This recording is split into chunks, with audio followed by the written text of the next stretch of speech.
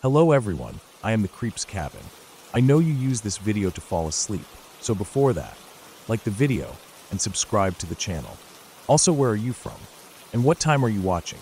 Now get comfortable and relax.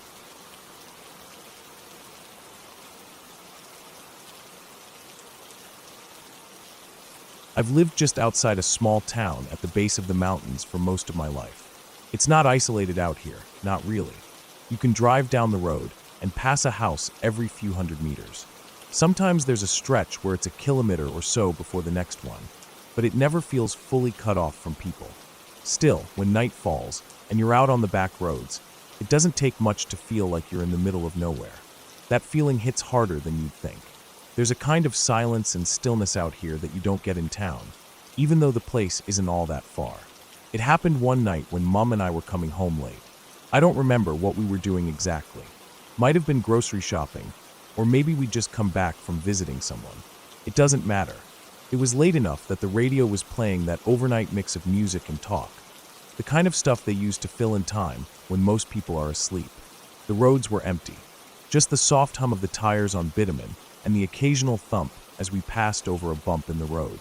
I remember the air was cold.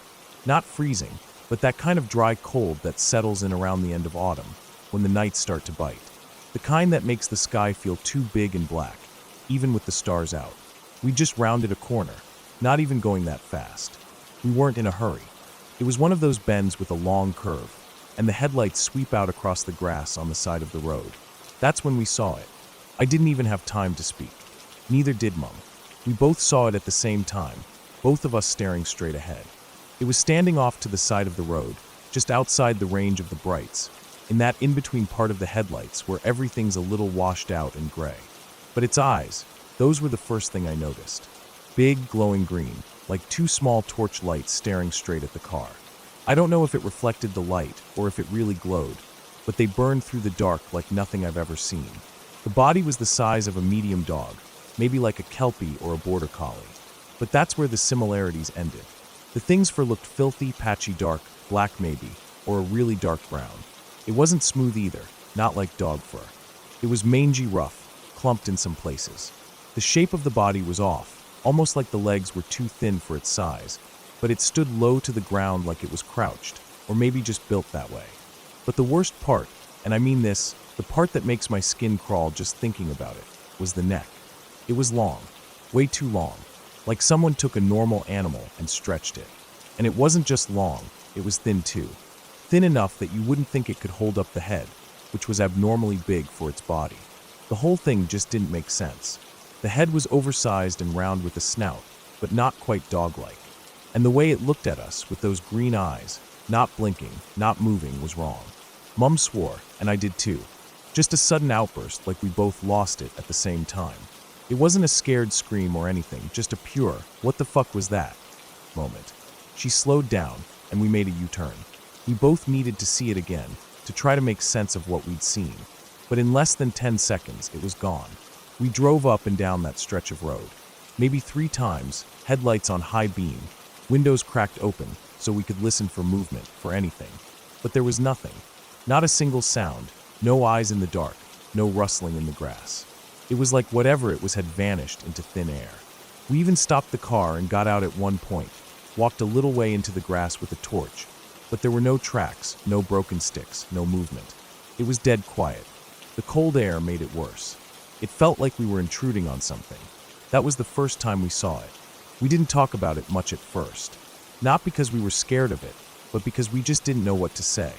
I thought maybe it was a wild dog at first.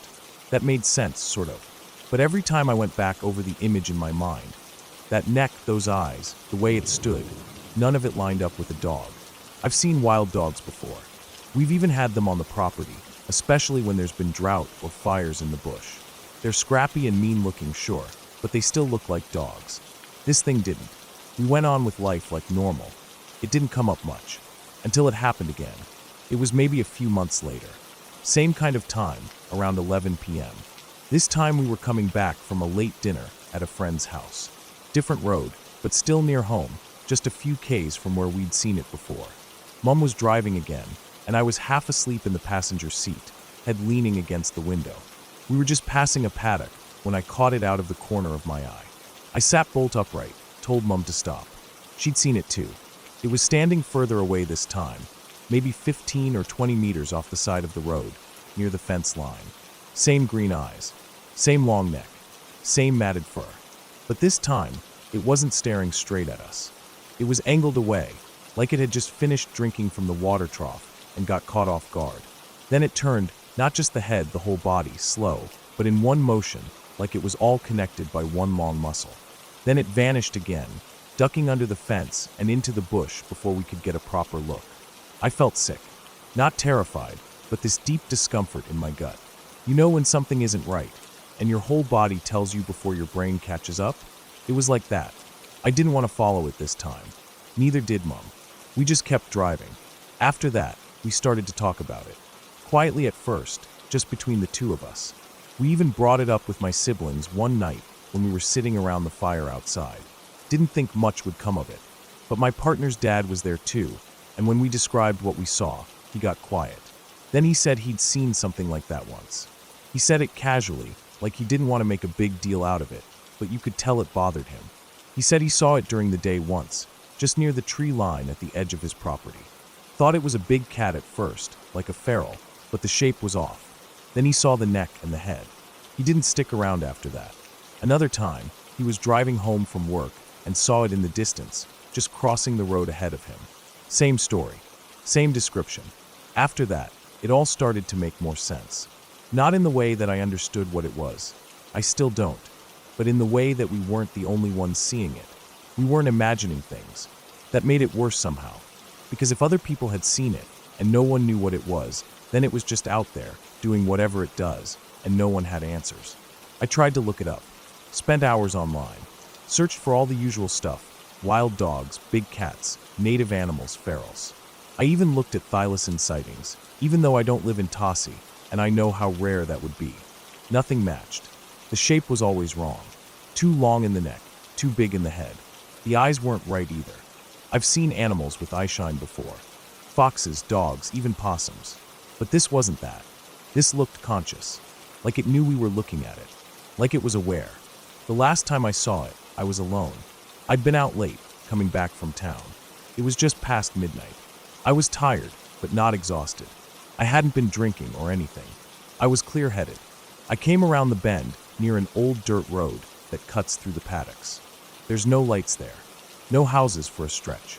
Just trees, grass, and the road. That's when I saw it again. It was on the road this time. Standing still, head low, like it had been sniffing the bitumen. When the headlights hit it, it didn't run. It lifted its head slowly, neck rising up like a snake uncoiling. Those same green eyes reflected the light. And for a moment, it didn't move. Neither did I. I slowed down, heart pounding, eyes locked on it. Then, without warning, it turned and darted into the bush. Fast, low to the ground. No sound, no trace. I kept driving. Didn't stop. Didn't look back. I haven't seen it since. But I don't drive that road at night anymore. Not unless I have to. And even then, I keep the windows up and the radio off. I listen to the night now. I watch the sides of the road more than I used to. Sometimes I wonder if it's still out there. Not in a creepy monster-under-the-bed way, but in a real, practical way. I know the bush can hide things. Australia's full of animals that people don't see often. But this thing, whatever it is, isn't just rare. It's something else. Something that doesn't belong on a list or in a textbook. I don't need it to be some mythical beast or cryptid. I don't believe in that stuff. But I do believe in what I saw. Because I wasn't alone the first time. And I wasn't the only one who's seen it. It's real. I don't know what it is. Maybe it's something that's always been out here, hiding in the shadows, too strange or smart to get caught. Maybe it's just an animal we haven't understood yet. But it's there. And some nights, when the wind's just right and the roads are quiet, I feel like it's still watching. From the trees, from the paddocks, from somewhere out in the dark.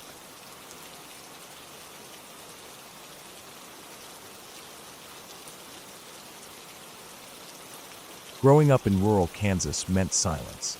Not the kind of silence you get in a quiet room or when the city sleeps, but the deep, weighty kind that settles over acres of farmland like a blanket. We were far from town, and when I say far, I mean it. You could drive for 2 miles in either direction and barely pass another house. Our place sat on a gentle rise, surrounded by nothing but open fields, a few scattered trees, and windbreaks my dad planted years before I was born. On a clear day, you could see the sky meet the ground in every direction. No walls, no fences, just a flat horizon. Our nearest neighbor was over a mile away, down a gravel road that turned to thick mud when it rained. We didn't have passing cars. We didn't get door-to-door salesmen. And if someone was walking down our road, you knew it wasn't by accident. There were no sidewalks, no streetlights, no businesses. Nothing to come out this way for unless you lived here or got lost. I was an only child, which meant a lot of my time was spent entertaining myself. I didn't mind, though. I liked the quiet, the space, and the comfort of knowing that every inch of the land around me was familiar. I knew the way the barn creaked in the wind, which steps on the porch squeaked, and how far you could walk into the field before you hit the broken-down fence line we hadn't bothered to fix. Our house was a sturdy, older farmhouse. White siding, weathered by wind and time, with a big wraparound porch on the front and a few small windows in the back. My room was on the north end of the house, tucked into the corner where the wind hit hardest in the winter. That side of the house always felt a little colder, and I used to sleep with extra blankets just to keep warm. My window faced a patch of open ground with an old tree that had long stopped blooming. Beyond that, the field stretched out until it touched the line of scrubby trees near the old cattle pasture. One winter night when I was about 16, it snowed hard. The kind of snow that falls wet and heavy, blanketing everything in a thick layer that turns the world into a soft, glowing silence. I remember going to bed that night with the snow still falling, flakes thick as feathers drifting past the porch light. The whole world was quiet, peaceful. My parents had already gone to bed, and I sat up a while longer in my room, reading by lamplight with the shades drawn up just a little. I liked watching the snow fall outside, seeing how it made the world look softer somehow. Clean. Still. Eventually, I got tired, turned off the light, and slid under the covers.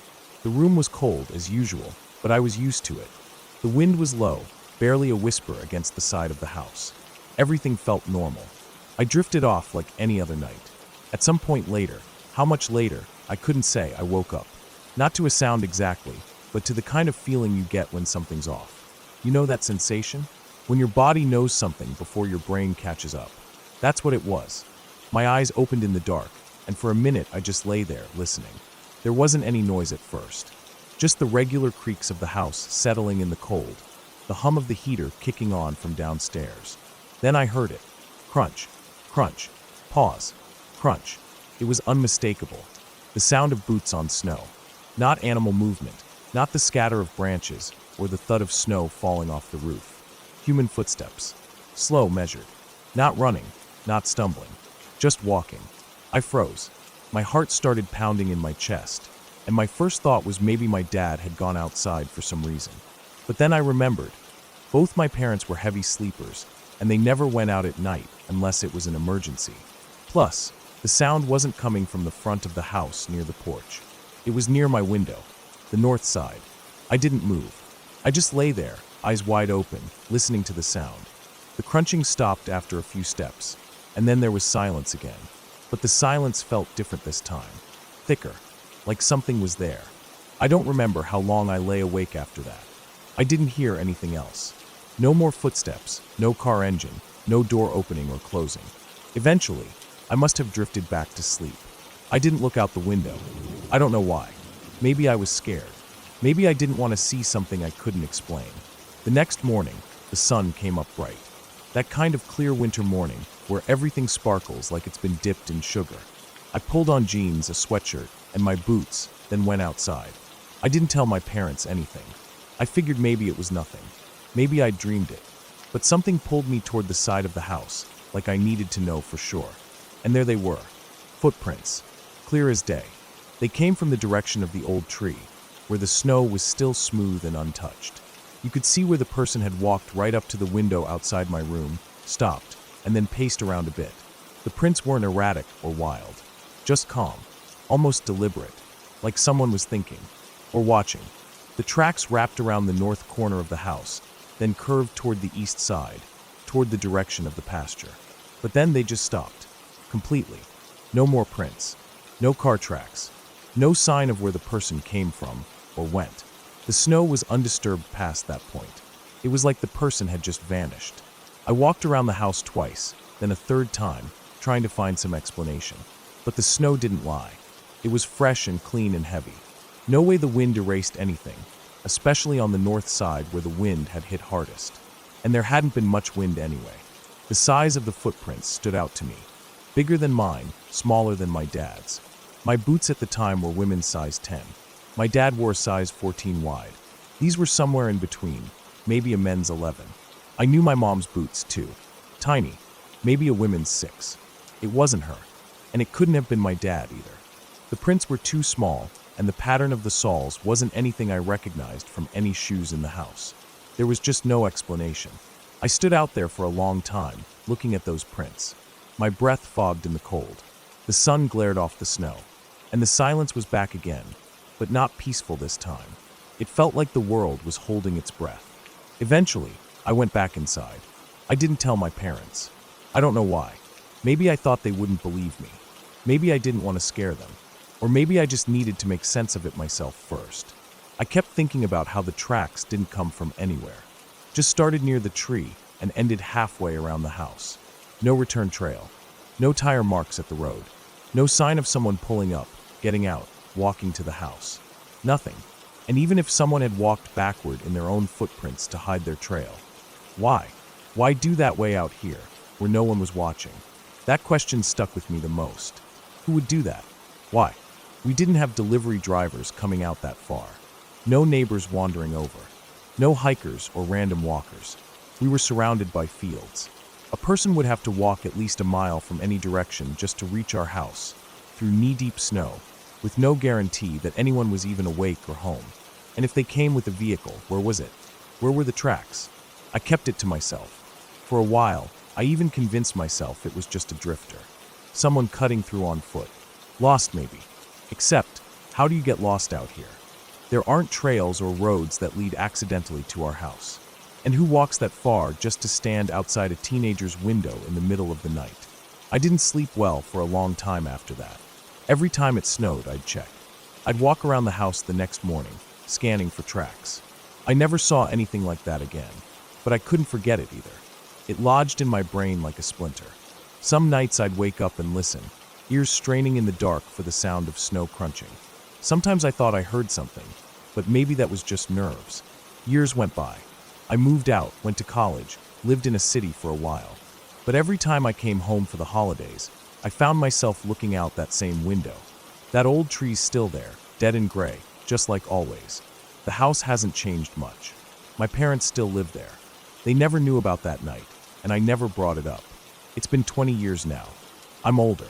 Life has moved on, but I still think about those footprints. It wasn't a ghost or anything supernatural. I don't believe in that stuff. What scared me wasn't some monster or spirit. It was the realness of it. The physical weight of someone being there. Someone standing outside my window, in the middle of the night, in the middle of nowhere.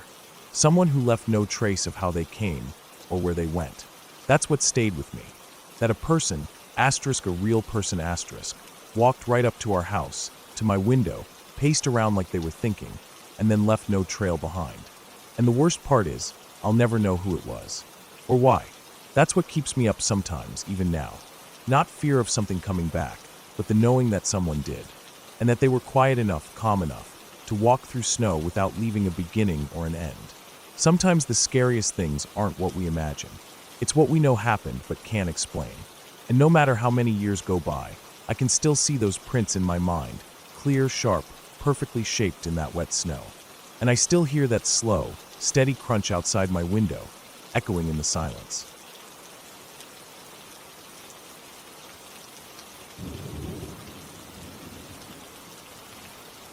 I don't know if it was sleep paralysis or just a weird dream tangled with reality, but it felt too real to brush off. My room was split level, a few steps down from the main floor, with half walls and railings looking over into the living room above. I had lived in that house for years, and nothing about it ever really creeped me out before. It was out in the country, quiet most of the time except for coyotes or the occasional owl. We had a long gravel driveway, maybe 150 yards or so, and you could see headlights winding through the trees from my bedroom if the curtains were open. That night, I had gone to bed like usual. The room was cool, not cold, but I always liked having a heavy blanket tucked up to my chin. My dog was curled under the covers at my feet, the way he always did in winter. He wasn't a big dog, just a scrappy mix that we picked up from a shelter. Loyal though, always had a good nose. I remember rolling over in bed, half asleep. My dog let out a soft bark, just one of those little warning yaps, not full panic, but enough to say, "Hey, something's out there." He did that pretty often. Could have been a raccoon outside, or a deer stepping through the trees. So I didn't think much of it. I blinked and looked at the alarm clock. The red numbers glowed. 3:11 a.m. I groaned and turned over to face the wall. The click of the clock flipping to 3:12 seemed louder than it should have been, almost like it snapped in my ears. Then I heard the crunch of tires on gravel. I froze. My eyes were open now, completely alert. I didn't sit up, I just stayed there listening. I could hear it clearly, a car rolling slowly down the driveway. Headlights arced through the trees and lit up my ceiling in slow motion.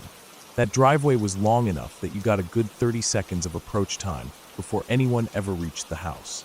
But I wasn't expecting anyone. My dog started to bark again, louder this time. Not a full frenzy, but deeper and sharper than before. Something wasn't right. I tried to sit up but couldn't. Not from fear. It wasn't like that. My chest wasn't tight, and my heart wasn't racing. I just couldn't move my arms or legs. Only my head turned slowly, and even that felt like it was underwater. Like I was sinking into the mattress and couldn't break the surface. The car stopped. The lights shut off. I stared up at the half wall that opened to the living room. A dull amber light glowed from upstairs, the kind that the old wall-mounted nightlight always gave off. I used to leave it on so I wouldn't trip if I had to go upstairs for water in the middle of the night. The front door sat just out of sight, but I heard it open. The hinges made a soft groaning sound, and a rush of cold air came down the stairs like a wave. My dog was growling now, louder, teeth out. He wasn't moving either, just stayed under the blankets beside me, rigid. Then I saw it. A shadow, darker than the stairwell, stepped into the light. It came down the steps fast, too fast, like a blur, and the moment it hit the last step it leapt toward me. No sound, just a flash of movement. I couldn't move. It was above me, and then I woke up, bolting upright in bed, heart pounding. The room was quiet. My dog let out a single soft bark under the blanket, and I looked at the alarm clock. 3:11. I stared at it for a second. It clicked. 3:12. That sound again. Tires on gravel. I sat up straight, now fully awake, fully able to move. My dog was staring at the window, ears up. I got out of bed, walked to the curtain, and looked out. A pair of headlights crept through the trees. I could see the car now. It was my mom's old sedan. She parked crooked near the garage, and the headlights clicked off. A minute later, I heard the front door open and her voice float down from upstairs. Drunk and cheerful, talking to herself like she always did after a night out. I sat back down on the bed and rubbed my eyes. The timing of it all shook me a little. It was too exact. The dream, if that's what it was, mirrored real life beat for beat. I didn't go back to sleep that night. I sat up with my dog, listening to the house, waiting for something else to break the quiet. I had other moments in that house, not necessarily scary, but ones that stuck with me. There was one time I got home from a 12-hour shift, dead tired, ready to collapse. It was just past dark, the kind of exhaustion that makes your whole body feel like it weighs double. I pulled into the driveway and saw that the porch light wasn't on. That was odd. We always left it on if someone was going to be home. I grabbed my stuff and walked to the door, and that's when I noticed the glass. The small window on the door was shattered. The door itself was half open. Instantly I stopped. I didn't have a weapon, just my keys in hand. I stepped inside anyway because that's the first instinct. Check things out, see what happened. I called my mom on speaker as I walked room to room. Everything seemed in place at first glance. Then she asked me, "Are they still there?" And that's when it hit me.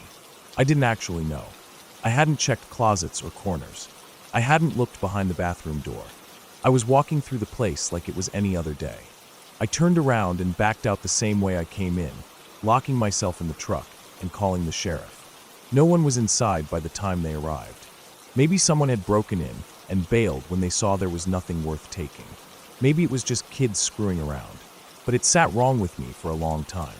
I felt more annoyed than scared, like someone had stepped into something private. That was my space. The violation of it settled deep in my chest. Growing up out in the country, you learn the difference between regular quiet and strange quiet. Nights when the woods go still feel unnatural. No bugs, no wind in the trees, no rustle of grass. Just nothing. The kind of silence that makes you hear your own blood moving. And you never really sleep deep on those nights. Your ears stay open even if your eyes are shut. I used to camp by the creek with friends all the time when I was younger. Just tents, sleeping bags, and the sounds of the forest. But after we saw the Blair Witch Project, something about those nights changed.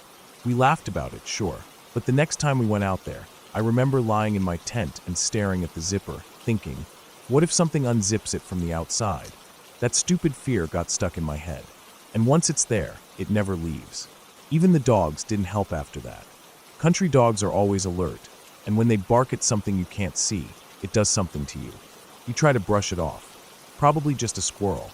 But when it's 3 in the morning and your dog is growling low at the tree line, it might as well be a monster. There's a different kind of darkness out there. City people don't get it. They think darkness is turning off a lamp. But country dark is the kind where moonlight feels like a flashlight, where shadows stretch across entire fields and you can't tell what's moving or not. Your imagination starts doing the heavy lifting. One last thing.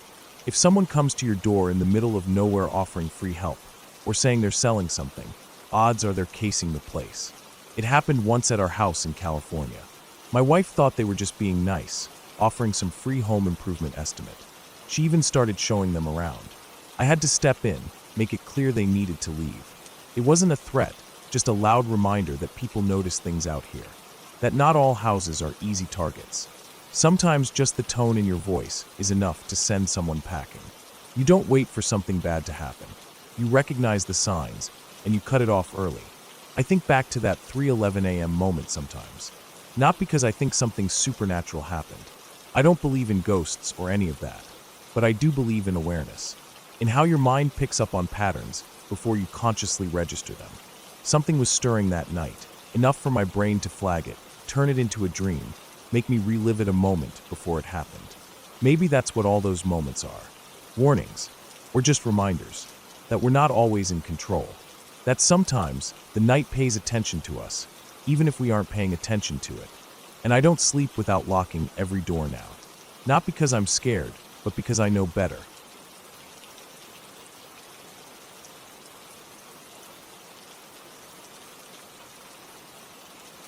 Oh man, this is a story I still think about sometimes, even years later, and it still sends a shiver down my spine. I want to tell it exactly how it happened, no sugarcoating, no added fantasy or ghost stuff, just the real deal. It's a story about a small patch of woods where my family lived for a while, and a strange light that haunted those woods in a way I'll never forget. So, my family had this piece of land, deep in the woods. It wasn't just any land. It was tucked away so well that nobody could see it from the main dirt road. Just trees, and more trees all around. No streetlights, no neighbors close by, just a quiet patch of forest where we decided to build a small home and live. We weren't completely alone. My dad's family had a bigger house further down the dirt road. But our little spot was isolated, far enough from the road that when night came, it got pitch black. No street lamps to light the way, no porch lights from neighbors, just pure darkness. The kind of darkness that can swallow you whole if you aren't careful. At first, life there was peaceful. I loved the quiet and the fresh smell of pine and earth. The kids ran around the yard, playing hide and seek among the trees, and my husband and I enjoyed the calm that only a place like that could give. But soon, something started to catch my eye, a light. It was faint at first, something small and glowing that I noticed way up above the trees. At first, I thought it was just a star. You know, one of those bright stars that shine especially clear out in the country. But it wasn't a star. This light moved strangely. It would sway side to side like it was hanging from a string. Sometimes it would rise quickly, disappearing from my sight behind the thick branches of the tall trees. Other times, it would slowly come down, even lower than the tree line, almost as if it was floating just above the ground. This happened at odd times of the day and night.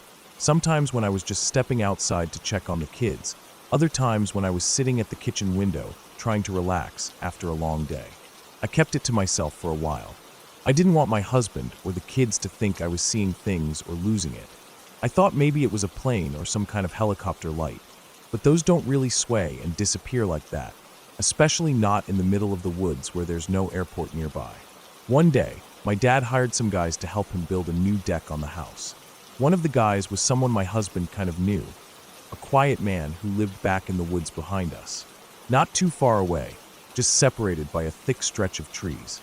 He wasn't from around here originally, and honestly, I never really knew much about him, except that he seemed friendly enough and handy with tools. The strange light seemed to get closer whenever that man was around. I noticed it first one afternoon while we were all working outside. The light hovered at tree level, right behind the branches, not up in the sky at all. It looked like it was watching us, or maybe watching him. I mentioned it to my husband, but he brushed it off as something in the woods, maybe some kind of hunting light or someone messing around. That evening, I decided to show the light to my daughter. She was a bright kid, curious and brave, always wanting to test things out. She went outside and looked up, squinting into the dark woods where the light hovered. Then, in a voice full of mischief, she said, "Follow me if you're an alien." She took a few steps to the left, and to my complete shock, the light moved left. She stepped right, and the light followed her to the right. She did it again and again, and the light moved each time like it was responding to her. I could feel my heart pounding in my chest. The man working with us looked as freaked out as I felt. Without saying much, he packed up and left soon after. And guess what? The light followed him all the way out of sight behind the trees where he lived. It wasn't just a light in the woods anymore. It was something that was tracking him, like it had a mind of its own. For the next 4 days, that light stayed with the man whenever he left. I couldn't stop watching, staring out the window at night, afraid of what might happen. I imagined all sorts of terrible things, like those alien abduction movies where people just vanish into the night sky. I was terrified that my kids might be next. One night, the man didn't come by. The light was still there, floating and swaying near the trees like it was waiting for him, or maybe watching me. I'd had enough. I stepped outside in the dark, feeling the cool, damp air on my skin. I yelled at the light, "What do you want? What are you doing here?" My voice cracked, half angry, half scared. The light seemed to follow me as I moved around the yard. At one point, I lost my temper and flipped at the bird. The light suddenly dove toward me fast, and I swear, I thought that was the moment the aliens were going to come for me. My heart slammed against my ribs like it wanted to jump out. But then, just as suddenly, it vanished. I turned around and ran back inside, shaking. I told my dad about it the next day, hoping for some kind of explanation, or maybe just to hear him say it was nothing. Instead, he looked at me like I was crazy and said, "Are you on crack?" That stung more than I expected. I explained no, I wasn't crazy or on drugs, just really scared and confused. He gave me a shotgun and told me to shoot the light next time I saw it, if it's real. I never did though. Something about firing a shotgun into the woods at a mysterious glowing thing didn't sit right with me. The light always came back when the man came around and left when he left. It was like they were connected somehow, though I couldn't figure out how or why. After a while, the man was arrested. It came as a shock to us, but not entirely a surprise. We found out he was involved in some serious stuff, drug dealing and connections with the Mexican mafia, as the news called it. We had suspected he dealt drugs, but mafia ties were a whole new level of danger we hadn't signed up for near our kids. Years later, I read a local news article that made my jaw drop. It explained that the local police had been using drones to catch drug dealers and other criminals in the woods near us. It was before drones were well known or common, especially to someone like me who didn't use the internet much back then. Suddenly, everything clicked. That strange light wasn't aliens or something supernatural. It was probably a police drone, or maybe even multiple drones, spying on the man and whoever he worked with. Thinking about it now, whoever was flying those drones must have been bored or trying to mess with us, making the light behave like it was alive, moving side to side, rising and falling, following people around. Or maybe they just wanted to keep their presence hidden, making us think it was something unexplainable to throw us off. I'm honestly glad I never pulled the trigger on that shotgun, because if it really was a police drone, shooting at it would have landed me in big trouble, maybe even prison. The whole time I was terrified of aliens, when really it was something all too human and all too dangerous happening right in our backyard. Living there, surrounded by nothing but trees and darkness, and being watched by that strange light made those nights feel endless and filled with quiet terror. Even after the man was gone and the light disappeared, I couldn't shake the feeling that those woods still held secrets, and I wasn't the only one who had seen something strange. But whatever it was, I learned to live with the mystery, knowing that sometimes the scariest things aren't aliens or monsters. They're just the shadows of people hiding things we don't understand. That light, that time in those woods, it changed me. It taught me to be wary of the quiet places where things happen just out of sight, where darkness covers more than just trees. And I still sometimes catch myself looking up at the night sky, wondering if something might be watching. But now, I tell myself it's probably just a drone. Or maybe, just maybe, I'm finally letting go of the fear.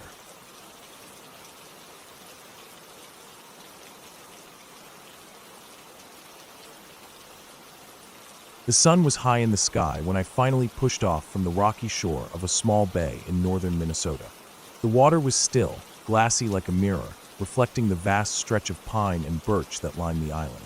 I had come here alone, a week away from any kind of noise, any people, any distraction, just me, the lake, and the wilderness. The plan was simple: paddle my small boat through the narrow channels, find a quiet spot to set up camp, fish for dinner, and spend the nights wrapped in the sounds of nature. I'd done solo camping before, but this was the first time I'd taken a boat so far into the backcountry. I wanted to test myself, to see how well I could handle being utterly alone in a place with no cell signal, no trail markers, just wild land and water. After a couple hours of paddling, weaving between small rocky islets and floating beds of lily pads, I found a spot that felt right. A shallow bay surrounded by tall trees that leaned in close, their branches almost touching the water's surface. The lake was calm here, almost like a secret pool, protected from wind and waves. I pulled the boat up onto a gentle gravel beach, secure enough to hold it from drifting off. The smell of damp earth mixed with pine resin filled the air. I took a deep breath and smiled. This was the kind of place I'd been dreaming about. I carried my gear out: the green canvas tent, the sleeping bag, fishing pole, small cooler, and a pack with essentials. The ground was soft but firm, covered in a thin layer of moss and fallen needles. I set the tent up quickly, securing the corners with stakes and adjusting the fly so it wouldn't trap moisture overnight. The forest around me was dense, tall pines reaching for the sky and birch trees standing white and slender among the dark trunks. The sun filtered through the branches, dappling the ground with patches of light and shadow. Birds called out from unseen perches. The wind was a faint whisper through the leaves. After setting up camp, I decided to check out the water around the bay. I slipped on my boots and walked slowly to the edge, peering into the clear water. It was surprisingly warm for early fall. The lake bed dropped off just a few feet from shore, darkening with depth, but the water was still clear enough to see the rocky bottom. That's when I saw it, something strange lying just below the surface, maybe 8 feet out, in about 4 or 5 feet of water. At first, it looked like a large, shadowy blob, something dark and shapeless resting on the lake bed. It didn't move. It didn't reflect light the way a fish or a log would. It was almost like a patch of black oil beneath the water, but that didn't make sense here. Curiosity gnawed at me. I tried to make out what it was from the shore, but it was too murky, too indistinct. The sun's angle caused a bit of glare, and the water's slight ripple distorted the shape. I made a mental note to check it out later, maybe swim over and get a closer look. For now, I grabbed my fishing gear and headed to a little point on the other side of the bay. I sat on a fallen log, baited my hook with a small worm I'd brought, and cast out into the lake. The water was quiet except for the occasional splash of a jumping fish or the call of a loon far off in the distance. I watched the line carefully, waiting for a tug, and the first few bites of the day were encouraging. I caught a couple of small bass, enough to cook for dinner. Still, the image of the dark blob underwater wouldn't leave my mind. After packing up my fishing stuff, I decided I had to know what it was. I waded carefully into the lake, the cold water biting at my legs as I moved deeper. I kept my eyes fixed on the shape. When I was close enough, I peered down. It wasn't just a blob. It was something solid, something big and strange. At first, I thought it might be a sunken log or a piece of driftwood, but the shape was too irregular and unnatural. It was rounded and lumpy, like the shape of an animal's body, but distorted, broken. Then it hit me. It was a dead deer, or at least what was left of one. The body was contorted, twisted unnaturally in the water. The hide was pale and bloated from waterlogging, the fur patchy and dark with decay. What made it worse was that the abdomen was missing, a gaping hole where the deer's stomach and guts should have been. I didn't want to imagine what had happened, but something had obviously scavenged the carcass. Maybe a bear or a pack of wolves had found it, or maybe a fisherman had stumbled on it and dragged it off. Whatever it was, the sight made my skin crawl. I backed out of the water, feeling a chill that wasn't just from the lake. I rinsed off my legs and sat down on a rock, staring back at the spot. The lake had swallowed the deer like a secret grave, silent and still. As the afternoon drifted toward evening, I went back to camp to prepare dinner. I set up a small fire pit a few yards from my tent, using dry twigs and pine cones as kindling. The smell of burning wood and smoke filled the air, mixing with the scent of damp forest. I cleaned and filleted the fish, wrapped it in foil, and cooked it slowly over the flames. The taste of fresh-caught bass, lightly smoked over the fire, was one of those simple pleasures that felt luxurious out here. After dinner, I sat on a fallen log, just watching the forest darken. The sun was dipping low, casting long shadows between the trees. The temperature dropped quickly, the air crisp and cool. I wrapped myself in a jacket and looked up at the sky where the first stars were starting to appear. That's when I noticed something odd, something I hadn't seen in the bright light of day. About 8 feet up on one of the large pine trees nearby, the bark was scraped clean in long vertical streaks. The wood beneath was pale and raw, the rough bark peeled away as if by large claws. I knew that sign, bear scratch marks. Bears climb trees to escape danger or to reach food, and they leave deep claw marks on the trunks. The height and size told me this was a big one. I felt a sudden edge of tension in the quiet woods. I wasn't scared exactly, but I was aware of how alone I was here, how this was the territory of wild animals bigger and stronger than me. The sky grew darker. The forest noises changed with the falling light. The birds quieted down. Somewhere in the distance, a lone wolf howled, the sound carrying across the still lake. The wind picked up, rustling the leaves and carrying the scent of pine and earth. I took a last look at the water, where the dead deer still lay beneath the surface, and then I started preparing to settle in for the night. I put out the fire carefully, covering the ashes with dirt and stones. I checked the perimeter around my tent, looking for any more signs of animal activity, broken branches, fresh scat, anything that might hint at a nearby presence. The bear scratches were the only obvious clue, but that was enough. I zipped myself inside the tent, unzipping the flap just a crack to let in the cool night air without letting bugs in. The darkness was thick outside, the forest pressing in on every side. The smell of wet earth and pine filled my nose. The occasional snap of a twig, the distant hoot of an owl, the soft splash of fish jumping in the lake. These were the sounds that would be my companions tonight. Sleep didn't come easily. I lay awake, alert to every noise. The memory of that dead deer weighed on my mind. It was a reminder that death wasn't far off here, that the wilderness took and gave in ways I wasn't used to in the city. The bear scratches meant a big animal had been close, maybe just hours before. The thought of a bear roaming nearby made me check my small knife and the bear spray I'd packed, just in case.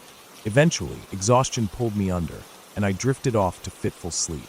When I woke the next morning, the lake was calm and misty, the sunrise painting soft pink and orange hues across the water. I looked around the camp, nothing disturbed, no sign of last night's presence. The boat still rested on the gravel, the fire pit cold and empty. I packed up slowly, thinking about the night and what I'd learned. The wilderness was beautiful, but it was real.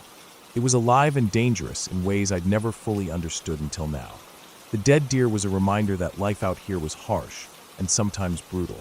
The bear scratches were a sign that I shared this land with creatures I had to respect and watch out for. I loaded my gear into the boat, pushed off, and began the paddle back to where I'd started. The silence of the lake was deep and full of meaning now. I wasn't just a visitor. I was a small part of something much bigger. And I was grateful to leave with that understanding, safe and alive. The wilderness would be there when I returned. But next time, I'd be even more careful and even more respectful of the wild world beneath the calm surface.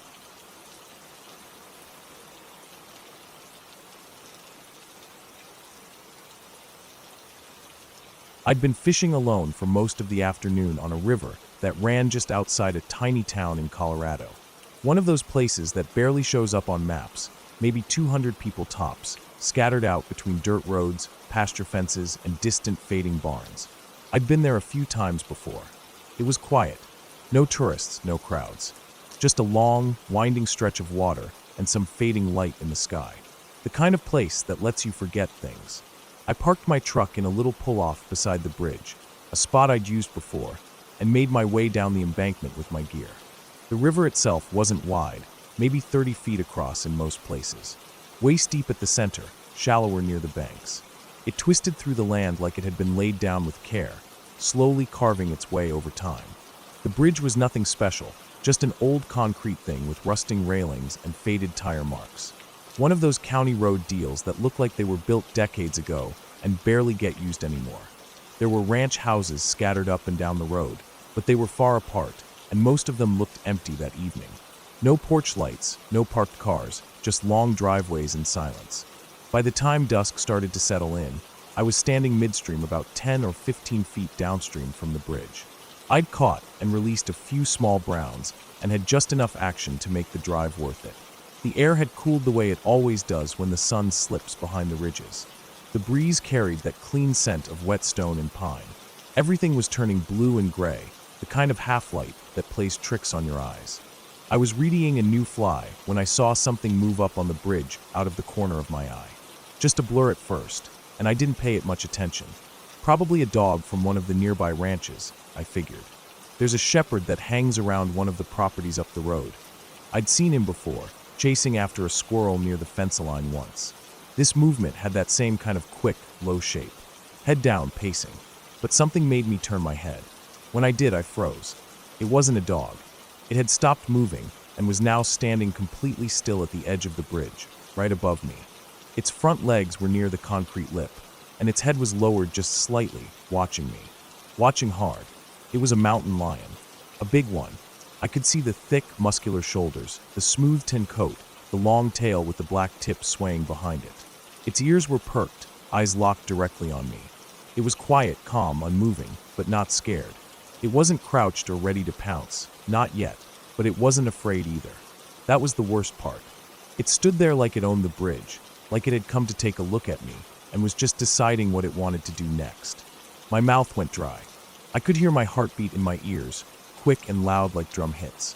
I yelled, loud as I could, just something raw and sudden. I fucking see you.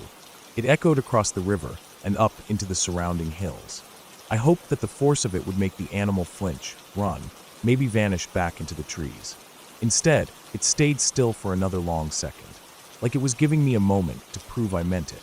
Then, without any real panic or urgency, it slowly turned and walked away from the edge of the bridge, back out of my view. That was somehow worse than if it had bolted. I stood there for a few seconds, just staring at the spot it had disappeared from. The shadows were getting deeper. The sky had gone from pale purple to navy. The sun was gone. The breeze had picked up a bit, rustling the leaves in the cottonwoods lining the banks. I realized I'd been holding my breath and let it out slowly. My hands were shaking. I'd heard stories about mountain lions before. Most people don't ever see them. They stay hidden, follow you from a distance. The old saying goes, if you see a mountain lion, it's because it wanted you to. That kept running through my head on a loop. And now, I didn't know where it was. That was the part that made the fear settle deep and heavy in my chest. It could have gone anywhere. Into the trees, down the slope, underneath the bridge, across the road, behind my truck. The idea that it had calmly walked out of sight and was now unaccounted for didn't sit well. My nerves were fraying fast. I looked toward my truck. It was parked maybe 40 yards up the road, just beyond the bridge on the right side. That meant I had to cross under the bridge to get there, through thick brush that grew right up under the structure. Real close and tangled stuff. The kind you have to push through with both arms. The kind of place where something could sit completely hidden until you were 3 feet away. It felt like the worst kind of funnel. The thought of going that way, knowing I'd be half blind and surrounded by vegetation that could hide 1,000 pounds of muscle and claws, made my skin crawl. I tried to picture myself making my way up that slope, the brittle branches snapping underfoot, and something rustling just ahead, or behind me, and then, no. I looked to the left bank. It was mostly gravel and some low grass. No real cover. The incline was a little steeper, but manageable. It was also the direction the mountain lion had originally come from. It hadn't looked like it was in a rush when it walked off the bridge, but I couldn't shake the idea that it might have circled around. Maybe watching from the tree line now. Maybe waiting. Neither option felt good, but I made my choice. I reeled in fast. My hands weren't steady, but I got the line wrapped up and the rod held under one arm. I started walking toward the left bank, taking slow steps, eyes flicking to every dark shape and shifting shadow in the woods. I started singing, just whatever came to mind, off-key, stuttering, cracking songs.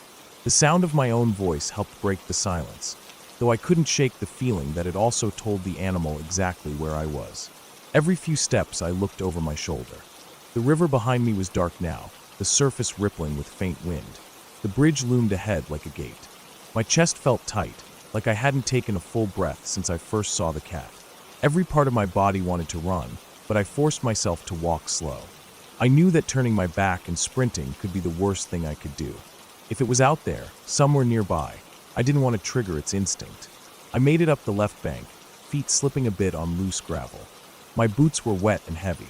I kept my rod in one hand and held the other out, half expecting something to crash through the brush at me. Nothing did. I reached the edge of the road and stepped onto the bridge itself. The metal guardrails were cold under my hand. I paused, looked both ways. No cars, no movement, just the empty road stretching into trees in both directions, with the river flowing underneath. I crossed quickly, boots thumping on the concrete, and kept glancing down to the right side where I'd originally stood in the stream. The shadows down there were almost black now. I couldn't see anything through the brush. My truck was right ahead. I reached it, yanked the door open, and tossed my rod inside without breaking it down. I kicked off my wading boots and peeled off the soaked waders as fast as I could. Every second felt like a minute. I kept expecting to hear a low growl behind me or see movement from the corner of my eye. Nothing came. I slammed the door, started the engine, and backed up onto the road. My hands were still shaking. The headlights cast long beams across the trees, catching empty fence posts and flickering leaves. I drove away fast, heart still racing. I didn't see the mountain lion again, but I couldn't stop thinking about how calm it had looked. Like it had seen this all before. Like it had stood on that bridge watching other people the same way. I kept thinking about how close I'd been, how it had the high ground, the advantage, how it hadn't flinched when I yelled, how it had turned away not out of fear, but something else. Disinterest maybe, or patience. That night, even after I got home, I kept going over the whole thing in my head. I couldn't sleep. Every sound outside made me flinch. I looked out the window half a dozen times, expecting to see something just at the edge of the dark. A few days later, I bought a .357. I'd never been a gun guy, not really. I'd never felt like I needed one. But that day changed something. When you're standing alone in the middle of a river, and a predator that size decides to look at you like prey, you realize real fast how little you control out there. Now, whenever I fish alone, it's on my belt. Not because I want to use it, but because I might need to. Because I never want to feel that helpless again. The wild doesn't care how good your intentions are. It doesn't care how peaceful you feel standing in a river at dusk. It just watches.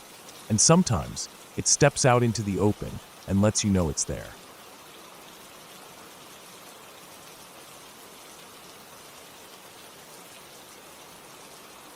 When my parents bought the house in the mountains near the National Forest land, I was just starting 9th grade. The place was everything I'd dreamed of, nestled on a hillside with thick woods all around, and beyond that, miles of untouched forest stretching out as far as I could see. The air was crisp and sharp most of the year, and snow blanketed the ground for much of the winter. The mountains rose like silent giants, their jagged peaks piercing the sky. I had always loved nature, but living so close to the forest changed everything. It wasn't just about hiking or camping anymore. I wanted to experience the woods in every way possible. When I wasn't at school or doing chores, I was outside. During the day, I explored the trails and creek beds, marveling at the frozen branches and the patterns snow made on the pine needles. But what I really loved was the night. Winter nights in northern Utah have a way of making you feel small. The silence can be so complete, it's almost loud. The cold wraps around you like a thick blanket, sharp enough to bite your skin through even heavy clothes. The sky is darker than anywhere I'd ever been, with stars that seem close enough to touch, and the moon casts strange shadows through the trees. I started sneaking out after my parents were asleep. I'd bundle up in my thick jacket, gloves, and a wool hat, slip on my boots, and quietly open the back door. The house creaked in the stillness, but no one woke. I felt a thrill every time I stepped outside, the cold air hitting my face like a shock. The forest was a world of its own after dark. I'd move slowly, trying to make no sound, letting my eyes adjust to the faint moonlight filtering through the branches. The trees were tall and close together, their trunks dark and rough. Snow crunched softly beneath my boots, and I listened to the quiet, the occasional snap of a twig, the whisper of the wind. At first, I didn't know much about the animals that lived there. I couldn't tell one call from another, but I was learning. I'd read books about birds and mammals native to the area, and over time I began to recognize the sharp hoot of an owl, the faint chatter of squirrels, and the rustle of rabbits moving through the underbrush. One cold winter night, maybe 2 months after we'd moved in, I set out just after midnight. The sky was clear and sparkling, and the snow on the ground glistened under the moon. I wrapped my scarf tight and walked down the path that led into the forest. The temperature was well below freezing, and my breath made little clouds in the air. The forest was quiet except for the steady crunch of my boots. I was walking near a dry riverbed, a wide channel that cut through the woods but held no water in winter. The rocks and gravel were covered in frost.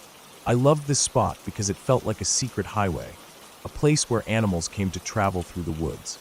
I moved carefully, stopping often to listen. I wanted to see something rare, maybe a deer or a fox. My heart beat steady, not with fear, but with excitement. I felt alive in a way I never did at home. Then suddenly, everything changed. From somewhere deep in the forest, a scream tore through the night.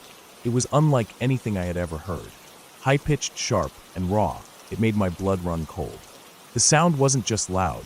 It was full of pain and terror, almost human in its intensity. It was the kind of scream that rattles your bones, makes you freeze in place. I dropped down to the ground without thinking, pressing myself against a large pine tree. My heart hammered so hard I thought it might burst. The cold seemed to vanish, replaced by a wave of pure adrenaline. I didn't move, didn't breathe, just listened. The forest seemed to hold its breath too. I waited, every muscle tense, expecting something terrible to come crashing through the underbrush. But nothing happened. Minutes passed, though it felt like hours. Then, from the side of the dry riverbed, I heard soft scuffling sounds, small, quick footsteps. I turned my head slowly, eyes wide in the moonlight. A fox darted across the riverbed, its reddish fur gleaming faintly in the moonlight. It moved fast, its body low and agile, disappearing into the trees on the other side. That scream, it was the fox's cry. I later learned that foxes make a blood-curdling scream that sounds exactly like what I'd heard. At the time, I had no idea. All I knew was that the noise had shaken me to my core. After the fox vanished, the forest slowly came back to life. The usual sounds of night creatures started again. Occasional bird calls, the rustle of small animals, the whisper of wind in the branches. But for a long time, I stayed still against the tree, waiting for my heart to slow. That night stayed with me, the way the scream echoed in the cold air, the feeling of being utterly alone, yet completely surrounded by life I couldn't see. I kept exploring the woods after that. I learned more about the animals and their calls. I watched the tracks of deer in the snow and the way the moonlight made the ice crystals sparkle on frozen branches. I came to understand the forest's rhythms, its dangers, and its beauty. Some nights were calm and peaceful, but others reminded me just how wild and unpredictable nature could be. One winter evening, a few weeks after that night with the fox, I was walking near the edge of a frozen pond deeper in the forest. The ice was thin in places, and the snow made it hard to see. I was moving slowly, trying not to slip, when I heard the sharp crack of ice breaking nearby. My heart jumped, and I backed away quickly, boots crunching on the snow. I looked across the pond to see a large shadow sliding off the ice and into the water. A beaver had been swimming under the ice and broken through. It splashed and scrambled to the shore, shaking off water and climbing onto the bank. It was a simple moment, but it reminded me how fragile things could be in the wild. That same wildness that gave me such joy also demanded respect and caution. On another night, I spotted the flicker of glowing eyes in the distance, probably a coyote or a bobcat. I stopped and watched quietly, not wanting to scare it away. It moved like a ghost through the shadows, sleek and silent. Sometimes I'd find animal tracks in the snow and follow them, trying to guess where they led. I discovered deer trails, squirrel nests high in the branches, and even the remnants of a raccoon's meal. These small discoveries made me feel connected to the forest, like I was part of a secret world. The cold was always there, biting at my fingers and nose. Sometimes the wind would pick up, blowing snowflakes sideways and making the trees creak and groan. The woods weren't always welcoming. I learned to listen carefully and to watch for danger. Frozen streams that could break, steep slopes that were slippery, and the ever-present risk of wild animals. But the forest gave me something else too: peace. When I was out there, surrounded by towering pines and the smell of pine needles and cold earth, the worries of school and life at home faded. The woods felt honest and real. Winter nights passed, and I grew more confident walking those paths. I never stopped being careful, but I wasn't afraid anymore. I learned to move quietly, to blend in with the shadows, and to watch without disturbing the delicate balance of life around me. One clear night near the end of winter, after weeks of deep cold, I walked to the top of a ridge overlooking the valley below. The sky was filled with stars, clearer than I'd ever seen. The moon was a bright sliver, casting silver light on the snow. I sat on a rock, pulling my jacket tighter. The forest stretched out before me, vast and silent. The cold air filled my lungs, sharp and clean. No screams, no rustling, just the quiet and the beauty of the night. That moment made me realize something important. The forest wasn't a place to fear. It was wild, yes, and sometimes terrifying, but it was alive and full of stories. The scream I'd heard that night so long ago was just one part of it, a reminder that nature is raw and real, not something tamed or made safe. I got up and started walking back to the house. The crunch of snow beneath my boots was steady and comforting. The woods had taught me patience, respect, and how to find calm in the cold darkness. And I knew I'd keep coming back night after night to explore that quiet world beneath the stars.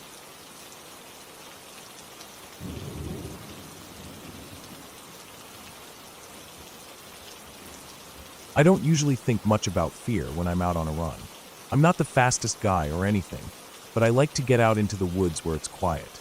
I live in central Wisconsin, and there's a stretch of old logging roads cutting through the forest not too far from my house. I run them a lot, especially in the fall when the leaves have mostly dropped and the air is cold enough to keep the bugs down. It's peaceful out there, just you, the trees, maybe a few squirrels, or a white-tailed deer bolting off into the brush. On most days, it's easy to forget how alone you really are. This happened in late October, maybe 2 weeks before Halloween. It had been raining off and on for a few days, but that morning was clear, gray skies sure, but no fog or mist. Just cold and still. The kind of morning where you can see your breath puffing out in little clouds. I had some time before work and figured I'd go out for a 5-miler on the trail. I parked my truck on the edge of one of the old forestry access roads and started jogging in. The trail isn't marked with signs or anything, but I've run it enough times that I know the turns. It's basically a series of rutted-out dirt roads crisscrossing the forest. Some are blocked by downed trees or just vanish into thickets, but the one I take curves steadily for about 2 miles before sloping into a shallow valley. It's quiet, remote. Not many people come out this way. The first mile was uneventful. My breath fell into rhythm with my strides, and I remember noticing how crunchy the leaves were underfoot. Brown and yellow oak leaves mostly, and the odd red maple clinging to the last of its color. Squirrels rustled in the underbrush, and a pileated woodpecker called somewhere off to the right, echoing through the trees. Everything smelled damp, wet earth, rotting wood, pine needles. I don't run with headphones, never have. I like hearing what's around me, especially in the woods. That morning it was dead quiet, even for a forest. I remember that pretty clearly. Not creepy quiet, at least not yet. Just still, calm. Then something changed. I didn't hear anything, and I didn't see anything, but I just stopped. I can't explain it right. It wasn't like I heard a branch snap or saw movement. It was more like my body just decided it was time to stop, like something wasn't right. I slowed to a walk first, then stopped altogether. My heart was thudding from the run, and I stood there, looking up the road, trying to figure out why I felt off. That's when I saw it. About 50 yards ahead, the trail curved slightly to the right where the trees thinned out. There's a little rise there, a sort of knoll on the edge of an old cut. That's where it stepped out.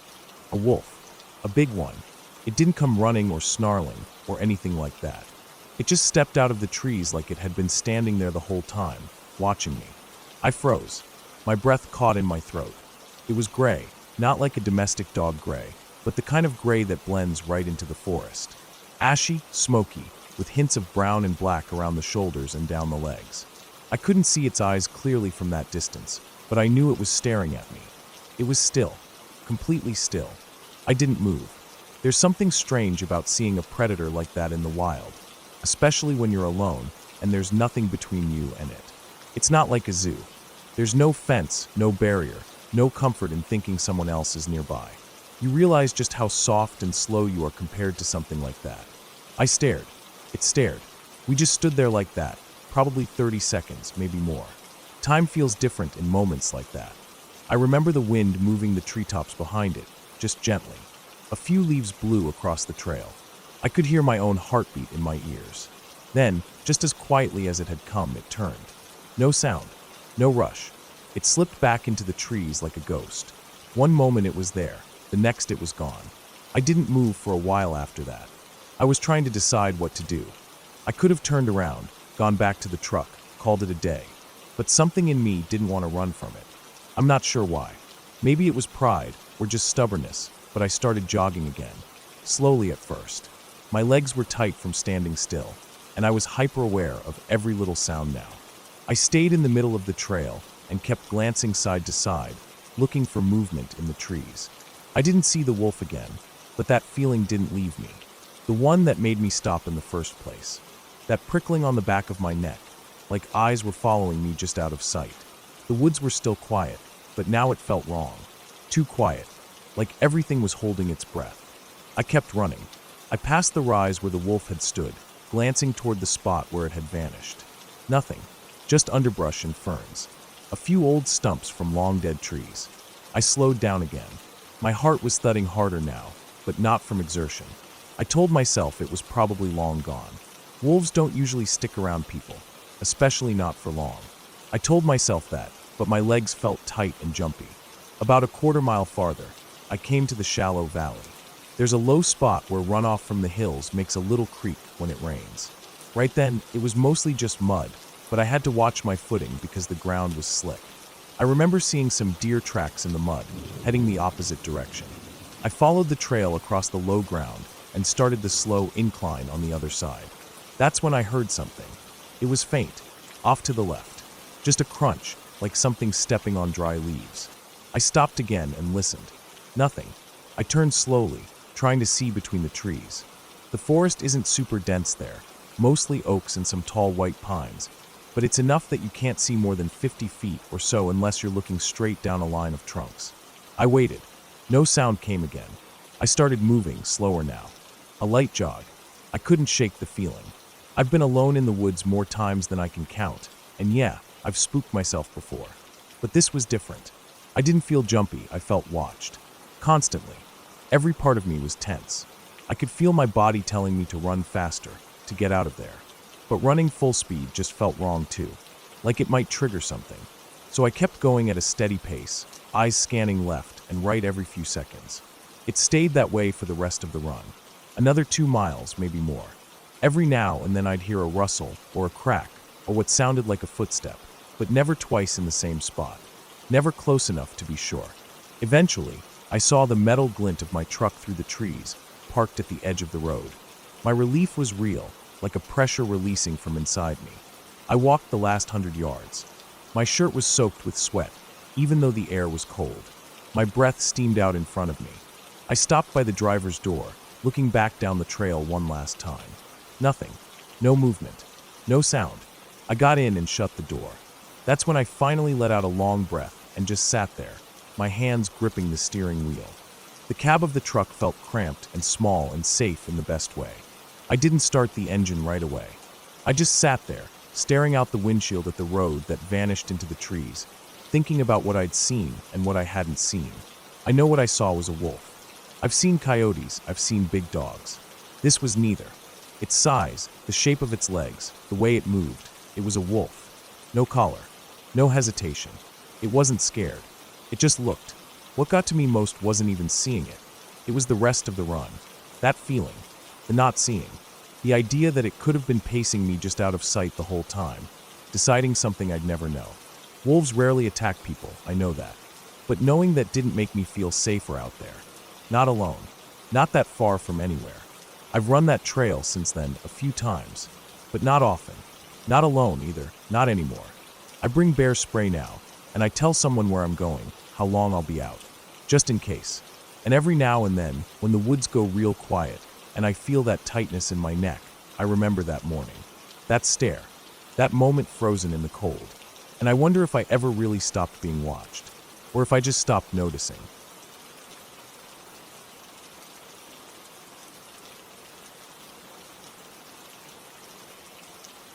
We had been hiking in Sandy Point State Park that day, the air thick with the humid smell of earth and grass, the sun just starting to lower behind the trees. The park was sprawling, with vast stretches of tall grass that rustled softly in the breeze. My family and I had wandered off the main trail, drawn into the wild green sea of those tall grasses, hoping to spot deer or maybe some other wildlife. The kind of quiet that settles deep in the woods was around us. Just the occasional chirp of birds, the rustle of small animals in the underbrush, the soft crunch of our boots against the dirt.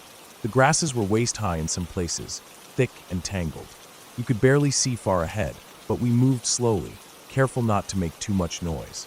My dad was ahead of me, scanning the ground and the trees. My mom was just behind me, and my little sister followed, poking at the bushes with a stick. The late afternoon light filtered through the canopy, turning everything golden. The atmosphere was peaceful, but there was an edge of anticipation, the feeling you get when you're deep in the woods and the world narrows down to just the quiet sounds around you. After walking for what felt like an hour through the tall grasses and dense brush, we came upon a small clearing. It wasn't large, maybe 20 feet across, but it felt almost like stepping into a different space. The grass opened up, the sunlight falling fully on the ground, the air seeming stiller here. In the middle of the clearing was a small, scraggly tree, thin branches with a few stubborn green leaves clinging on. At the base of the tree, something caught my eye. There was a white sheet, old and frayed at the edges, folded and tied loosely into what looked like a sack. It was resting on the dirt, partially hidden by some fallen leaves and small twigs. Something about it didn't feel right, like it didn't belong there. I moved closer, my heart quickening for some reason. Dad saw it too and came over. We didn't say much, no need to. We just stared at the sack. I knelt down slowly and carefully untied it. Inside was a jumble of strange things. Wooden dolls, each crudely carved, but detailed enough to be unsettling. Their faces were blank, but their hair was made from what looked like real human hair, matted and tangled dark and light strands mixed together. There were maybe a dozen or more of these dolls packed inside, some tied with thin string, others lying loose. Each doll looked worn, like it had been carried around and used repeatedly. Alongside the dolls was a kitchen knife, the kind used for chopping vegetables. The blade was smeared with dark red stains that looked like dried blood. It wasn't rusty or old. The blade was sharp, the handle worn from use but still solid. We all looked at it, the knife just sitting there next to the dolls in this strange bundle in the middle of a forest clearing. Next to the knife were 4 crumpled dollar bills, each stained with the same dark red as the knife, splattered unevenly across the paper. The bills were folded and dirty, but still recognizable. We didn't touch them much, just let our eyes take it all in. There were also some lottery tickets, a handful of them, scattered loosely inside the sheet sack. Their numbers and colors stood out against the otherwise grim contents, looking oddly mundane and out of place. And underneath it all was a folded piece of paper, a letter. The edges were worn and creased, the ink faded in spots. It looked like a love letter, but reading it wasn't something any of us felt ready to do. The combination of those things together was chilling. We didn't say anything for a moment, just looked at the strange bundle and then at each other, trying to figure out what the hell was going on. None of us had ever seen anything like it. I kept thinking, who would leave this here? What was it for? Was it some kind of ritual?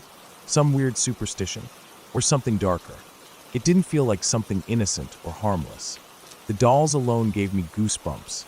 There was something about them, the way they were made and the hair. It was almost like they were meant to be creepy. My dad finally said he'd take the sack. I think he wanted to report it to the park rangers, or maybe the police, to see if they knew anything about it. He wrapped it carefully in his jacket, and we headed back toward the parking lot. That's where things got even stranger. When we got to the Ford Bronco, the old SUV we had driven to the park, Dad put the sack in the back seat, carefully, and we started driving home. The air inside the car was thick with an unspoken tension, everyone quiet, staring out the windows. I tried to shake off the uneasy feeling curling in my stomach. But then, over the next few days, weird things started happening. Every time we got in the Bronco, we found those wooden dolls again. At first, we thought maybe Dad had left the sack back there, but the dolls weren't bundled anymore. Instead, one or two would be sitting on the seats or the floor, sometimes right on the dashboard, as if someone had put them there deliberately. We checked the bag thoroughly, made sure it was all zipped up and locked away when we weren't using the car. But the dolls kept showing up in different places. We couldn't explain it. The knife, the money, the letter, those didn't reappear, just the dolls.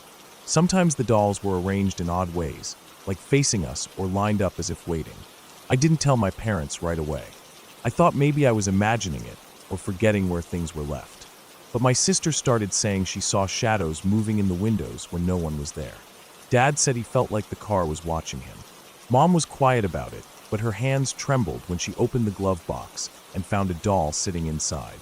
We finally took the sack to the park rangers, just as Dad planned.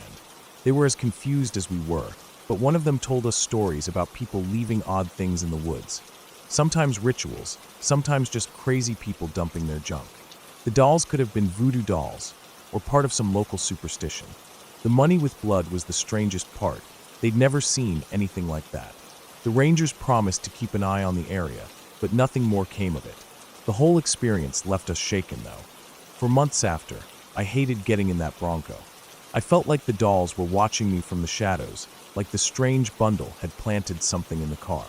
Even now, thinking back to it, I get goosebumps. It was real. No ghosts, no spirits, just this awful, creepy thing someone left behind, and somehow it followed us. I never found out who put it there or why. Sometimes, I wonder if it was meant to send a message, or if someone was trying to hurt someone else through those dolls and that bloodied money. It felt like a warning, or maybe a curse, but not the kind you see in movies. More like the kind of thing you'd hear about on the news, something real and ugly hidden just beneath the surface of a quiet park. In the end, we sold the Bronco. The new owner didn't believe us when we told them about the dolls. But I think about it every time I see a patch of tall grass or a small clearing in the woods. I think about that white sheet tied up at the base of that lonely little tree. And I think about how sometimes real fear doesn't come from monsters or ghosts. It comes from the things people do and the secrets they leave behind.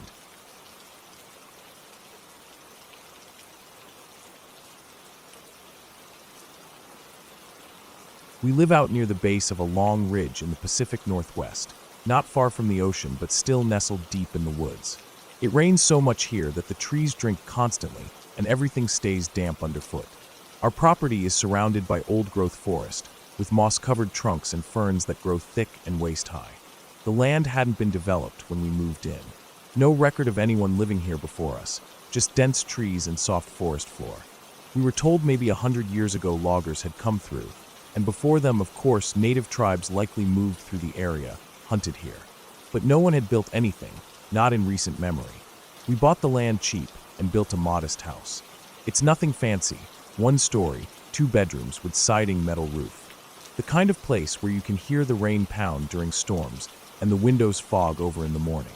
We always liked how isolated it was. No neighbors for miles. Just trees and the sound of birds, the occasional coyote at night.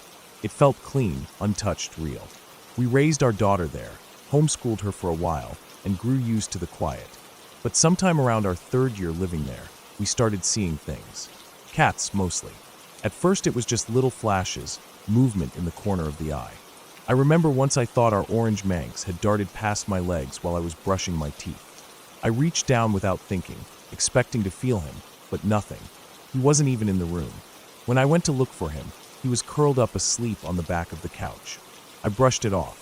Maybe I was just tired, I told myself. We were both working full-time back then and raising a kid, keeping a home in the middle of the woods.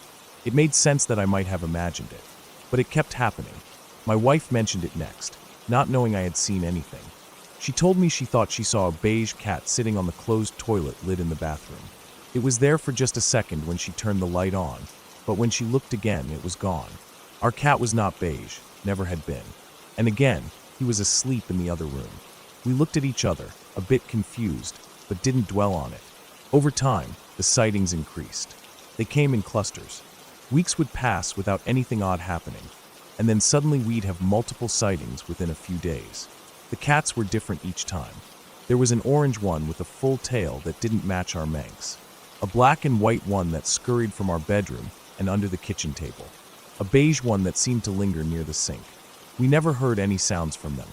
Not the click of claws on the floor or the faint thump of a jump. Just the visual, the sudden presence, and then they were gone. Once, my daughter had a few of her teen friends over. They were sitting around the table, eating chips and laughing, and one of them let out a sudden squeal and pointed under the chair. All three of the girls said they saw a black and white cat run out from our bedroom and dart under the chair. I was in the kitchen and saw them all react. They got up and looked around, even lifted the chair to check underneath. Nothing. They asked if we had another cat, and we told them no. Just our orange boy. He was asleep in his usual sunny spot by the window. It became something we joked about in the house, but only lightly. Not the kind of joking that makes it less strange, just the kind that helps take the edge off when something brushes against your ankle and there's nothing there. My daughter and I both had that happen, always in the bathroom, always while standing at the sink. It felt exactly like a cat winding between your legs. Not forceful, but enough to make you step back. Every time, I looked down expecting to see our Manx, but he was never there. The bathroom became the main spot for activity. The food and water dish for our live cat are in there, so it kind of made sense. But it was odd. How many times I thought I saw something pass through the cracked door or spotted the shape of a cat sitting near the baseboard heater when I knew there shouldn't be anything there. Once my mother was visiting. She was talking to me in the kitchen when we both heard a meow from the hallway, clear as day. Then another, a few seconds later. We both stopped and looked toward the sound. Our cat was asleep on my mom's lap at that moment. She gently ran her hand down his back and said very quietly, "That wasn't him." She didn't mention it again, and I didn't bring it up. She's not the kind to lean into odd stories. If she heard something, she heard it. That was enough. I started keeping track of the sightings after that. Not in a journal or anything serious, just notes on my phone. Dates, colors, rough times. It turned out that almost every cluster of activity happened during long stretches of rain, when the ground was saturated and the forest felt heavier. I wondered if it was just coincidence. Maybe we were inside more, noticing more things. But it never felt like coincidence. The sightings were too sharp, too specific. Cats that moved like they were alive, that appeared only when you weren't directly looking at them. We never felt afraid of them, not exactly. Just unsettled, curious. They weren't behaving in ways that seemed threatening, just present. I sometimes thought they were watching us, not in a malevolent way, more like how real cats do, sitting quietly and observing, blinking slowly, maybe waiting for something. I started wondering if they had once lived on this land, if people had settled here a long time ago and kept cats for mice or for company. We knew predators roamed the area, coyotes, foxes, even bears now and then. Maybe the cats we were seeing had belonged to cabins that no longer stood. Maybe they died rough deaths. Eaten. Lost. Maybe we were just the first to really notice them again. The idea stuck with me. It made the sightings easier to accept. Like the place was just remembering them, not haunting us. The forest is old. The trees have seen everything.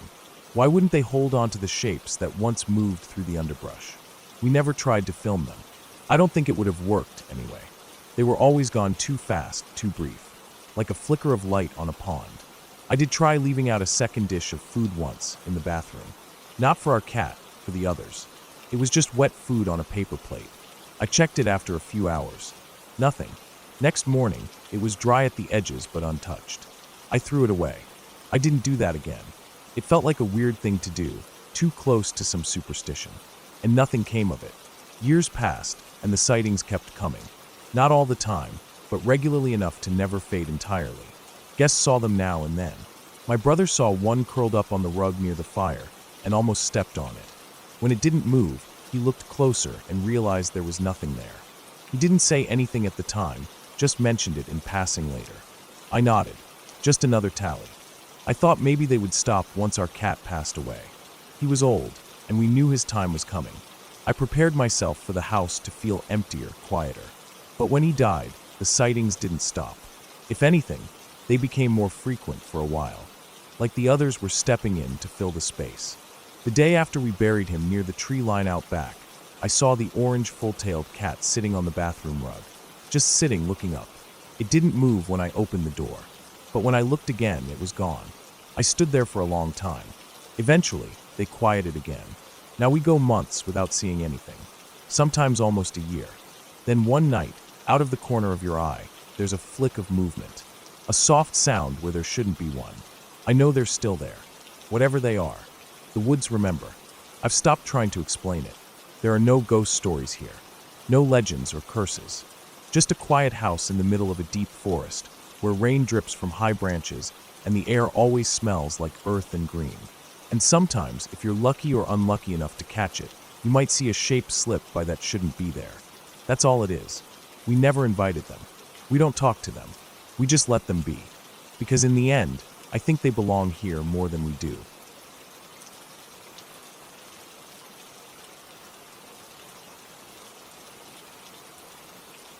I was out in the backcountry alone, surveying macroinvertebrate populations in mountain streams for a watershed health study. It wasn't glamorous work, just long days hiking up and down steep terrain, crouching in cold water with a kick net, and jotting notes on water temperature, pH, turbidity, and the number of mayfly larvae or caddisfly cases I could find clinging to rocks. I'd been out there nearly a week, halfway through my route. The data collection was slow, but I liked the quiet. I liked being alone with the sound of moving water and wind through pine trees. This part of the range was rarely traveled. I had to drive 25 miles down a logging road just to park at the old fire road, and from there I hiked in about 15 miles to set up a base camp. My tent was perched beside a creek bend, nestled into a patch of tall willows and shaded by fir trees. No trail markers, no blazes on trees. I'd flagged my route going in with biodegradable tape, but even that was subtle. I doubted anyone else had been through there in years. There were no signs of people, just deer tracks, the occasional scat pile from elk, maybe a mountain lion if you were unlucky. But I never saw any of those. Just squirrels, warblers, and the occasional snake sunning itself on warm rocks. My days followed a routine. I'd wake up around sunrise, boil water for instant coffee and oatmeal, then strap on my waders and grab my gear bag. I'd hike to one of the sample sites I'd mapped out earlier with GPS. Sometimes it took an hour, sometimes two. I'd work through the samples, take photos, sketch streambank profiles, then head back to camp late afternoon. The sun went down early in the canyon. Nights got cold fast. I didn't have cell service out there. I had a Garmin satellite messenger I used to check in once a day. Just a preset, all-good message to my supervisor. Besides that, I was completely cut off. It was on the fifth morning, sometime around 8 a.m., that it happened. I was in the water already, maybe ankle deep, standing in a quiet reach of the creek where the banks opened up into a small meadow. I just set my net downstream of a cluster of submerged rocks and was reaching into the current to flip them. My gloves were soaked, cold water creeping up my sleeves, but I was focused. Then I saw a movement out of the corner of my eye. Just a flash, something on the other side of the creek, maybe 30 feet upstream. I looked up and froze. There was a man stepping down the opposite bank, right toward the creek. Older, maybe mid-60s, wiry build, gray beard. He wore a faded green canvas jacket, a wool hat, jeans. No backpack, no visible supplies. Just walking slowly, eyes straight ahead. His boots splashed into the creek, and he crossed at a diagonal, maybe 20 feet away from me. He glanced at me once, for barely a second, and kept moving. We didn't say anything. I didn't even nod. My body locked up. He made it across and kept walking up the other bank and into the trees. I stood there for a long time. The water felt colder than before, and my hands were shaking a little, though it wasn't from the cold. The thing is, there's no way he was just out for a stroll. This wasn't a national park. There were no maintained trails. To even get near that spot, he would have had to bushwhack for miles through steep country. There was no gear on him. No pack, no water bottle, not even a day bag. And he wasn't young. That meant he either came from somewhere nearby, which wasn't possible, or he had spent the night out here, somehow, without any shelter or supplies. And even that didn't make sense. I waited a few minutes, then climbed out of the creek and walked upstream along his path. I followed his tracks in the soft mud on the bank. His boot prints were distinct, the kind with that deep waffle pattern on the sole. They headed up the slope into the pines, but after about 30 yards, they faded out. The ground dried up and turned rocky, and I lost them. I didn't see him again.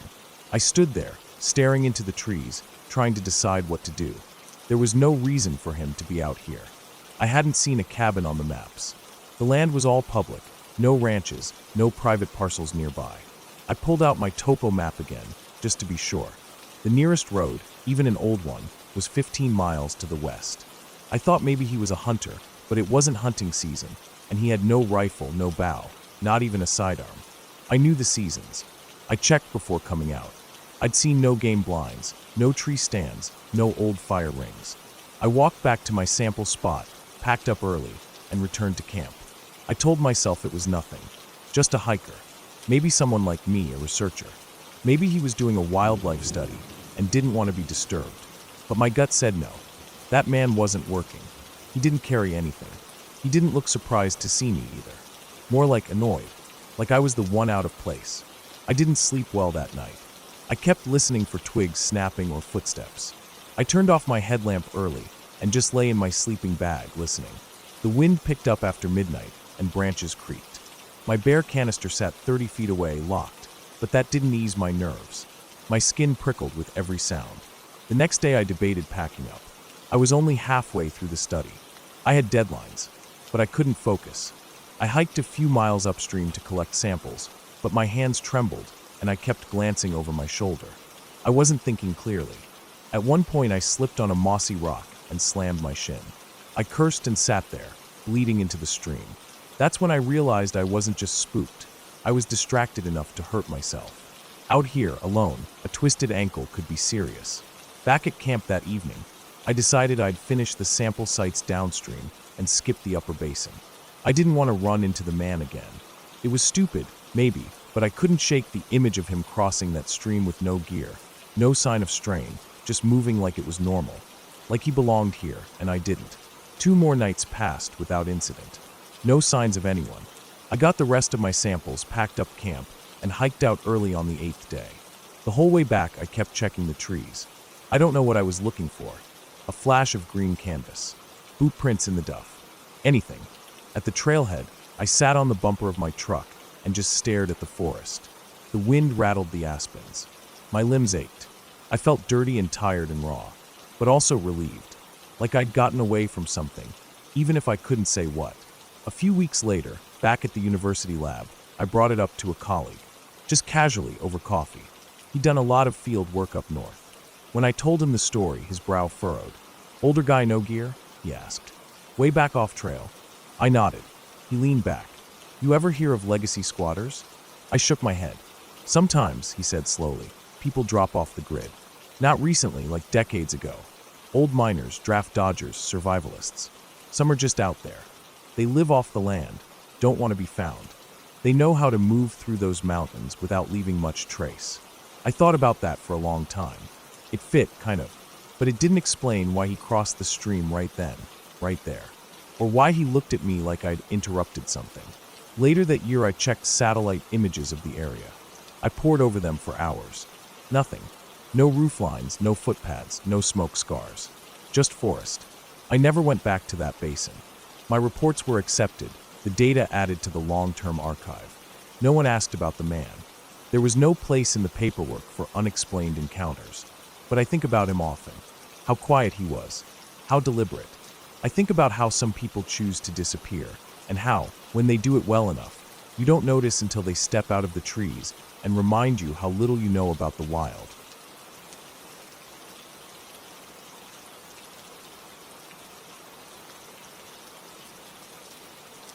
I never thought I'd end up somewhere like that, stuck in the middle of nowhere with nothing but the dimming light to keep me company. It was supposed to be just another hiking trip with the club from school. Nothing special, just a few hours out in the woods, a little adventure, and some fresh air before heading back home. I was in middle school then, around 13 or so. Back then, the woods always felt big and a little mysterious, but never threatening. That night, though, I learned how quickly that feeling can change. The trip started in the afternoon, the sun warm on our backs, the sky a bright blue with just a few lazy clouds drifting by. The woods were alive with the sounds of birds, the rustling of leaves, and the distant chatter of our group leaders. I was with a bunch of other kids from the club, about a dozen of us, all excited and a little nervous because the trails we were on were a bit more challenging than usual. The leaders, 2 older kids from high school and a couple of adults, had mapped out a route that was supposed to take us through some beautiful parts of the forest. For a while, everything went fine. We followed the trail markers, crossed a small creek on a rickety wooden bridge, and climbed a gentle hill that gave us a clear view of the sunset. The colors in the sky were incredible, deep oranges and reds fading into dark purple. I remember thinking how lucky we were to see something like that. But after the sun slipped below the horizon, things started to feel different. The woods grew darker fast, shadows stretching out between the trees. The leaders decided it was time to head back, but that's when the problems began. At first, we tried to retrace our steps, but the trail markers didn't look right. Some were missing or broken, and the familiar landmarks didn't seem familiar anymore. The trees looked the same, dense and dark, like a sea of trunks and branches that went on forever. The adults started to whisper nervously among themselves, trying to figure out the way. The high schoolers looked uneasy too, their earlier confidence fading. I felt the anxiety building in the pit of my stomach. The sun was gone, and the fading light was swallowed up by the thick canopy overhead. Our flashlights barely cut through the darkness, flickering in the cool, damp air. The sounds of the forest changed too. The birds had gone quiet, replaced by strange, distant noises, branches cracking, leaves rustling, the occasional snap that sounded close enough to make you jump. After what felt like hours wandering in circles, we stumbled onto something unexpected, a small cabin hidden among the trees. It wasn't on any of the maps the leaders had, which only added to the uneasy feeling. The cabin was old, weathered by years of rain and wind, the wood gray and rough. It sat on a tiny clearing, barely big enough for the structure itself, surrounded by thick bushes and tall grass. We didn't have many choices. The woods were pitch black now, and there was no way we could safely make it back by ourselves. The leaders decided we'd try to find whoever owned the cabin and ask if we could stay the night. We approached slowly, the beam of our flashlights flickering on the peeling paint and broken windows. The air smelled like damp earth and old wood. When we knocked on the door, no one answered. We knocked again, louder this time, but still silence. The only response was the echo of our own voices bouncing off the trees. The door was unlocked. Something about that made me shiver. It felt wrong, but we had no other option but to go inside. The cabin inside was dim and smelled musty, like it hadn't been aired out in years. Our flashlights swept across the room, revealing odd things that made my skin crawl. Along one wall was a neat row of shoes, old, worn, all different sizes. Some looked like kids' shoes, some adult, but none were new. Next to the shoes, a few bed frames leaned against the wall, empty, like they hadn't been used in a long time. But what was really unsettling were the walls. They were covered with what looked like frantic, messy writing, scribbles that barely looked like letters. It was as if someone had been writing and rewriting things over and over, the lines crossing and layering until the walls were almost unreadable. The writing was everywhere, on every surface, scratched into the wood, written in faded ink, even carved deeply in some places. I couldn't make out any words, just strange shapes and patterns that made me uneasy. We huddled together in the middle of the room, sitting on the dusty floor. No one spoke much. The silence was thick and heavy. The older leaders tried to reassure us, but their voices sounded shaky. I couldn't stop glancing at the walls, feeling like the scribbles were watching me somehow.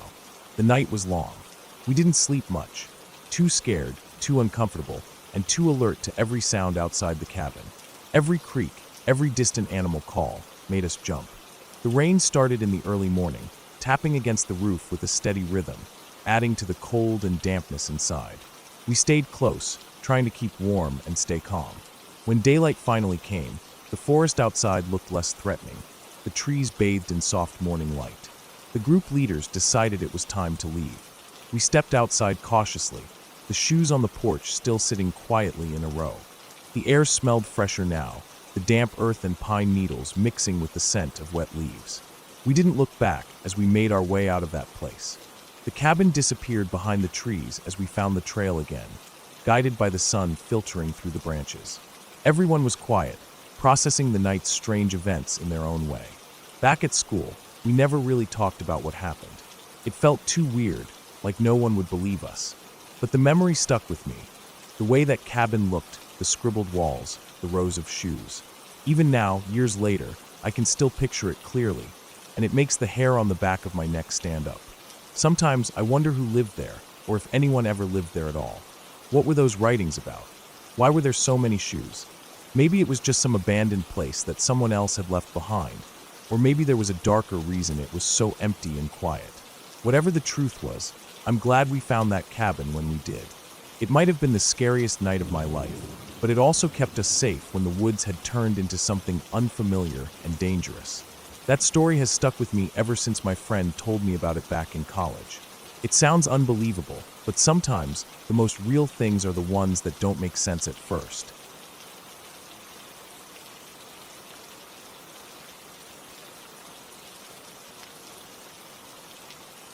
I worked at a ranch in southern Arizona, right on the border.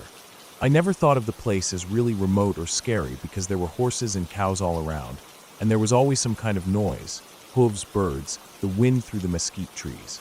The land itself was wide open, flat in some parts, rocky in others, with dry washes and thorny bushes. The sun beat down hard during the day, and the nights were cold and quiet except for the coyotes howling in the distance. It was tough work but honest work, and I liked the rhythm of it.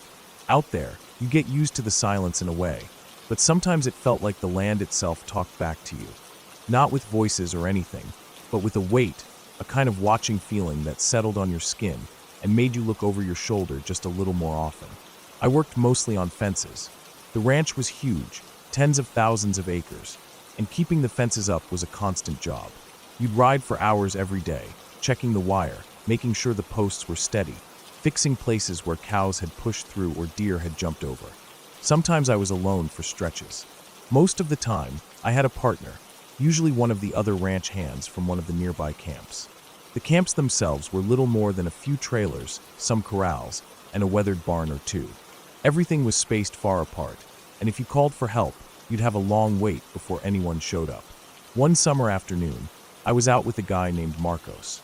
He was a little older, rougher around the edges, and had been working these parts for years. He knew all the stories and kept quiet about most of them, but you could tell by the way he looked at things that he'd seen more than most. We were riding along the border fence, which cut through a dry river bed known as a wash, a wide, rocky ditch that only held water during heavy rains. The wash curved between two hills, and the ground was cracked and baked under the blazing sun. Our job was to check the fence along the river bed, repair any broken strands, and make sure the boundary was intact. The fence here was old, rusty barbed wire held up by steel posts that leaned at odd angles. The wind had blown some of the strands loose, and some cattle tracks crossed underneath in spots where the ground was soft. We rode down into the wash and followed the bend, the sound of the horses' hooves crunching on the gravel, the only noise in the wide, empty space. As we rounded a bend, something caught my eye. Ahead, parked in a semicircle, were several trucks. They looked like they'd been through hell, old, beat-up pickups with bullet holes in the doors and cracked windows covered by metal grates. They were packed tight together, engines off but still radiating heat from being in the sun all day. I could see shadows moving inside the cabs. The trucks were loaded with gear. Rifles leaned against the doors, cases of ammunition stacked in the beds, and black tactical vests slung over the seats. My heart skipped a beat. Marcos gave me a quick look, his jaw tightening. He didn't say anything, but I could tell he recognized what we'd stumbled into immediately. The trucks were part of some cartel operation, heavy-duty, armed, and dangerous. We stopped for a moment behind a big mesquite tree, looking for a way around, but the trucks blocked the only exit from the wash. The men inside were staring at us now, their eyes cold and hard. I could see some of them gripping their rifles through the windows, their fingers twitching like they were ready to pull the triggers if we made the wrong move. Marcos motioned for me to keep steady and just keep riding. No sudden moves, no panicking. The horses sensed the tension and started skittish, their ears flicking back and forth. We had no choice but to ride straight through. The silence was suffocating except for the clatter of hooves on stone. Every muscle in my body was tense, my breath shallow. The eyes watching us didn't blink. We passed within yards of the trucks. The men didn't say a word, but their stares burned like fire. I didn't dare look sideways. Time stretched out. I counted each second like it was a lifetime. Finally, we cleared the line of trucks and rode out the other side, my heart pounding in my chest like a drum. The men didn't follow or shout, just watched us go. When we finally stopped at the far edge of the wash, Marcos sighed, wiped sweat from his brow, and gave me a look that said everything I needed to know. No explanations, just understanding. Later, I asked around when we got back to camp. The older ranchers said the same thing. The cartel only cared about the border patrol and the cops. They knew the ranchers, they knew the land and the people living there. They didn't waste time hassling us because if they ever assumed the ranchers were snitches, they could easily find all of our small houses scattered across those endless acres. It wouldn't take long for one of us to disappear without a trace, left out there for days or weeks before anyone noticed. That scared me more than anything else. It made me look at those wide open spaces differently. What had felt like freedom and space now felt like thin ice, a dangerous game we were all playing just by existing out there. After that day, my attitude toward the cartel changed. I stopped trying to pretend they didn't exist. I learned to keep my head down, to move quietly, to avoid drawing any attention. I knew better than to cross their path, and even better not to look at them twice. But out there, on that land, danger wasn't always obvious. Sometimes it came wrapped in silence and the heat of the desert sun. Sometimes it was the stare of a man hidden in the shadows of a beaten-up truck. I stayed on the ranch, though. I had nowhere else to go, and this land was my life. I learned to live with that quiet fear, to read the signs in the dirt and the wind, to respect the invisible lines that kept us all alive. It wasn't a story about ghosts or monsters. It was a story about survival, about knowing when to hold your ground and when to move on. The desert never forgot you, and neither did they.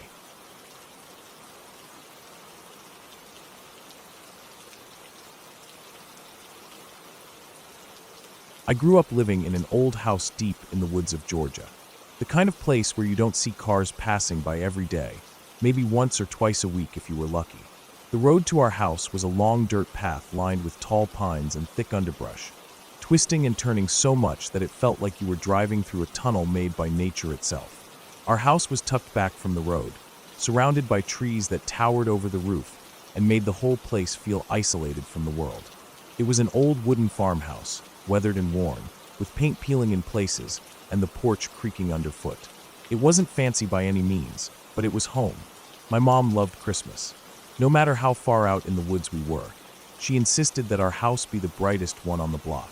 Even though there really wasn't a block or neighbors to see the lights, she'd go all out every year. Strings of colored bulbs wrapped around every tree in the yard, the roof lined with classic white lights, and the porch railing dripping with icicle lights that glowed softly in the cold winter nights.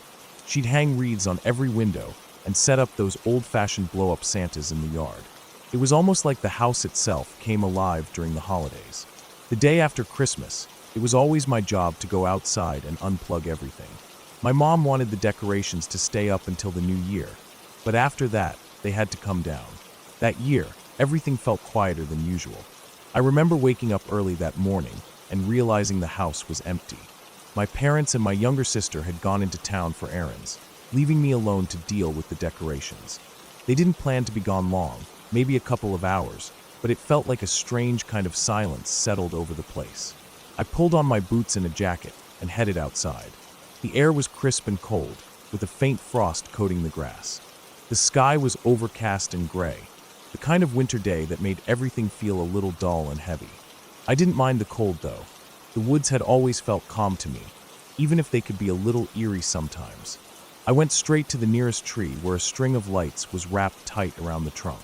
I reached down, grabbed the plug, and pulled it from the outlet mounted on a weathered wooden post.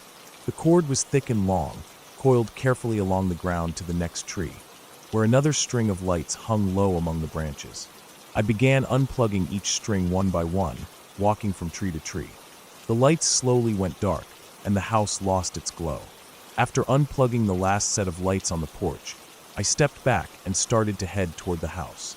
I was about 10 feet away from the post where the extension cord was plugged in when I heard a faint noise. It was soft at first, like something sliding or scraping against the wood of the post.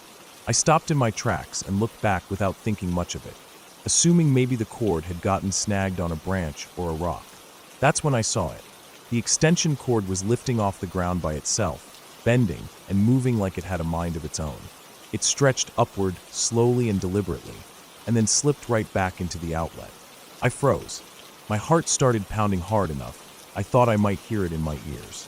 The cord was moving, plain as day, like it was alive. It wasn't being pulled by any visible string or wire.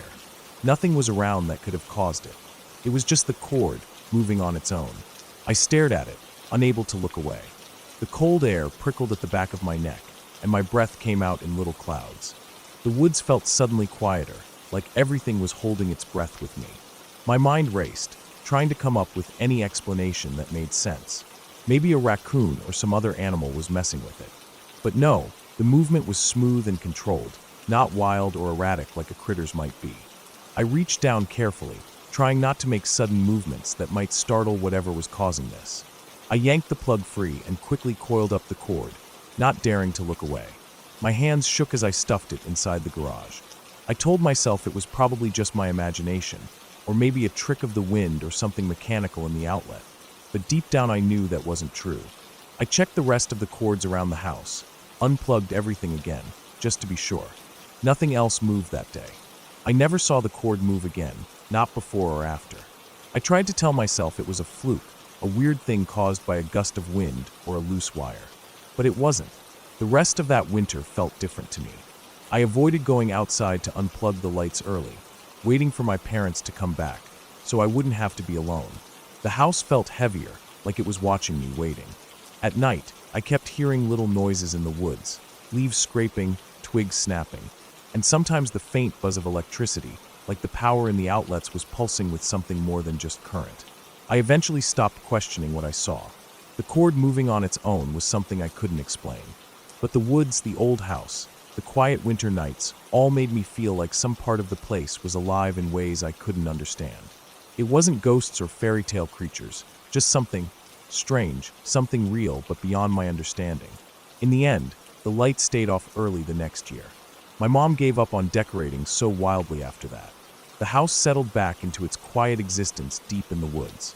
But every now and then, when the wind is just right and the night is cold and still, I swear I can hear the faint scrape of a cord sliding along the ground, waiting to plug itself back in.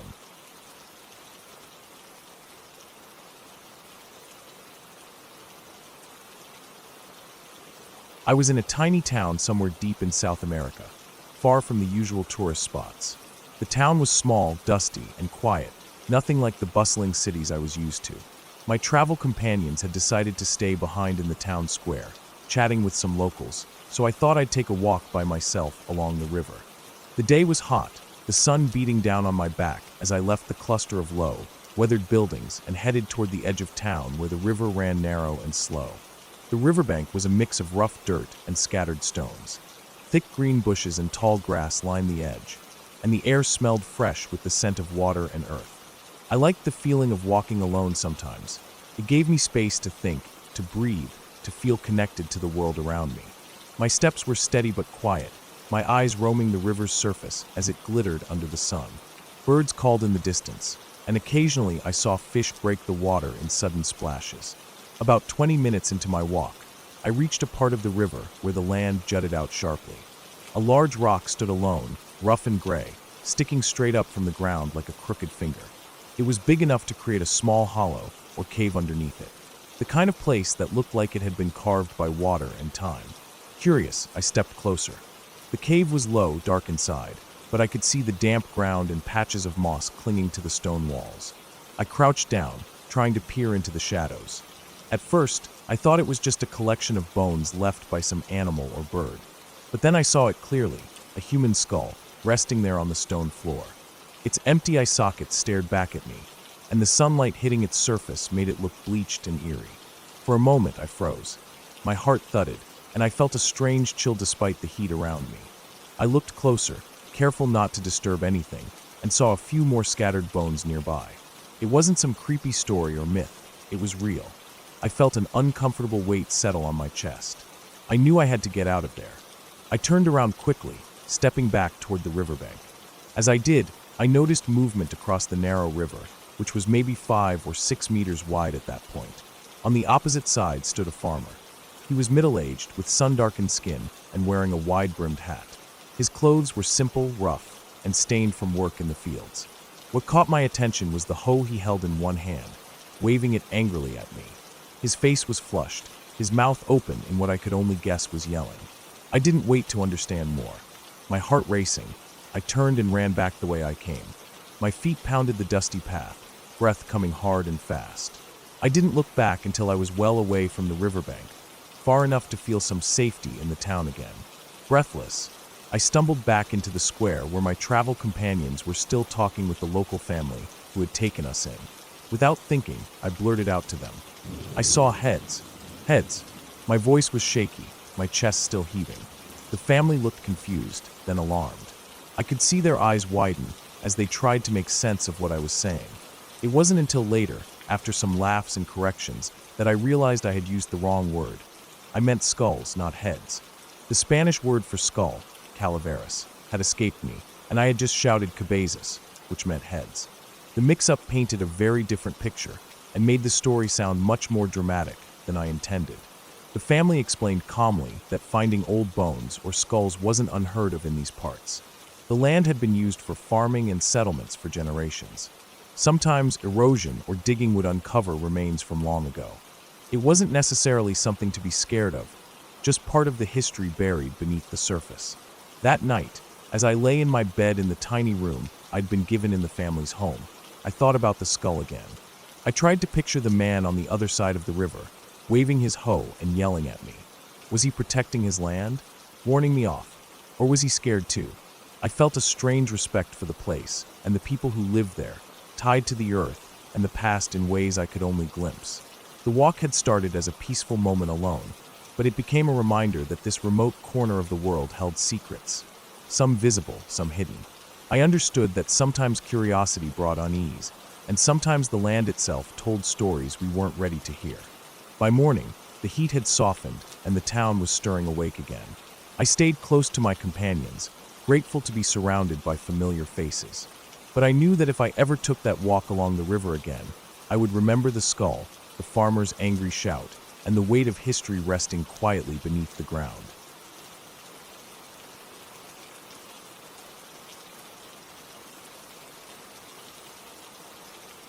That day started like any other in the fall. Crisp air with just the right chill, the sunlight cutting through the thinning trees in long, golden beams. The woods behind my house were a place I thought I knew well. I was about 9, full of energy and reckless confidence. It was the middle of the afternoon, and the kind of bright day where the world feels safe and wide open. Leaves crunched under my running shoes as I dashed through the trees, feeling the rush of cold wind on my face, the smell of damp earth and pine filling my nose. I loved being outside like that, running with no real direction, just letting my legs carry me wherever they wanted. But that day didn't end the way I thought it would. As I moved deeper into the forest, the sounds of the woods surrounded me. Birds chirping here and there, the soft rustling of leaves in the breeze, the occasional snap of a twig underfoot. But then, out of the normal background noise, I heard something else. A set of footsteps, heavy and uneven, coming from not far behind me. It wasn't the kind of soft, careful step a deer or a small animal would make. These were shuffling, deliberate, like someone was moving carefully but with purpose. Usually, when I heard that, I would call out.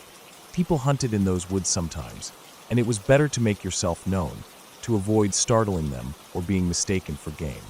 I remember thinking that, even then, that was the smart thing to do. But this time, my throat went dry, and no sound came out. My heart didn't pound. It felt like it stopped altogether. Something inside me froze. I didn't want to call out. I didn't want to make any noise at all. I turned slowly, trying to see where the footsteps were coming from, but I kept my voice silent, my body stiff like I was carved from stone. And then I saw it. At first, I thought maybe it was a trick of the light, some weird shadow between the trees. But no, there it was, standing tall maybe 10 or 12 feet away, barely moving. It looked like a man, tall and wide-shouldered, but its head wasn't human.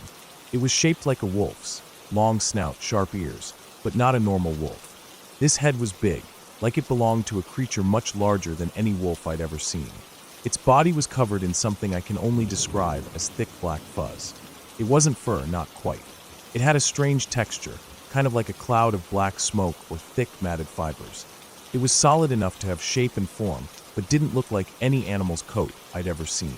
The sunlight was strong and clear, so it wasn't a shadow or trick of the light. I didn't understand what it was. I don't even think I could have named it at the time.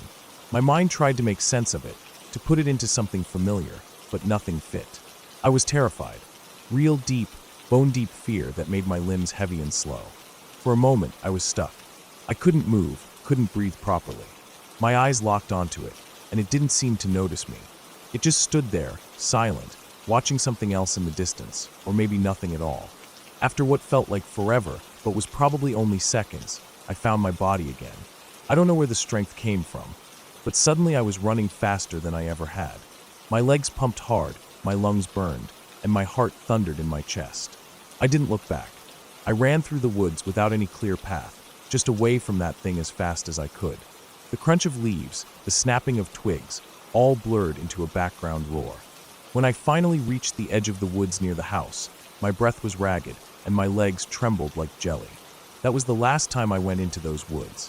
For years after, I tried to tell myself it was some strange animal, maybe a hunter wearing a mask or a fake suit. But nothing explained the black fuzziness or the wolf's head. Nobody ever believed me because I couldn't explain it well, and it sounded too crazy. I never saw it again, but sometimes when I'm outside in a quiet forest, I still feel that same cold feeling in my chest, like something is watching just out of sight. The woods have stayed closed to me since then. I stick to the fields or the open trails, places where I can see everything clearly. That strange creature, whatever it was, changed how I saw the world. It showed me that there are things out there, in the places you think you know, that don't fit into any explanation or story. And sometimes, it's better not to look too closely.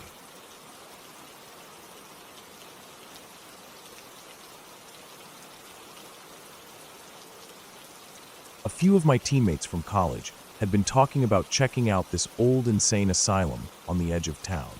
It wasn't just one building either. This place was huge, practically a ghost town on its own, with crumbling wings, walled courtyards, and forgotten hallways. It used to be this sprawling facility, closed down years ago, and since then it's been mostly left to rot.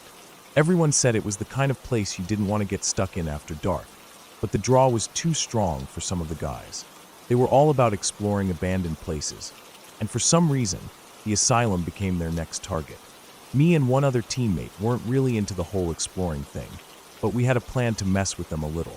They thought they were going to have some sort of spooky adventure, so we decided we'd show up, hide out, and scare the hell out of them when they least expected it. It felt like the perfect setup. We arrived just after sunset, the sky turning a deep shade of purple that made the whole place look even creepier.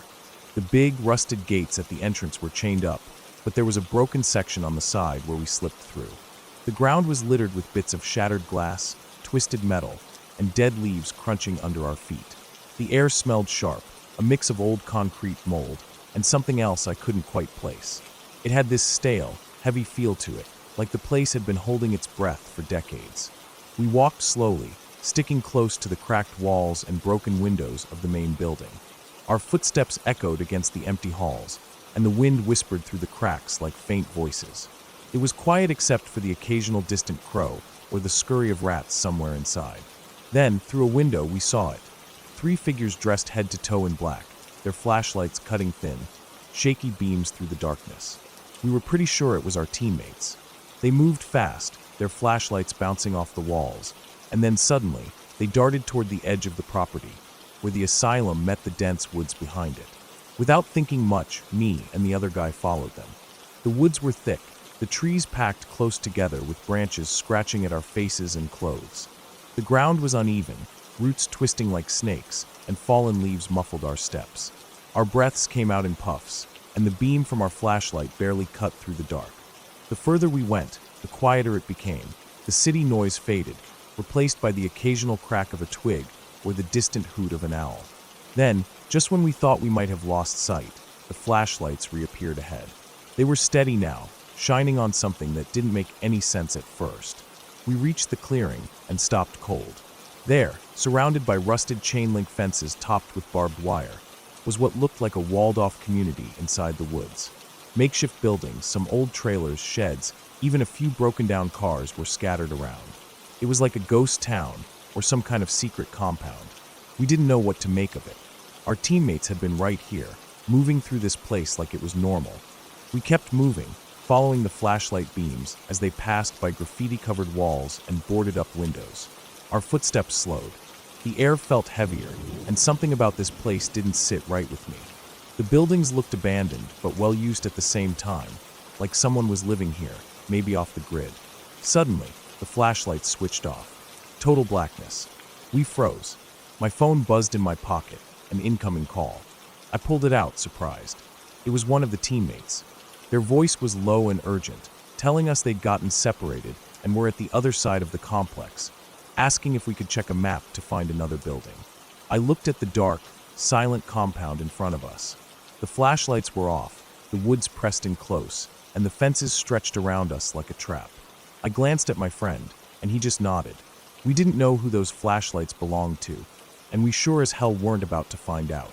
Whatever this place was, it wasn't just an old asylum anymore.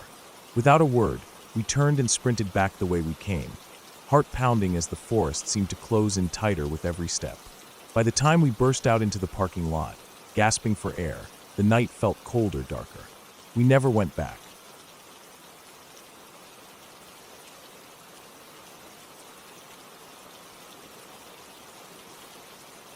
It was one of those hot summer days where the sun feels like a constant weight on your skin, baking everything it touches. I had been hiking alone for a while, just me and the trail winding through the trees, the quiet rush of a stream nearby, and the occasional birdsong. The trail itself was well known among locals for being a spot where people liked to skinny dip at the end of the hike. It was supposed to be this little hidden gem, a place to cool off after sweating it out on the trail. I wasn't planning on staying long. Just a quick dip to wash off the sweat and cool down before continuing my hike. I'd been craving that feeling of cold water on my skin ever since I started. The trail was fairly busy that day. I saw a few people up ahead sunbathing on the rocks by the water.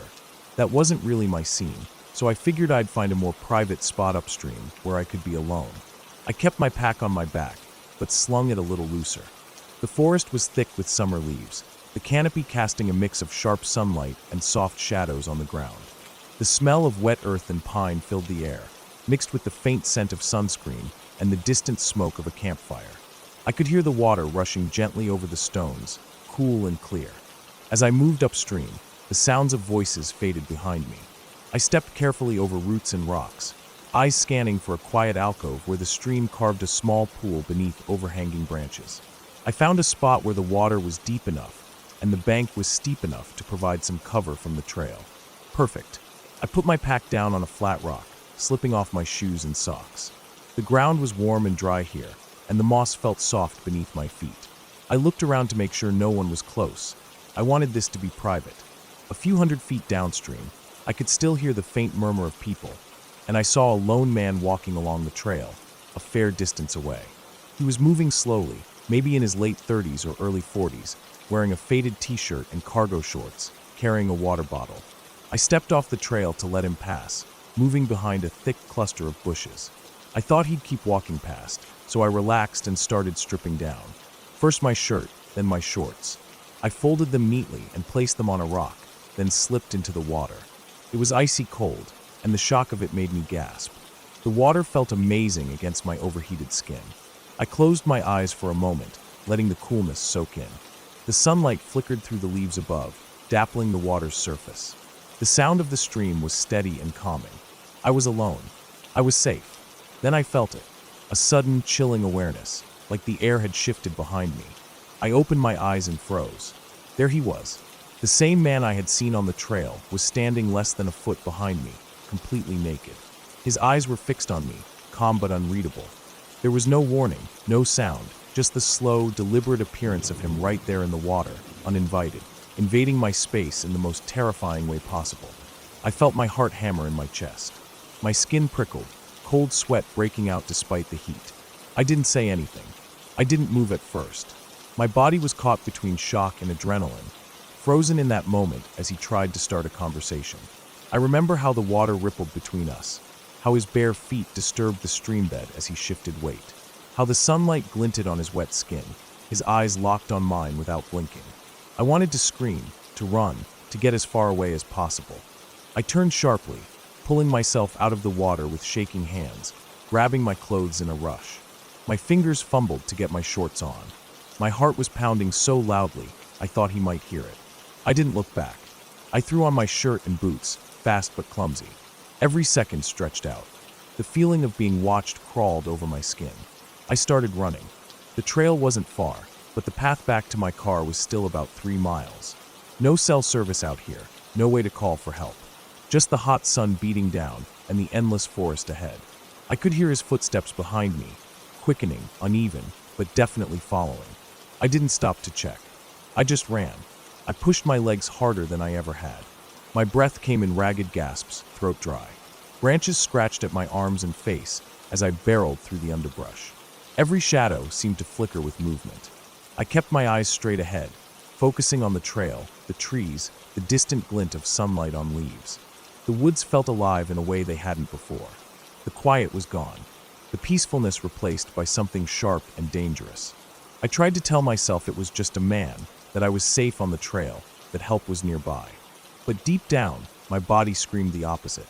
The fear was raw and pure, a feeling I had never known so deeply. I finally burst out onto a clearing where the trail widened, panting and soaked in sweat and adrenaline. The sound of my own footsteps seemed deafening. The man's footsteps stopped too, just behind me in the bushes. But I dared not look. I kept running. After what felt like hours, but was probably just minutes, I saw the edge of the parking lot where I had left my car. The relief hit me like a wave. I sprinted across the gravel, threw open the door, and locked it behind me. I sat there for a long time, hands shaking on the steering wheel, waiting for my breath to slow, watching the woods beyond the lot. I never saw him again, never heard footsteps or voices, but the feeling stayed with me. That summer day, that hot, heavy air in the woods, it was supposed to be a quick dip to cool off. Instead, it was a reminder of how quickly safety can vanish, how close danger can get without warning, and how sometimes the only thing standing between you and harm is the will to run faster than you ever thought possible.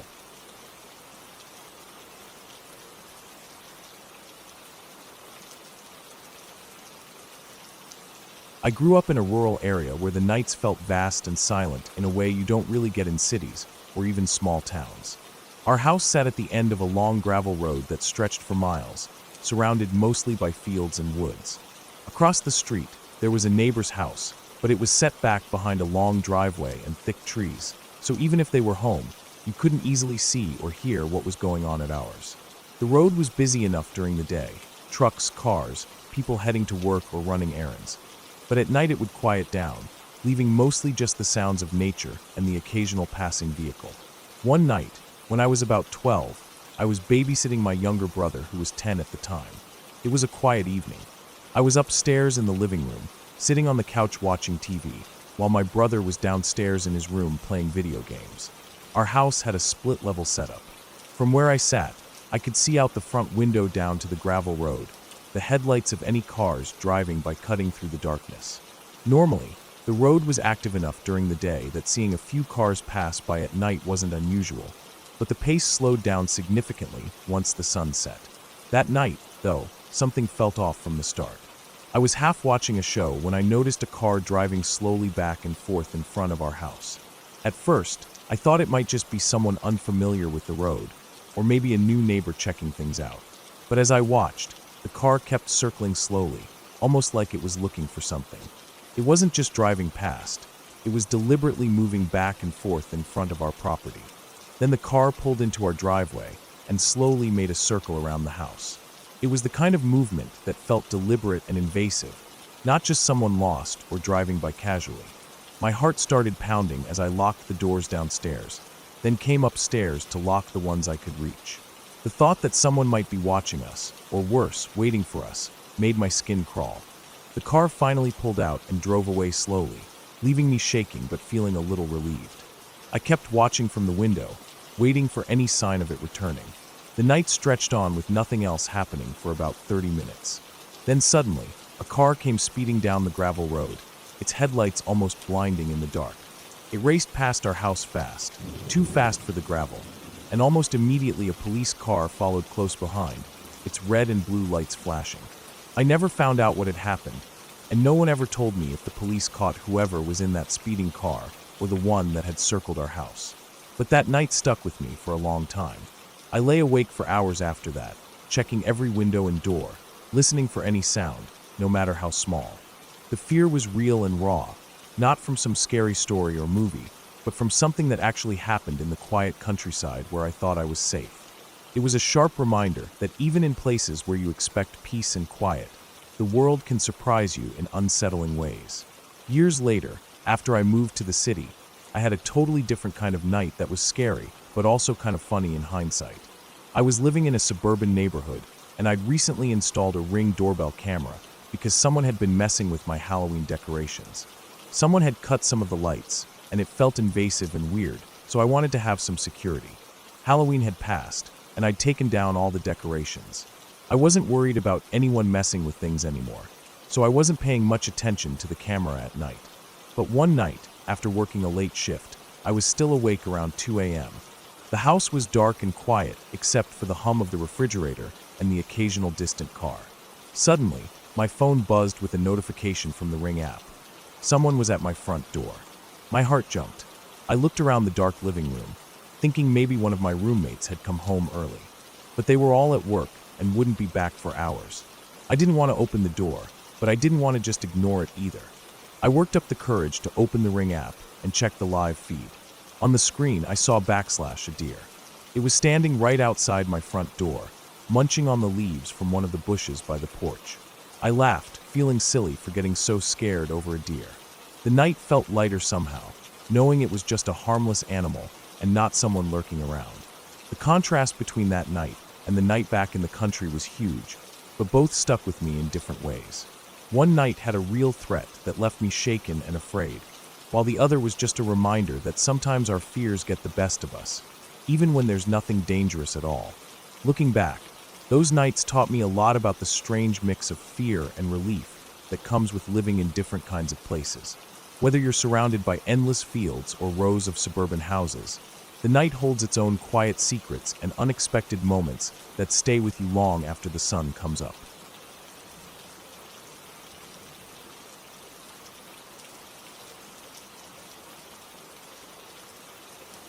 That night in the woods stayed with me in a way no other camping trip ever did. It was a hot July day, one of those days when the sun feels like it's pressing down on you like a weight.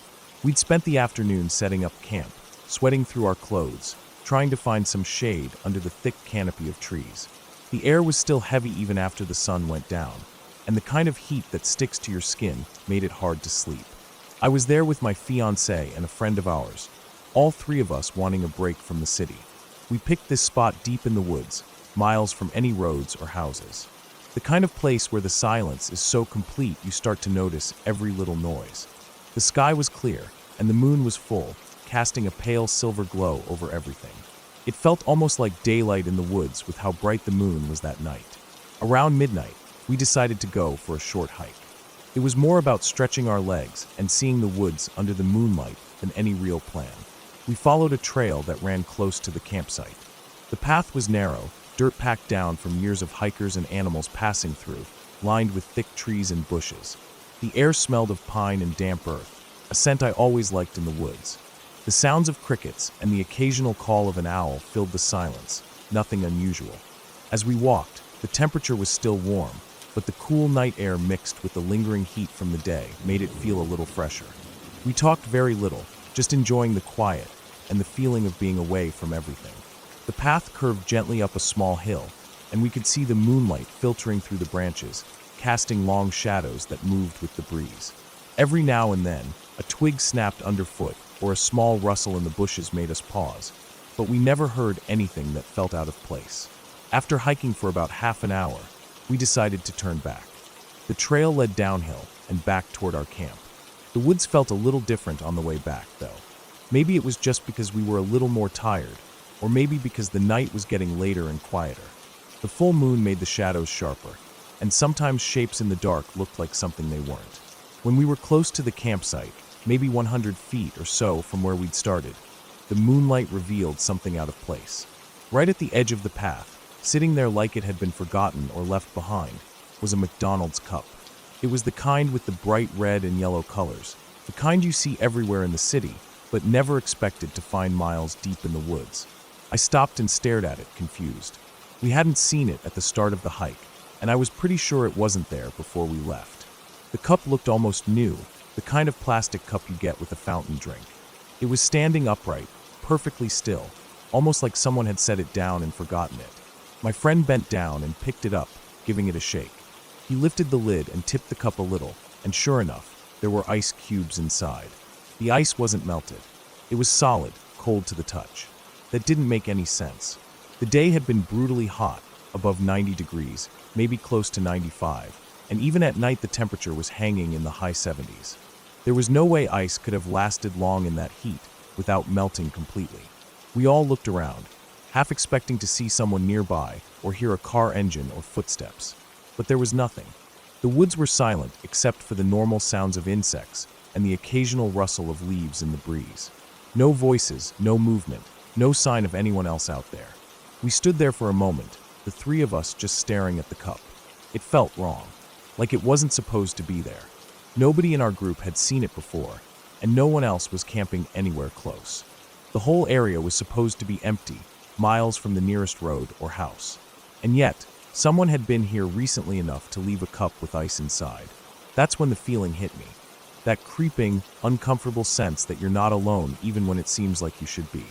I started scanning the shadows between the trees, looking for any sign of movement or a flashlight beam. My fiancée pulled her jacket tighter around her, and our friend folded the cup back up and tossed it into a bush out of sight. We didn't say much after that. The mood shifted, heavy and silent. There was no clear reason to feel scared. We'd been in the woods before, knew how to handle being alone out there. But this was different. Something about that cup and the ice inside, on a hot summer night, made it clear that someone else was out here. Someone who had been close, but had vanished without a trace. We packed up everything quickly after that. Our fire was barely a pile of cold ashes, but we put it out fully just in case. The night air felt thicker as we hurried to break down the campsite. We moved fast, grabbing bags and gear, eager to get away from that place. On the hike back to the car, the woods seemed darker, the moonlight less comforting. Every sound was sharper, branches cracking, leaves rustling, the distant hoot of an owl that suddenly sounded too close. We kept our eyes peeled for any sign of the person who'd left the cup, but the woods were empty. We didn't hear any footsteps, no voices, no sounds of movement aside from the animals. When we finally reached the clearing where our car was parked, I looked back at the trail. It was quiet, empty, the cup nowhere in sight. The whole thing felt like a weird, unsettling moment frozen in time. We got in the car, started the engine, and drove off without a word. The radio was silent, the headlights cutting through the darkness as we left the woods behind. Driving home, I couldn't shake the feeling that someone had been watching us all night, staying just out of sight. But if that was true, why leave a cup with ice on the trail? It felt like a message, or maybe a warning, or maybe just a strange coincidence that kept me awake for nights afterward, wondering who else had been out there, so close but invisible. The woods are supposed to be peaceful, quiet, a place to get away. But that night showed me something different, that even in the middle of nowhere, you're never truly alone. And sometimes the smallest, simplest things, like a plastic cup with ice, can remind you of that in a way you won't forget.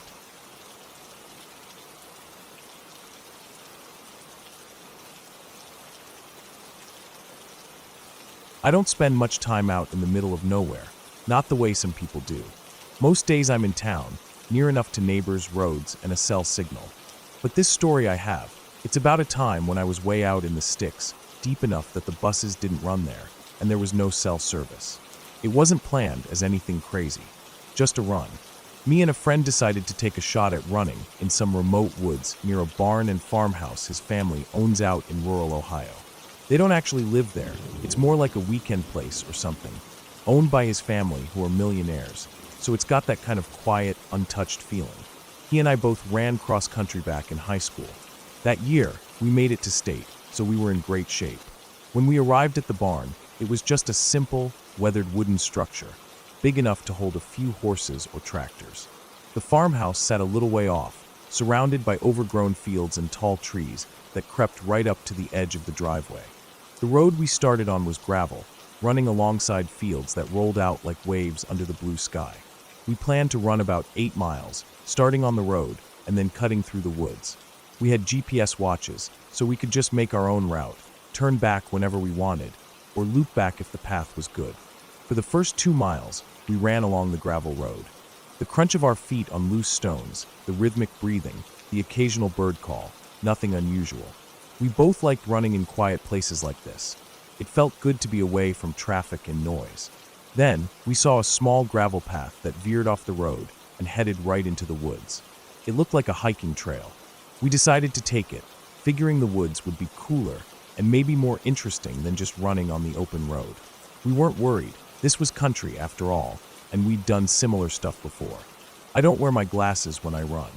I'm practically blind without them, but glasses don't stay put when I'm moving fast, and I prefer to just trust my other senses.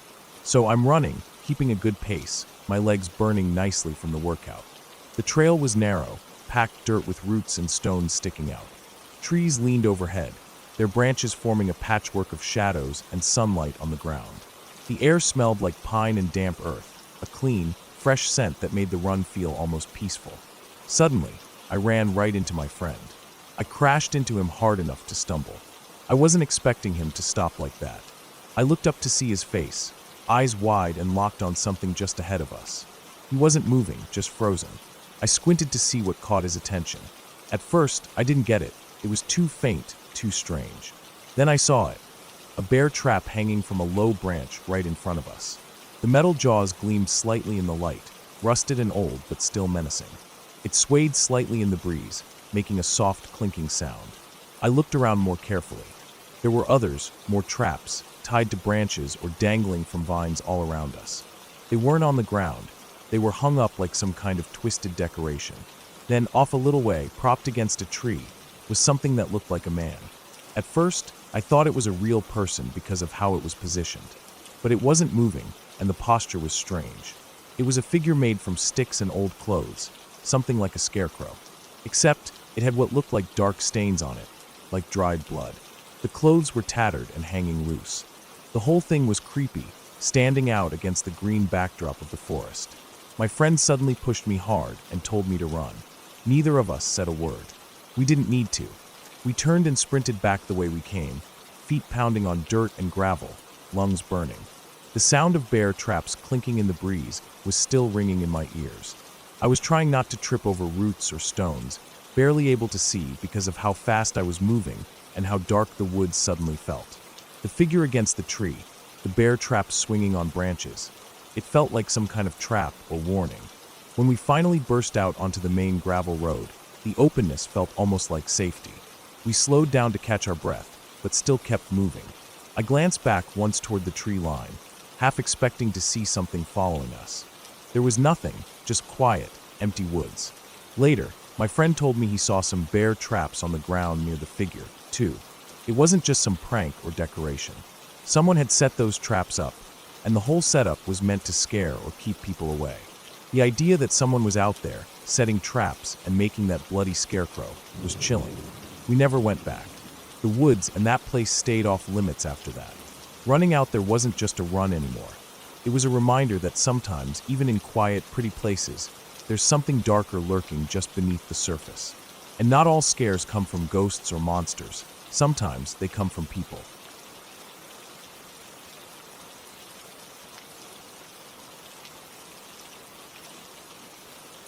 Late one night, long after my brother had gone to bed, I found myself alone in the living room of our small house.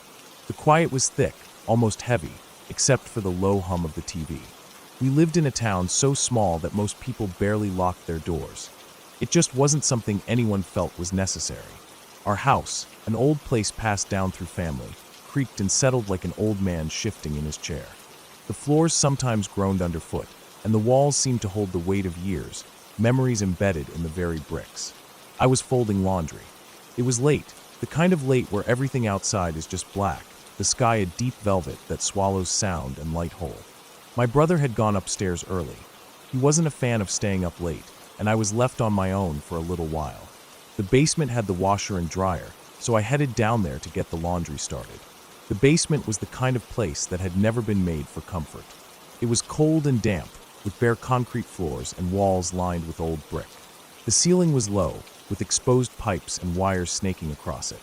The only light came from a single bare bulb hanging near the stairs, and the switch wasn't on a wall. It was one of those old pull-string switches that swung like a pendulum when you moved through the room. You had to be careful not to knock it accidentally, because the basement would go dark instantly. I'd been down here dozens of times before, but tonight the shadows seemed darker, the silence heavier. I pushed the laundry basket in front of me as I walked to the washer.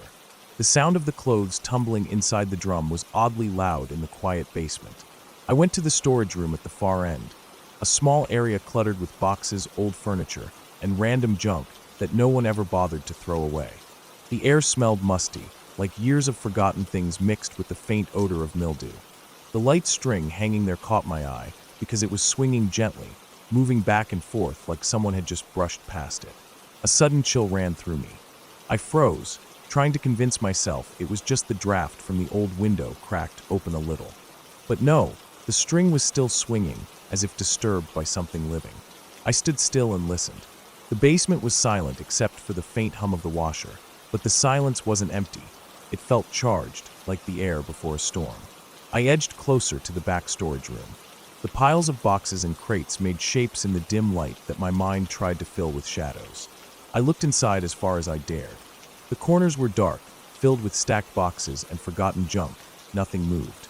But the swinging string had made me certain someone had been there, just a moment ago. My heart started pounding harder. I didn't want to go any deeper, but I also couldn't just leave it.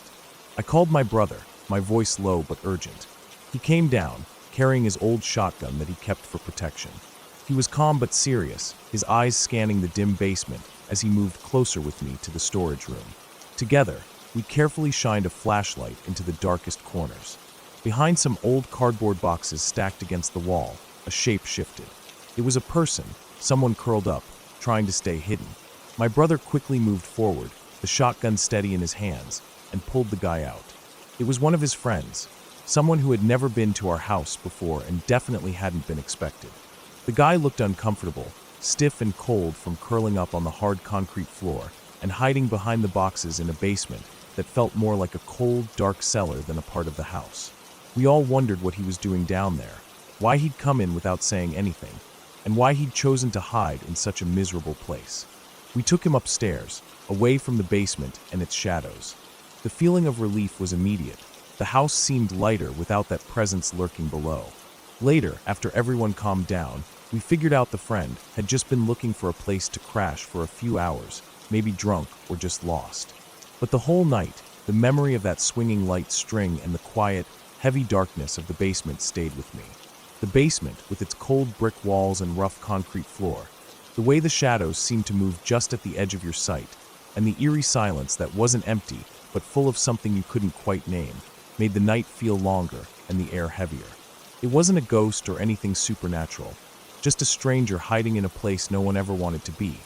But that made it feel all the more real and unsettling. After that night, I never went down to the basement alone again after dark. The house itself didn't change, but I did. The old basement was still the same cold, dark place, but I could never shake the feeling that it held secrets in the shadows, waiting for someone to find them.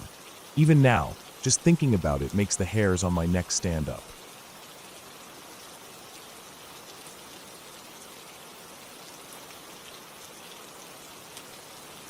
I was 13, part of a small group on a week-long camping trip deep in the wilderness.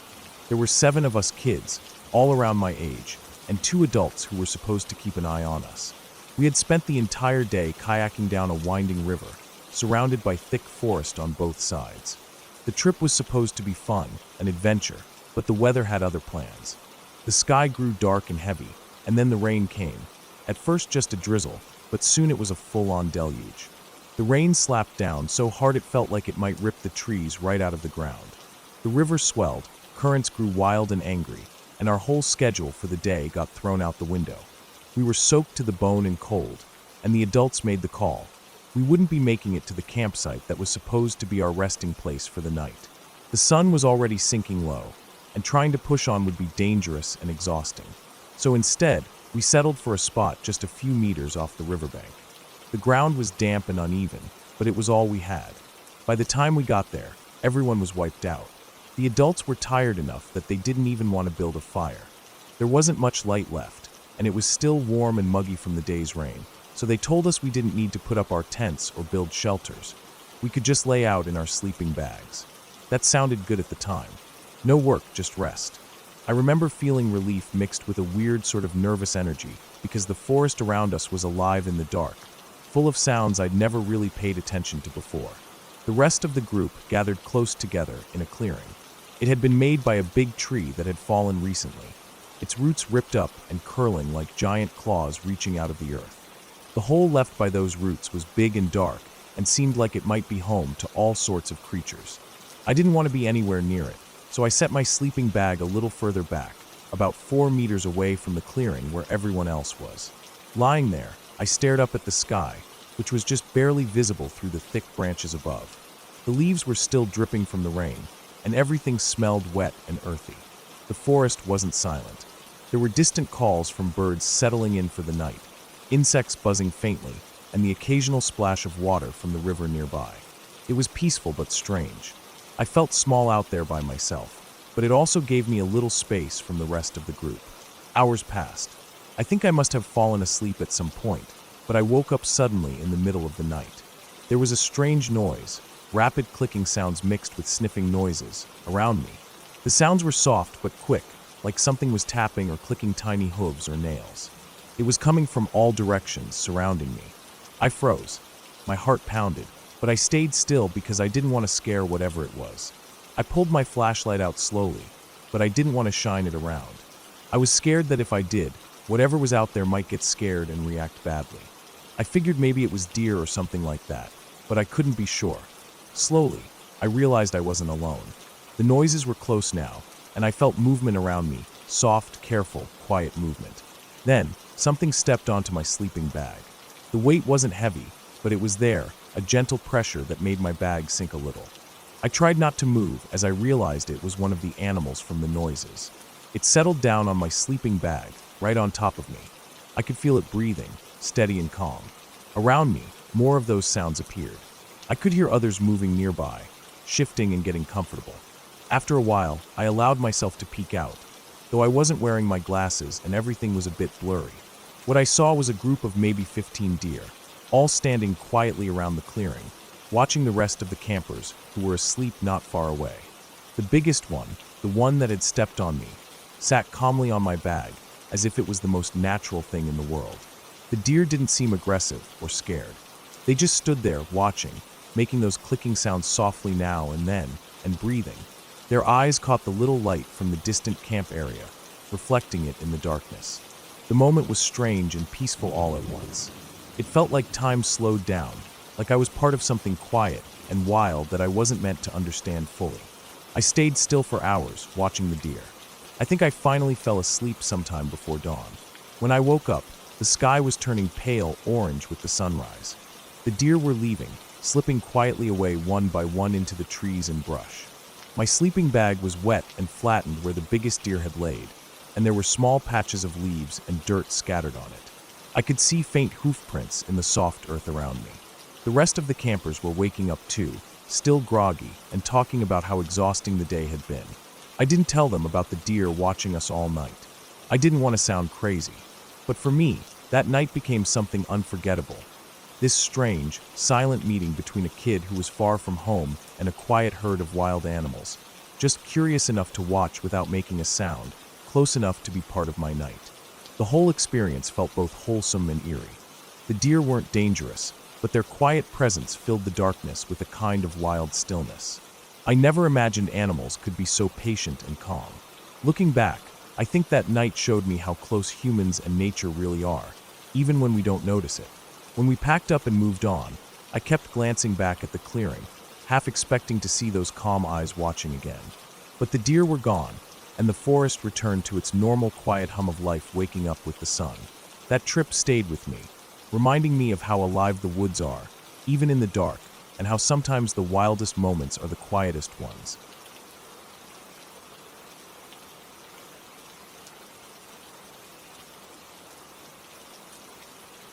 I remember the day I set out for my solo in the White River National Forest, like it was etched into my mind. The air was still thick with the smell of damp earth and pine needles from the rain that had fallen overnight. The sky had cleared to a pale blue by the time I reached the part of the forest where I was supposed to set up camp alone. My backpack felt heavy on my shoulders, loaded with the bare essentials. A small journal, some pens, a handful of trail mix and energy bars, my sleeping bag, and a lightweight tent. Everything had to be minimal for this solo, but also enough to keep me safe and comfortable for the 24 hours I was expected to spend on my own. The instructors had given us clear instructions earlier in the day. Choose a spot close to the trail, but hidden enough that you won't be disturbed. They said the solo was as much about learning to be with yourself as it was about survival skills. At first, I was excited. I had done plenty of hiking before, but never completely alone in the wilderness. I felt confident, even calm, as I walked through the forest looking for the right spot. I finally settled in a small clearing surrounded by a tight cluster of fir and aspen trees. The ground was soft and damp, a result of the rain from the night before. There was a faint smell of wet moss and decaying leaves, which I found oddly comforting. The canopy overhead was thick, but patches of sky peeked through where the branches thinned. I started setting up my tent, trying to find the flattest piece of ground so I wouldn't roll around while I slept. It took a bit of effort. Soft earth can be tricky for tent stakes, but I finally got it secure. Once my tent was up, I took a slow walk around the area, wanting to get a feel for the place where I'd be alone. The forest was quiet except for the occasional rustle of leaves and the distant call of a bird. My boots pressed softly into the mud, leaving clear prints behind me. I noticed the ground was dotted with pine cones and broken twigs, evidence of wildlife passing through. Despite the peacefulness, I couldn't shake a slight edge of nervousness. The forest was beautiful but wild. I reminded myself that mountain lions and bears lived in this area, but I tried not to think too much about it. I had my food packed securely in my backpack, and I'd followed all the safety rules. The instructors had stressed that we had to keep our food away from our tents to avoid attracting animals. But for the solo, they only gave us a few snacks, so I didn't expect any trouble. After wandering for a while, I felt tired and decided to settle in for a nap. The soft ground beneath my tent looked inviting.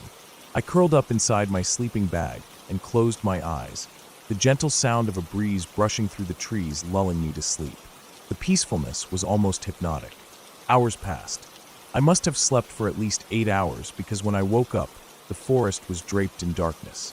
The moon was hidden behind thick clouds, and the only light I had was from my small flashlight, which I reached for immediately. The cold had crept in, chilling my fingers. I pulled my jacket tighter around me and tried to get my bearings. That's when I heard it, the unmistakable sound of twigs snapping.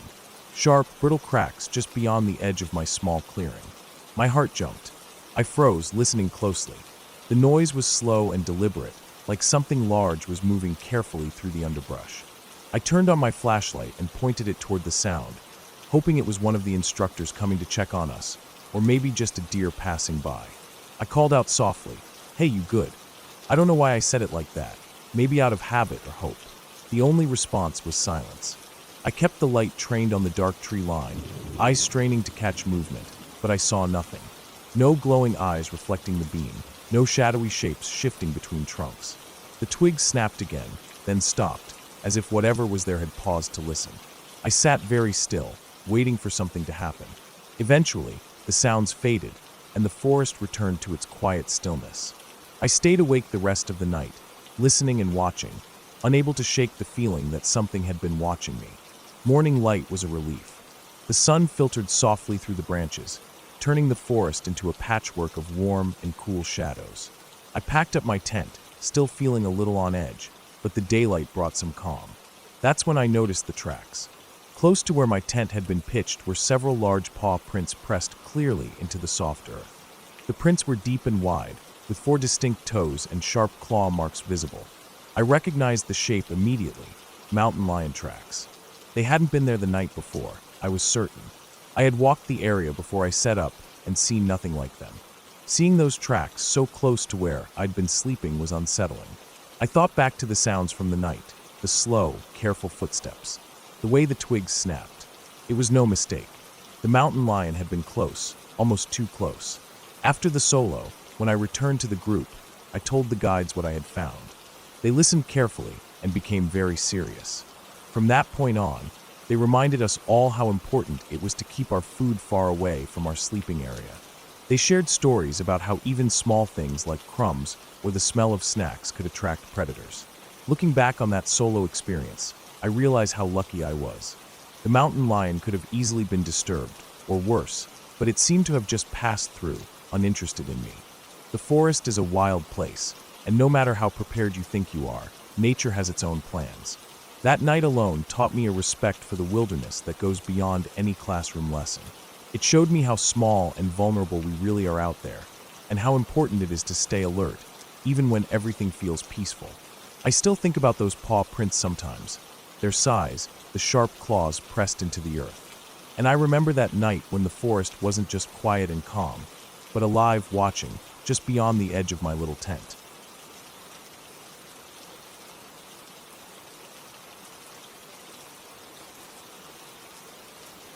The Nevada desert isn't like the deserts you see in movies or pictures. It's vast, empty, and so silent it almost hurts. I was on this long, 2.5-week hike through a part of Nevada so remote that even the smallest dot on the map, a little dusty town or gas station, was a good 2-3 hours away. The trail took me deep into this barren stretch of land that felt like the world had forgotten. It was a place where the wind was king and the night sky stretched out like nothing I'd ever seen before, full of stars so bright and close it felt like you could reach out and touch them. On the 12th night of my hike, I found myself walking along a ridge line that overlooked a valley. The valley was wide and flat, with a dirt road running straight through it. I set up camp there, right near the edge of the ridge, so I could look out over the valley below. The dirt road cut through the dry earth like a scar, barely visible in the fading light. It was just me, the wind, and the quiet. Normally, I like to have a fire when I camp. It keeps the cold away, gives off some light, and it's comforting when you're alone miles from anything or anyone. But that night the wind was picking up, blowing hard across the ridge in gusts that rattled my tent poles and sent dry leaves tumbling past. The ridge funneled the wind like a tunnel, and I could feel it whipping around my campsite. I decided not to start a fire. The last thing I needed was a flame blowing out of control on this edge of nowhere. As the sun dipped behind the distant hills, the sky turned deep blue, then black. The stars started coming out one by one, and I settled into my sleeping bag, lying on my back and staring up at the sky. The wind was still there, strong enough to make my tent flap sometimes, but it was quiet in other ways. No animals calling, no insects buzzing, just the whisper of the wind. Around 10 p.m., something changed. I was half dozing when I heard the rumble of an engine far below me. At first, I thought it was just a car driving down the road, but then I saw the headlights. A truck was moving slowly down the dirt road, making its way across the valley. The headlights caught the dust and rocks, the uneven surface of the road.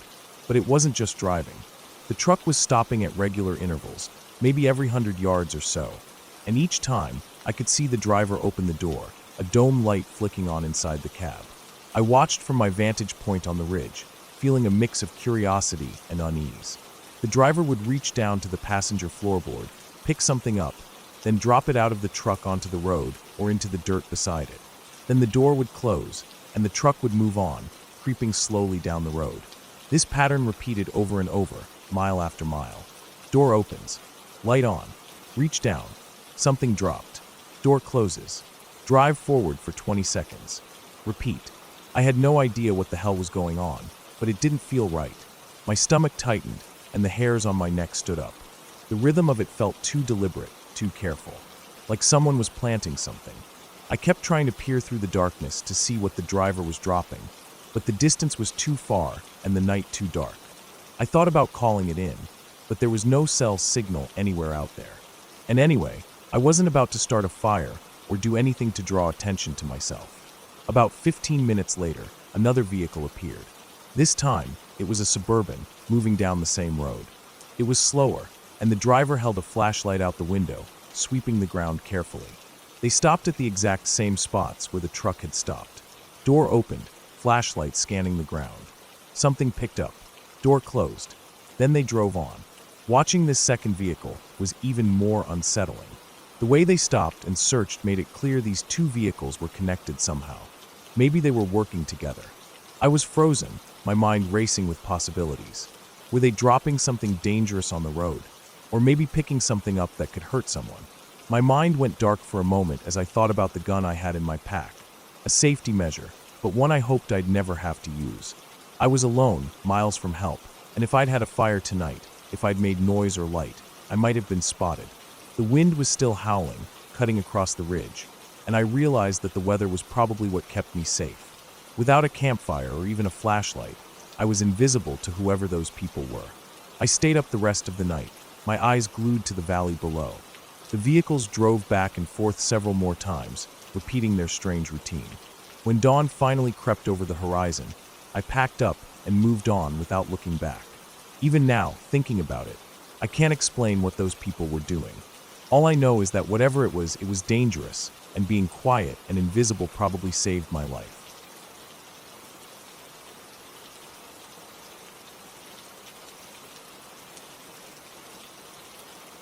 I had been hiking the Appalachian Trail in New Jersey for most of the day. The path was familiar enough, but I wanted to break from the usual routine, to find a quiet spot away from the usual campers and hikers. I'd heard about a small lake just a little off the main trail, a place where people sometimes snuck away to camp even though it wasn't officially allowed. It sounded perfect. I needed somewhere peaceful, away from the noise and crowds. By early afternoon, I had made my way off the beaten path, pushing through thick brush and small trees, stepping carefully over roots and rocks. The air felt cooler near the lake, a subtle dampness that told me I was close. The sun was still high, but starting to dip, casting long shadows over the water's surface. The lake itself was calm, almost glassy, reflecting the deep green of the surrounding pines and maples. It was quiet except for the occasional chirp of a bird or the soft buzz of insects. I set down my pack on the grassy edge, careful to keep away from the water. The spot I picked was flat, surrounded by trees, but open enough to see the lake clearly. I wanted to enjoy the last daylight before nightfall. After some time, I remembered I needed to use the bathroom. There was a small facility near the lake, a relatively nice one, with a wooden exterior that blended in with the forest. It was cleaner than most public restrooms I'd seen on the trail, and it had a small sign saying it was maintained by the park. I approached it cautiously. As I got closer, I heard the faint sound of someone inside, muffled footsteps, the quiet scrape of a broom or mop. A ranger must have been cleaning up. I didn't want to cause trouble or be caught camping where it wasn't allowed, so I decided to wait outside for a few minutes, hoping whoever it was would finish and leave. I sat down on a nearby log, keeping my pack close, trying to stay calm but also alert. The woods around me felt different in that moment, quieter, heavier. The breeze shifted, carrying the scent of damp earth and pine needles, but also something else, something less familiar. I tried to shake the feeling. After 5 minutes, the sound stopped. The ranger must have left. I told myself it would probably be fine to camp here for the night, at least just this once. I figured it was better to say hi and be upfront if I ran into anyone. So I stood up and started to walk toward the bathroom, planning to check the area one more time. That's when I saw it. Where I had expected a ranger to be cleaning, there was instead a huge bear. It was rummaging through some trash bins near the building, its massive body hunched over the containers. The bear's fur was thick and dark, mottled with patches of brown and black. Its back was broad and muscular, rising high off the ground. It was easily the largest bear I'd ever seen, and it was probably only 12 feet away from me, too close. My heart froze for a moment, and I stepped back without making any sudden movements. The ground beneath me felt uneven, covered with pine needles and small twigs. The smell of the forest was strong, mixed now with the unmistakable scent of the bear itself, wild, musky, powerful. The bear turned its head slightly toward me, nostrils flaring, eyes sharp and watchful. It took a slow, deliberate step toward me, and my body tensed. I stopped immediately, trying not to panic. In that moment, I knew the rules of bear encounters. Don't run, don't turn your back, make yourself appear bigger, and try to scare it off. My mind raced. I yelled as loud as I could, using every ounce of breath in my lungs. The bear paused, took a hesitant step back. I shouted again, louder this time, feeling my voice crack but holding steady. The bear shifted, stepping back some more. I found a large rock nearby and quickly climbed onto it, putting my hands above my head, trying to look as big and threatening as possible. I yelled once more, the sound echoing off the trees and the water beyond. The bear, startled or maybe just cautious, backed away further, disappearing slowly into the shadows of the woods behind the lake. I stayed on the rock for a long moment, catching my breath, watching until I was sure the bear was gone. My heart was pounding hard, the adrenaline coursing through me. The fear lingered, but I felt a small wave of relief. I knew I had to move on. Camping here was no longer an option.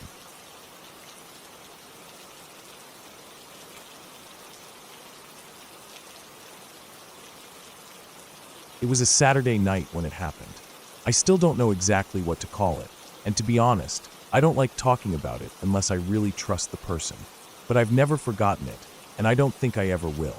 My brother and I were staying at an old trailer that belonged to our uncle. It was parked out on a piece of land way out in the sticks. Nothing but dirt roads and patchy cell service. The land had belonged to my grandfather before he passed. We'd go out there sometimes just to get away. My brother had invited a couple of his buddies over to drink and have a small fire out back. I wasn't planning to stay out too long, just keep to myself inside mostly. The trailer wasn't anything fancy. It was older, a bit rusted in places, with that fake wood paneling on the walls inside. The screen door on the front was half busted, and the back steps were made of cinder blocks stacked on a couple of old tires. We didn't have neighbors. Closest one was maybe 2 or 3 miles down the road. You couldn't see a single porch light out there when the sun went down. Just black sky and stars. The type of silence that made your own breath sound loud. I was inside the trailer around 9:30 or so. I remember because the little clock radio on the counter had just flipped over, and I was heating up some leftover beans from earlier. My brother and his friends had been outside for maybe an hour or so, drinking, smoking, and messing around the fire pit. I could hear them faintly through the walls laughing and yelling once in a while, but not enough to know what they were saying. I didn't mind. I was just flipping through a beat-up hunting magazine someone had left on the table months ago. Then there was a knock at the front door. I didn't react right away. I actually froze, thinking maybe it was the wind at first. But then it came again. 3 knocks. Not rushed or hard, just firm. Measured. Like someone who expected the door to be opened for them. I didn't get up right away. I just stared at the door from the little kitchen area, waiting, almost trying to make sense of it. It wasn't a place you got visitors. It wasn't even a place you could find unless you were trying real hard. I thought maybe one of my brother's friends had gone around for some reason, but I couldn't think of why they'd knock like that. I moved closer to the door, quietly. I didn't open it. I just stood near it, and then I peered through the little side window next to it, the one with the thin, stained curtain you could peek through if you pulled it back just right. And that's when I saw her. She was standing there. A woman, probably late 40s or early 50s, though it was hard to tell in the porch light. She was dressed in a red outfit, head to toe. A red dress with a matching red blazer. A red church hat with netting that dipped down over her face a little. Even red heels. She looked like one of those women you'd see walking into a small-town church on Easter Sunday. But here she was, standing on the front porch of a rundown trailer in the middle of nowhere. And she wasn't looking around. She was looking straight at the door, like she knew someone was on the other side. I felt a weird sense of dread roll through me, like my stomach dropped a little and my chest tightened. Not fear exactly, just that heavy, wrong kind of feeling. The kind that tells you something isn't how it's supposed to be. I didn't open the door. I didn't even step closer. I just called out, keeping my voice firm, trying not to let anything show in it. "What do you want?" She didn't say anything. I waited. Still nothing. Then she tried the doorknob. It turned slightly, but the door was locked. I heard it click and rattle under her hand. That small sound sent a jolt down my spine. Before I could say anything else, the back door creaked open behind me. I turned fast, startled, and saw my brother stepping in. He walked in with a half-empty case of beer in his arms, clearly expecting to just grab it and head back out. But when he looked up and saw the look on my face, he stopped. "There's someone at the door," I said, motioning with my head. He stepped forward, put the beer down on the counter, and walked toward the front with me. He peeked out the same side curtain I had. I watched his expression change. He went stiff, and his mouth opened just a little like he was going to say something, but didn't. He looked for a long second, then turned and walked quickly back through the kitchen, heading to the back door. I heard it open, then shut. A few seconds later, the front porch light flickered as he came around the side, but he didn't knock, didn't say anything. Just walked back in through the back door again. His face was pale, even in the dim trailer lighting, like he'd seen something that didn't make sense. He didn't say anything right away, just locked the back door, something we never bothered to do when we were out there, and then turned to me. "Don't open the door," he said, real serious. We didn't argue. We didn't talk more about it right then. We just went to his room in the back of the trailer, shut the door, and sat there. He didn't have a lock on the door, so he propped a small dresser in front of it. I didn't ask why. I didn't need to. We stayed there for a while. Maybe 30 minutes. Maybe longer. We didn't talk much. Just sat there listening. I thought I heard footsteps outside once, but I wasn't sure. Could have been the wind. Could have been my mind trying to fill in the silence. Eventually, we heard a knock at the back door. We both sat up straight, tensed up. But then we heard voices. It was his friends. I recognized one of them, Danny, calling out, "Hey man, y'all good?" My brother didn't answer at first, just sat still. But then he stood up, walked to the edge of the hallway, and called out. "We're done for the night," he said. "Go on home." There was some back and forth. I could tell they were confused. They didn't sound drunk, just puzzled. They probably figured we were being weird or messing with them. They left eventually. We heard a couple car doors, engines starting, gravel crunching. Then it was quiet again. Later that night, after I kept asking, my brother told me what he'd seen. He said when he went around the side of the trailer, the porch was empty. Completely. Nobody standing there. No red dress, no lady, nothing. But when he walked back inside, he looked through the front window again, and she was still there. Standing the same way, in the same spot. Like she hadn't moved. Except now, she was looking slightly toward the window. Not directly, just enough to make him feel like she somehow knew. We didn't sleep much that night. Just laid there, the two of us, wide awake in his room. The lights were off, but the hallway light stayed on. At one point, we heard something, maybe footsteps, walking slowly across the front porch. Just once. No knocking. No voices. Just soft, slow steps and then nothing. In the morning, the porch was empty. The red lady was gone. There weren't even footprints. But it had been dry, so maybe that didn't mean anything. My brother and I didn't really talk much on the drive home. He dropped me off at my place and said he'd call later, but he didn't for a few days. When we finally did talk again, he told me he'd told our uncle about it. Our uncle didn't laugh. He didn't act surprised. He just listened. Then he said something that stuck with me. Some people die so confused they don't even know they're gone. They keep knocking.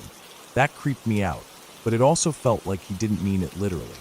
Like he was just talking in that old way some folks do, where everything's kind of wrapped in a story or a warning. But I don't think she was a ghost. I don't think she was some spirit or anything like that.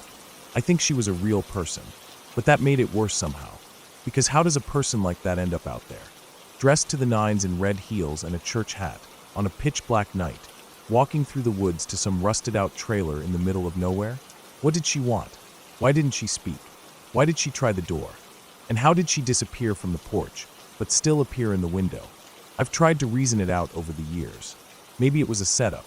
Maybe someone wanted to see how we'd react. Maybe she was part of some weird group, or just mentally unwell. Maybe she thought we were someone else. But none of it makes it sit right in my mind. I never went back to that trailer. My brother did once more with some of his buddies, but he said it didn't feel the same. He didn't stay overnight. He just grabbed some stuff we'd left behind and left. We don't bring it up much anymore, but once in a while, if we're around a fire or swapping weird stories, we'll look at each other and know we're thinking about it.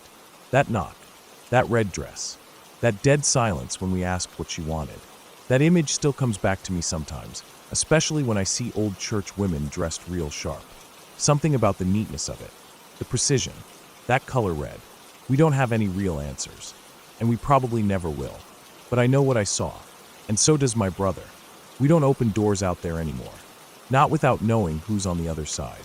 We don't knock either.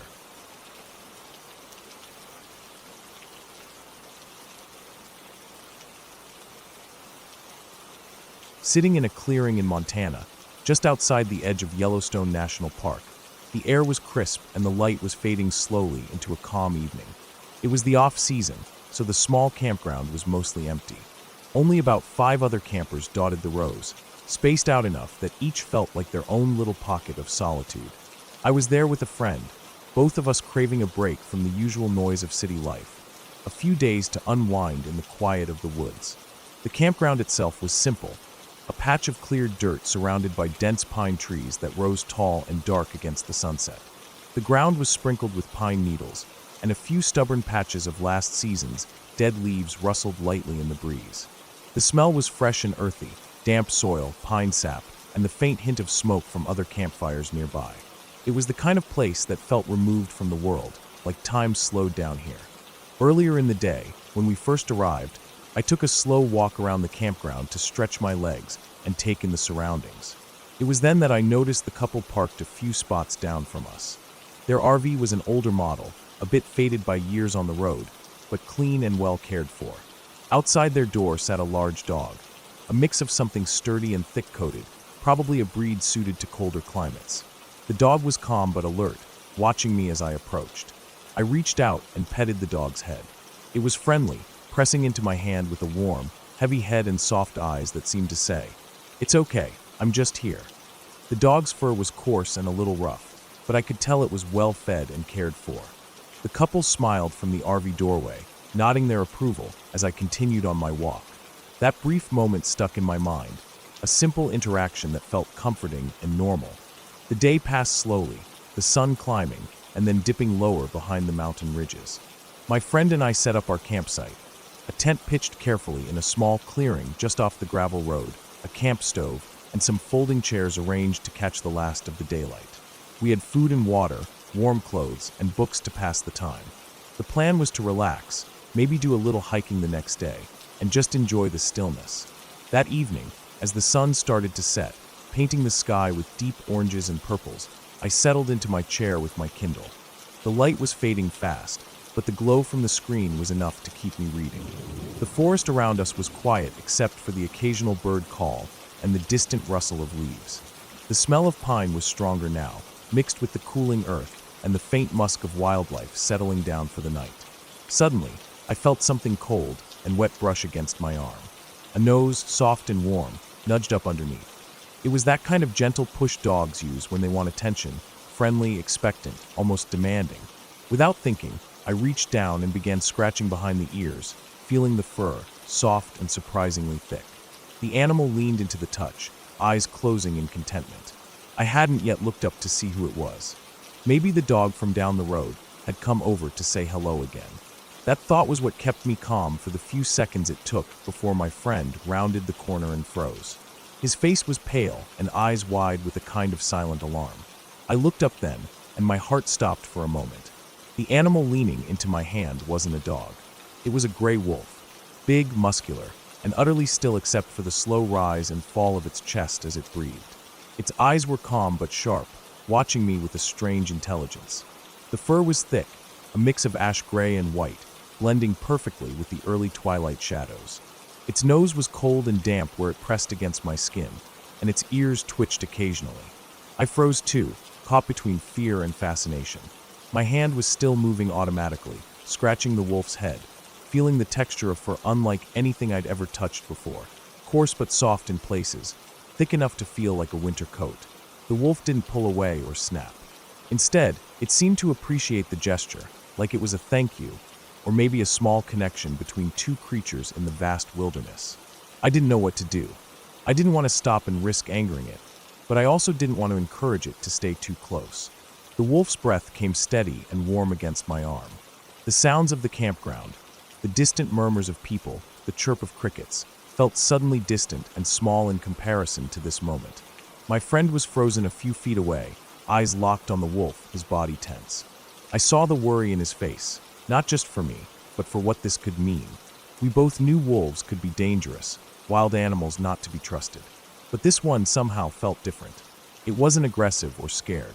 It was calm, almost like it was checking in on me. I kept scratching behind its ears, feeling the quiet heartbeat beneath its thick fur. The seconds stretched on, but it didn't move.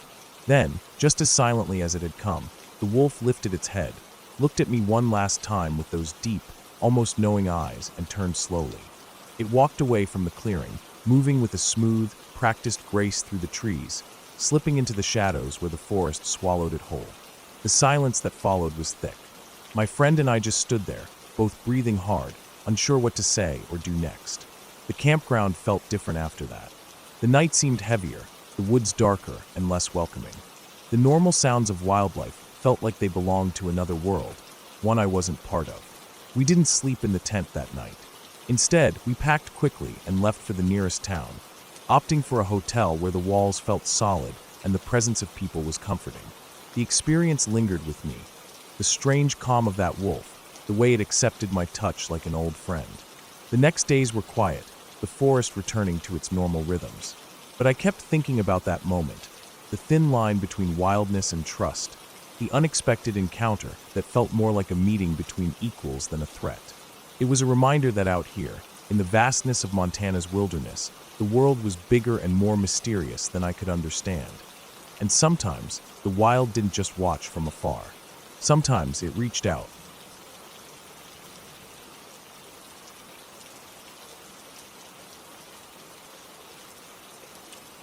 Sentinel Butte rose sharply from the flat plains of North Dakota, a lone mound breaking the endless horizon.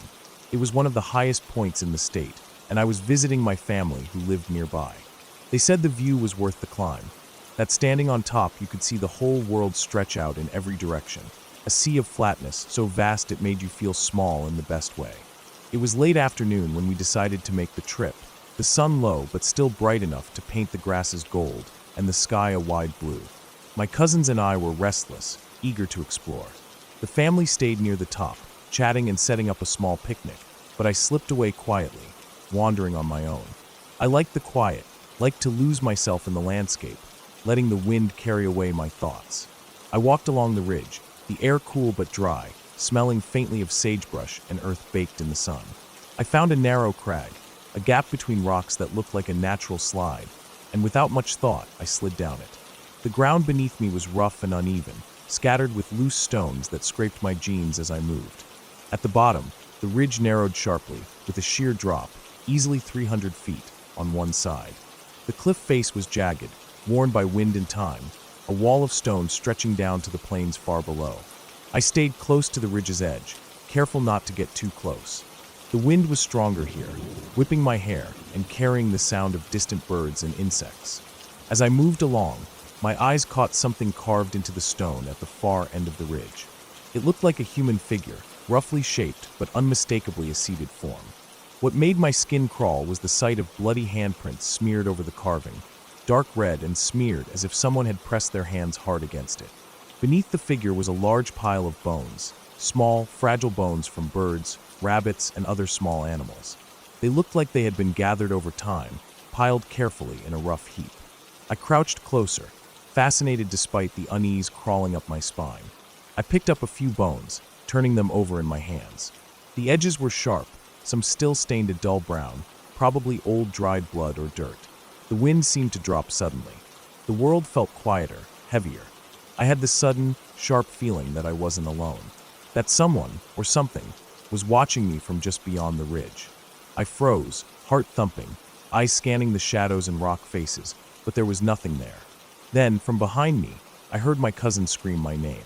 The sound shattered the silence, urgent and loud, and I dropped the bones, scrambling back up the slope toward the top of the butte. When I reached the family, the sky had shifted. The clouds that had been scattered in light were now gathering fast, dark and swirling. A funnel cloud was reaching down toward us, twisting and bending in the late afternoon light. It wasn't right to see a tornado forming so close, especially here, where the air usually stayed steady and calm. The wind whipped around us as we hurried down from the ridge. The funnel moved past the butte, shifting away to the east. We watched it touch down about 45 miles away, near the interstate, where it tore through fields and trees. The tornado's path was clear from our vantage point, a thin but terrifying line on the earth. It was a strange end to the day, standing in the shadow of that violent force, far away but close enough to feel its power. Afterwards, I tried to find that carving again. I went back several times over the next few days, walking every inch of the ridge. But the stone was bare. No human shape, no bloody handprints, no pile of bones. When I mentioned it to people in the village, none of them had ever heard of any carving on the butte, let alone one covered in blood and bones. The older folks told me stories about the butte being a lookout point, how the native people used it to watch the land and warn each other, but nothing about anything carved into the rock. The mystery stayed with me. I never spoke of it much, partly because it sounded so strange, and partly because I wasn't sure if I'd imagined it all. But every time I close my eyes, I see that carved figure, feel those cold handprints, and hear the faint rustle of movement behind me on the ridge. There's no accounting for weather, they say. But sometimes, I think there's no accounting for what we stumble upon when we wander far enough from the familiar. The butte is a quiet place, but it holds secrets, and I'm not sure I want to find out what else is hidden in its shadow.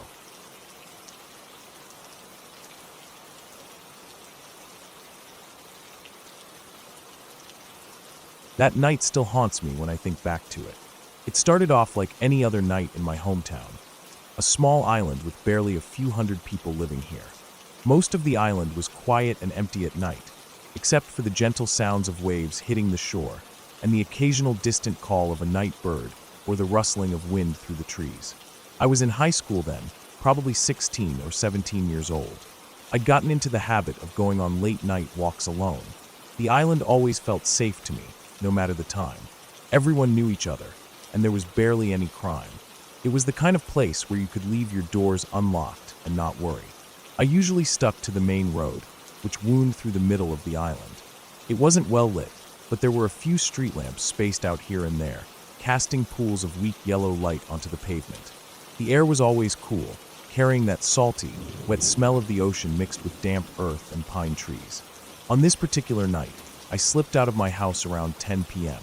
The sky was cloudy, and a light drizzle had started earlier, making the roads slick and shiny. The street lamp nearest my house was flickering, buzzing softly like it might go out any second. I didn't mind the gloom. It made everything feel quieter, slower, and somehow more peaceful. I walked with no particular destination, just following the road in a slow loop. My shoes clicked softly on the wet pavement, and my breath came out in small puffs of mist in the cold air. The island was still except for the occasional splash from the nearby shore and the crunch of small stones underfoot. I had my headphones in, playing some quiet music low enough that I could still hear the world around me.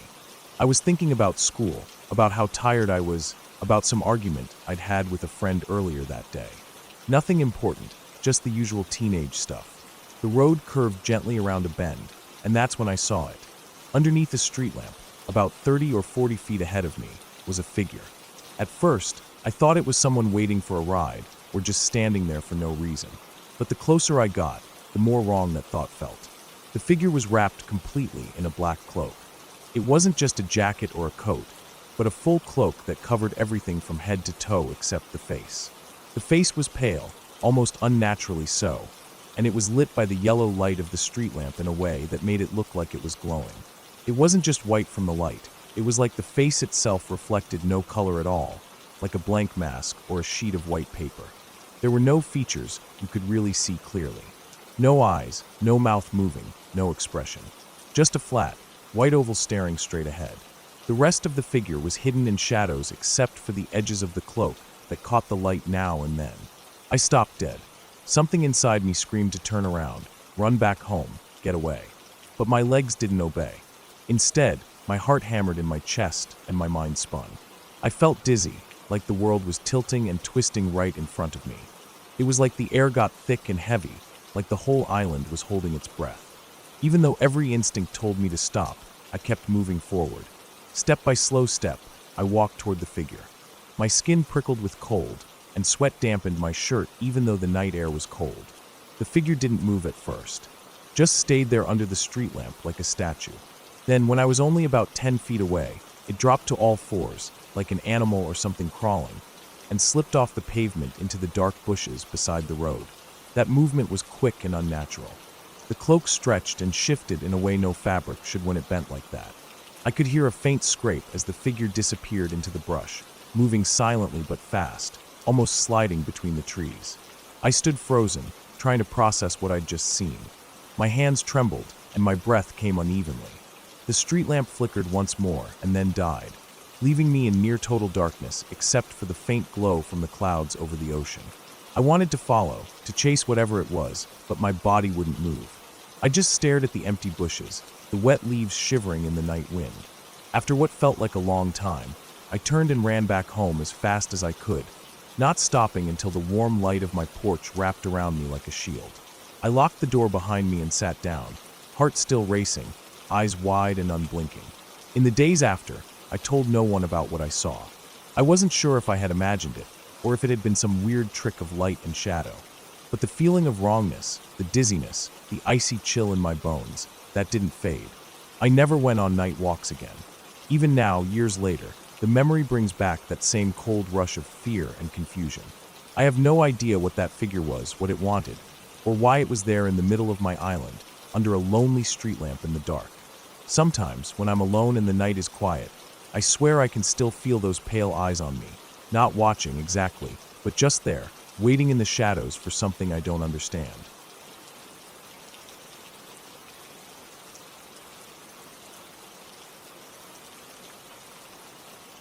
I woke up just before dawn that morning, the air already cool and damp outside the tent.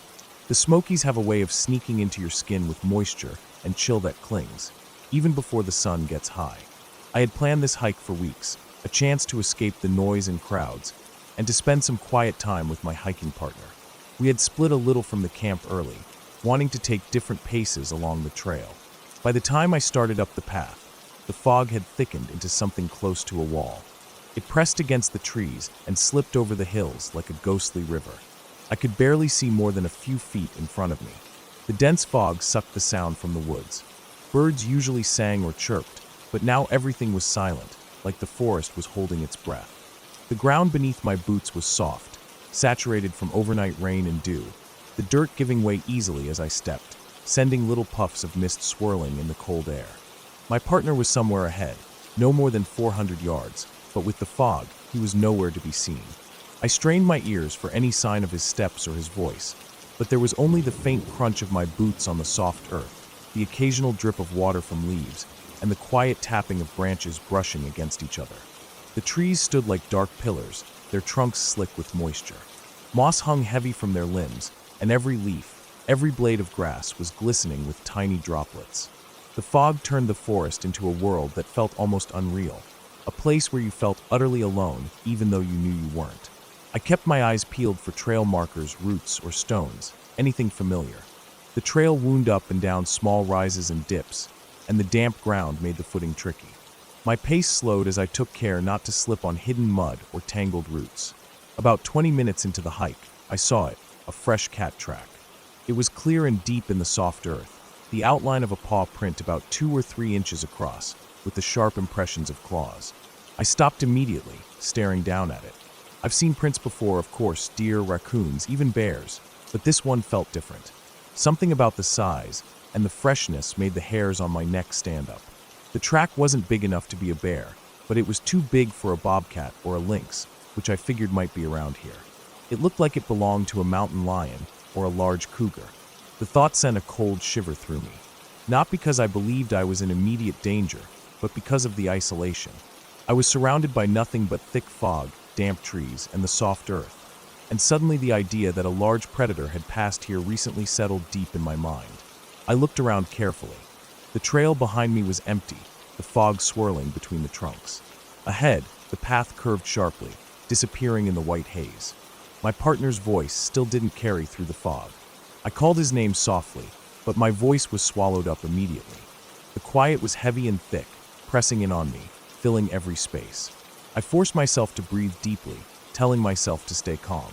Mountain lions don't usually attack humans unless provoked or cornered. I was well aware of that, but the fog and the knowledge that the cat had been here very recently made me nervous. I started walking again, slow and steady. The soft ground sucked at my boots, making each step an effort. I kept my eyes on the trail, scanning for more tracks or signs, scat, broken branches, disturbed leaves, but the fog was too thick. I felt like I was walking inside a cloud. As I moved, I tried to imagine the mountain lion's path. Where would it go? Was it hunting nearby? Was it watching me from some hidden spot? I had no way to tell, but I felt the weight of the unknown pressing down. I reminded myself that these animals usually avoid humans. Still, the forest felt different. It was quieter, more watchful. Suddenly, I heard a faint sound, maybe a twig snapping a few yards to my left. My heart jumped. I stopped, listening hard. The fog made everything seem closer and louder. But there was nothing else, no rustling or movement. I shifted my gaze toward the sound and caught a shadow sliding away between the trees. Just a deer, maybe, spooked and moving fast. I relaxed a little but stayed alert. I told myself this was part of the wilderness, the kind of moment that makes you feel alive, but uneasy at the same time. I kept moving, careful not to make sudden noises. The trail started to climb gently, and I noticed the smell of wet earth and decaying leaves mixed with the faint musk of something wild. It was hard to describe but unmistakable, the scent of a large predator's territory. The fog thinned and thickened like waves. At one point, I thought I saw something move off to the right, near a fallen log. My heart thudded hard, but when I looked again, there was nothing. Just mist swirling through the trees. I took out my map and compass, double-checked my bearings. The map showed the trail bending around a ridge. I figured my partner had to be just ahead, but with the fog, it was impossible to see him or any sign of him. I called out his name again. No answer. I considered turning back, but I had come too far to stop now. The fog was part of the experience, the challenge of the Smokies. Still, the track and the silence stayed with me. The forest was holding secrets today. After about an hour, the fog began to lift slightly. The sun was breaking through the clouds, sending weak light down through the trees. I could see further now, maybe 50 or 60 feet ahead. Just then, I heard something else, a low growl, barely audible but real. It wasn't loud or aggressive, more like a warning. My heart raced, my breath caught in my throat. I scanned the woods on both sides, but I couldn't spot the source. The growl came again, this time a little louder, closer. I froze, gripping my trekking poles tightly. The growling stopped suddenly, replaced by silence heavier than before. I looked down at the trail and saw more fresh paw prints alongside the one I had seen earlier. They were heading in the same direction I was going. The thought that a large cat was nearby, watching or following, made me slow my steps. I stayed as quiet as I could, careful not to trip on the uneven ground. I reminded myself to keep moving and not to panic. Finally, I spotted a figure moving through the fog. It was my partner. Relief washed over me. I called out, and he responded. We met up, shared a look that said everything without words. He had seen the tracks too and heard the same sounds. Together, we decided to keep moving steadily, talking quietly about the signs we'd seen. The fog was lifting, the sun brightening the forest floor, and the chill fading. By the time we reached the clearing near the trailhead, the woods felt normal again. The sounds of birds returned, the ground was less soft, and the light warm. The experience stayed with me. How small and vulnerable you can feel in the mountains, especially when the world narrows down to just the sound of your breath, your footsteps, and the shadow of something unseen nearby. That day, I learned respect for the wild and its quiet dangers. It wasn't a ghost or a fairy tale that scared me. It was real, raw nature reminding me how alive and alert I needed to be when I stepped into its realm. And that's the memory I carry whenever I think back to that foggy morning in the Smokies.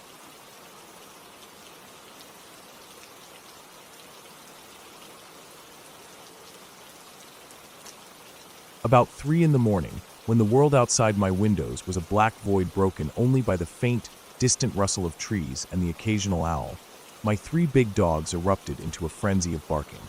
It wasn't the usual alarm bark they gave when a squirrel or a deer wandered too close to the house. This was different, urgent, chaotic, full of tension. My husband and I bolted upright in bed, the sleep instantly wiped away by the sound of them losing their minds. We lived alone in the only house down a long, narrow country road. Past our yard for miles was nothing but open pasture and thick national forest. No neighbors, no streetlights, just the vast quiet and darkness of nature. The dogs kept barking as we scrambled to get out of bed. My husband was already reaching for his rifle from the gun rack beside the door while I grabbed my phone. We both knew what it probably was, coyotes. They had been circling our property more often lately, especially near the livestock pens. Our chickens and goats were vulnerable, and the dogs took their job seriously. Still half asleep but alert, we moved quickly but carefully, trying not to trip over anything in the dark. Before we even had time to put on shoes, I heard something else. A soft, low sound from the front porch.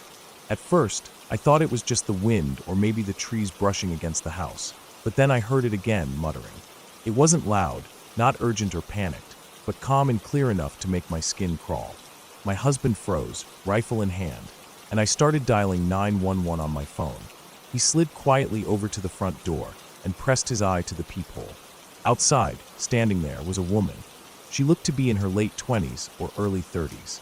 She wasn't pacing or jittery. She just stood there calmly, knocking gently on the door every now and then. Her face was calm, almost like she was waiting for someone who she knew would answer. The way she stood there didn't feel threatening in the usual way. She didn't shout or pound the door like she was desperate or angry. It was almost casual, like she was a visitor at an unexpected hour. But there was something unsettling about how quietly patient she was, how she seemed completely at ease being there at that time of night on our isolated country road. My husband spoke through the door, his voice firm but steady. He told her that the police were on their way and that if she needed help, she could wait on the porch swing by the driveway. He made it clear they were armed and prepared to defend the house if anyone tried to come inside. She smiled then, a small, almost knowing smile that wasn't quite friendly but wasn't cruel either. It was like she was glad to have woken us up. Then, softly and without any urgency, she said something that stopped us cold. She warned that the thing in the woods was coming and that it would be here soon.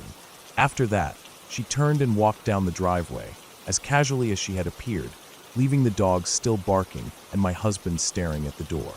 We stayed frozen for a few minutes, the silence pressing in on us after she disappeared. The cops arrived about 10 minutes later, which was quick considering our remote location. They searched the area thoroughly, down the road, around the trees, into the pasture land, but there was no sign of the woman. No footprints, no car, no trace at all. The whole thing didn't make sense, especially with her strange warning. She wasn't threatening, but her words stuck with me. The dogs stayed restless for hours after she left, pacing and growling toward the woods like they sensed something we couldn't see. Weeks passed, and I found myself looking over my shoulder every time I stepped outside after dark.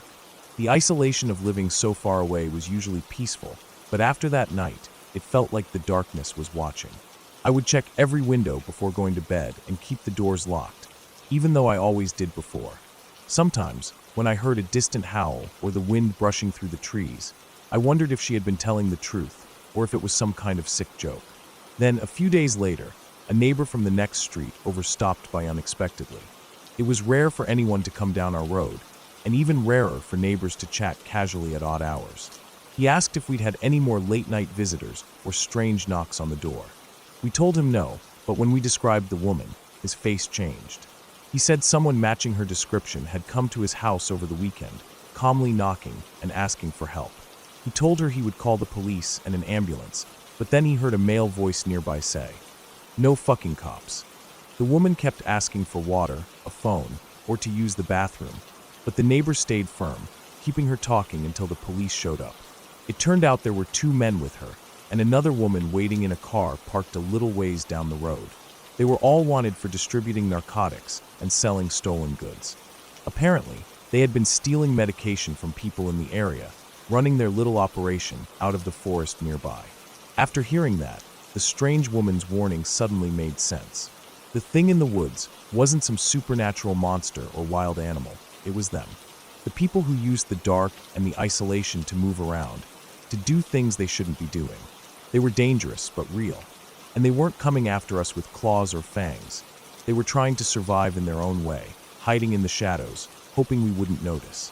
Knowing the truth made me feel safer, but also more uneasy. The woods weren't just quiet trees and empty fields. They hid things we didn't see every day. People who took advantage of the silence, who moved like ghosts in the night. I still hear the dogs bark sometimes at nothing, and sometimes I wonder if the forest will ever truly be quiet again. But at least now we know what's out there, and we're ready for it.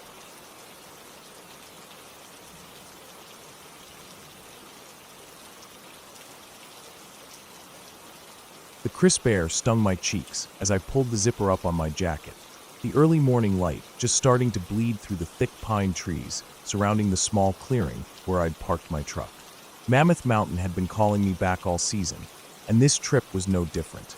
The snow this year was some of the best in decades, thick, dry, and perfect for carving down the eastern Sierra's steep slopes. I'd been snowboarding here for years, but this season was something special.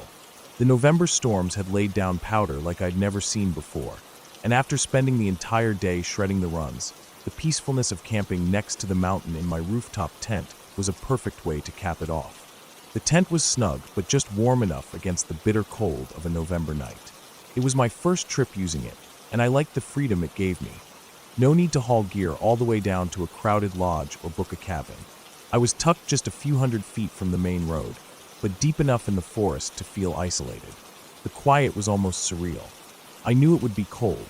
The thermometer had dropped to -5 overnight, but the excitement and adrenaline from the day's runs kept me awake more than the cold ever could. My buddy and I had made the drive up mid-afternoon. We parked in a little-known lot, the kind most people ignored because it was just off the beaten path.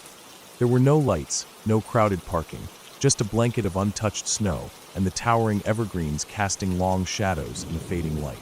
We unloaded our gear quickly, set up the rooftop tent, and grabbed a quick dinner from the back of the truck. The air smelled sharp and fresh, the kind of cold that wakes up every nerve in your body. By the time we crawled into the tent, the stars were bright, and the silence was complete except for the occasional creak of the pine branches overhead. It was one of those nights where you expect to hear wildlife, but nothing came. No calls from owls or rustling from deer. The kind of silence that makes you listen harder, waiting for something to break it, but nothing does. Sleep was light for me. I kept waking up, my mind buzzing with the adrenaline from the slopes, the cold nibbling at my fingers despite the thermal gloves, and the strange quiet that seemed almost unnatural. My buddy, on the other hand, slept like a rock. At first light, I woke and slipped out of the tent to pee, the crunch of snow beneath my boots sharp in the still air. I scanned the horizon, a faint glow of orange against the silhouette of the mountain peaks. The world looked untouched, clean, the snow bright and sparkling under the first sun rays. It was the kind of morning that made you pause and just take it all in. Then my buddy called me back. He was crouched beside the truck, his breath clouding in the air as he pointed to the snow. I walked over, and my heart sank a little. There were tracks, large paw prints in a circle around our truck, and the ladder leading up to the tent. Wolf tracks. Big ones. The kind you don't want to mess with. The prints were crisp and clear, meaning they'd been made recently, sometime in the night. The snow around them was pristine, except for a few faint snowmobile tracks miles away on the main trail, but nothing close to us. These wolves had come close, almost too close, to where we'd been sleeping. I crouched down and traced the prints with my gloved hand. The pads were large, the claws sharp and distinct. There were at least 6 or 7 sets. The circle they made was deliberate, like they'd been watching us, pacing around the truck and tent. It wasn't aggressive, but the way the tracks formed a perimeter gave me a chill. We'd heard nothing all night, no howls, no sounds of paws crunching through the snow, nothing. Just silence. Maybe the cold kept them quiet, or maybe they were used to humans and didn't feel threatened. But still, knowing they had been so close made my skin crawl. We quickly packed up the tent, more alert now. The sun was climbing, and with daylight, the woods felt less menacing, but the wolf tracks stayed in my mind. The trip was over. We loaded the truck, made sure all our gear was secure, and left the clearing behind. Driving down the winding road, the trees blurred past as I thought about the night, about the cold, the quiet, and the wolves. Those huge animals had come close to where we slept. In a different place, or under different circumstances, that could have been dangerous. But it wasn't. We were lucky.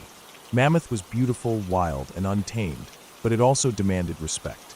That night reminded me of that, how close nature can get to you, how easy it is to forget how thin the line is between safety and danger in the wilderness. I'll be back on the mountain soon, snowboarding and camping again. But next time, I'll keep one eye open for those tracks in the snow. And I'll sleep a little lighter, knowing what's really out there in the dark.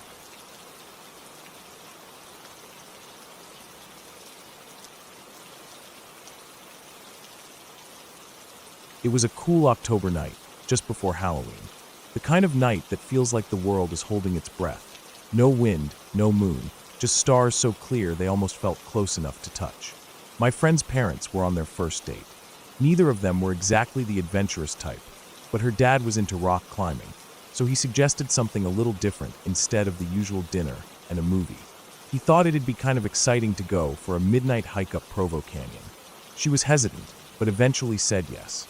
They drove up the canyon road, headlights cutting through the dark, winding path. The trees on either side were tall and close, their branches tangled like a thick roof, blotting out what little sky there was.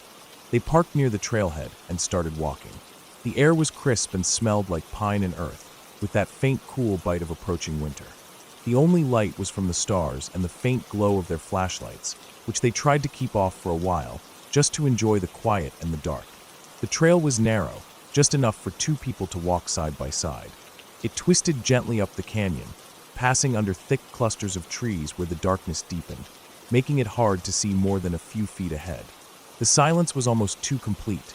No crickets, no owls, just the soft crunch of their boots on dirt and fallen leaves. At first, they talked to keep the mood light.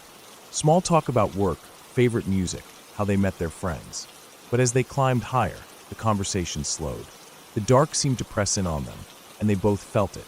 Not exactly fear, but a kind of unease. The dad said later he felt a bad feeling creeping in, a kind of warning in the pit of his stomach, but he pushed it aside. He didn't want to ruin the night. His girlfriend, though, she said that at some point she felt the same thing, like they shouldn't be there, like the darkness was waiting for something. They came to a part of the trail that dipped under a thick canopy of trees. The branches were so low and dense that the stars disappeared completely. They switched on their flashlights. The beam caught the wet leaves on the ground and the trunks of the trees, thick and gnarled with years of growth. The air felt colder here, heavier somehow. The dad took a step forward and suddenly stopped. His foot hit something soft and wet in the middle of the path. He didn't want to look down. The feeling came back, stronger than before, like a warning shouted in silence. Without saying a word, they both turned around and started walking fast, nearly running back down the trail toward their car. The girlfriend said she was terrified but didn't want to say why, and the dad just felt the urge to get out of there as fast as possible. They made it back to the car in silence, neither of them wanting to break the spell of what had just happened. When they got home, the dad tried to forget about it, blaming it on tiredness or nerves. But years later, after they were married, something came up on TV, an interview with Ted Bundy. The killer talked about the one time he almost got caught. He told how he had lured a girl into Provo Canyon, killed her, and was about to hide the body when he heard people coming up the trail. He said he hid in the trees and watched two people walk right into the body. Then, for some reason, those two people just turned around and walked away, never calling for help. My friend's parents realized then what they'd stumbled onto that night. A fresh corpse, right there on the path, and the man himself watching from the shadows.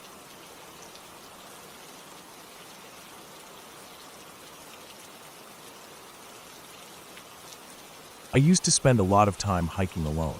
It was one of the few things that made me feel completely free. Just me, my boots on the dirt, the sound of wind moving through the trees, and the faint rush of the river that ran alongside some of the trails. I knew those woods better than most people who lived nearby, and I was comfortable in them. I liked to explore the smaller side trails where fewer people went. Sometimes I'd be out for hours or even all day, just wandering, thinking, and enjoying the quiet. I never thought much about safety because I was good at reading nature, and I kept to myself. I'm not the kind of person to call attention. I wasn't worried about bears or mountain lions. I knew their habits, and they usually stayed away from the trails people used. What I wasn't ready for was the moment I saw him. It happened on a cloudy afternoon in late fall. The kind of day when the sky is gray, but the air is still mild enough that you don't need a heavy jacket. The trail was one I'd walked many times before, a narrow path that followed the edge of the river. On one side, thick brush and tangled trees blocked the riverbank from view, just a few meters of dense green between the trail and the water. On the other side, a gentle slope rose to a ridge covered in tall pines. I was about halfway through my hike, alone as usual. The trail was mostly empty, and I hadn't seen another person in nearly an hour. The silence was deep and steady except for the occasional bird call and the whisper of the wind in the leaves. As I rounded a bend, I caught a sudden movement out of the corner of my eye. At first, I thought it might be a deer slipping through the brush, but then I noticed the outline was too upright and rigid. The colors didn't match the natural browns and greens. It was a man, crouched just off the trail, half hidden in the shadows under some low branches. He wore camouflaged clothes, those military-style patterns designed to blend in perfectly with the forest around him. He didn't look like a hiker or a biker taking a break. His posture was deliberate, like he was hiding. I froze for a moment, my heart quickening. He was watching the trail, keeping an eye on anyone who passed by. This wasn't an area where hunting was allowed. It was a county park with hiking and biking trails, and while people sometimes went off trail, it wasn't for fishing either. There was no reason for him to be concealed like that. I kept my gaze steady, but didn't make any sudden moves. I couldn't tell what he was doing there, or why. It was the kind of thing you see in movies, not real life, but there he was, quiet, still, almost invisible except for the faint outline against the brush. I decided to pretend I didn't see him. I kept walking slowly, my boots making soft crunching noises on the dirt path. As I moved past the spot where he crouched, I pulled out my phone and silently called someone I trusted. I didn't say anything at first, just stayed on the line, pretending to talk. It was a way to keep myself calm and alert. I kept my eyes on the trail ahead and glanced back, once to make sure he wasn't following. I stayed on the phone until I reached a part of the trail where other hikers were coming and going. Only then did I let the tension ease a little. I knew I wasn't safe until I was near people again. That day changed the way I saw the woods. I had always been comfortable alone out there, but after that, I started carrying a quality knife with me on every hike. It wasn't because I thought I needed it for bears or mountain lions. It was because not knowing what that man was doing, what he was capable of, was enough to creep me out. I can shoot too. A gunnery sergeant once taught me to be a decent shot, and I know how to use a gun safely. But for personal reasons, I don't want to own one. I prefer to stay quiet and avoid trouble, but I'm not going to be caught unprepared. The man in camouflage didn't say a word, didn't make any move. He just stayed hidden, watching, waiting, blending in with the trees and the brush like some part of the forest itself.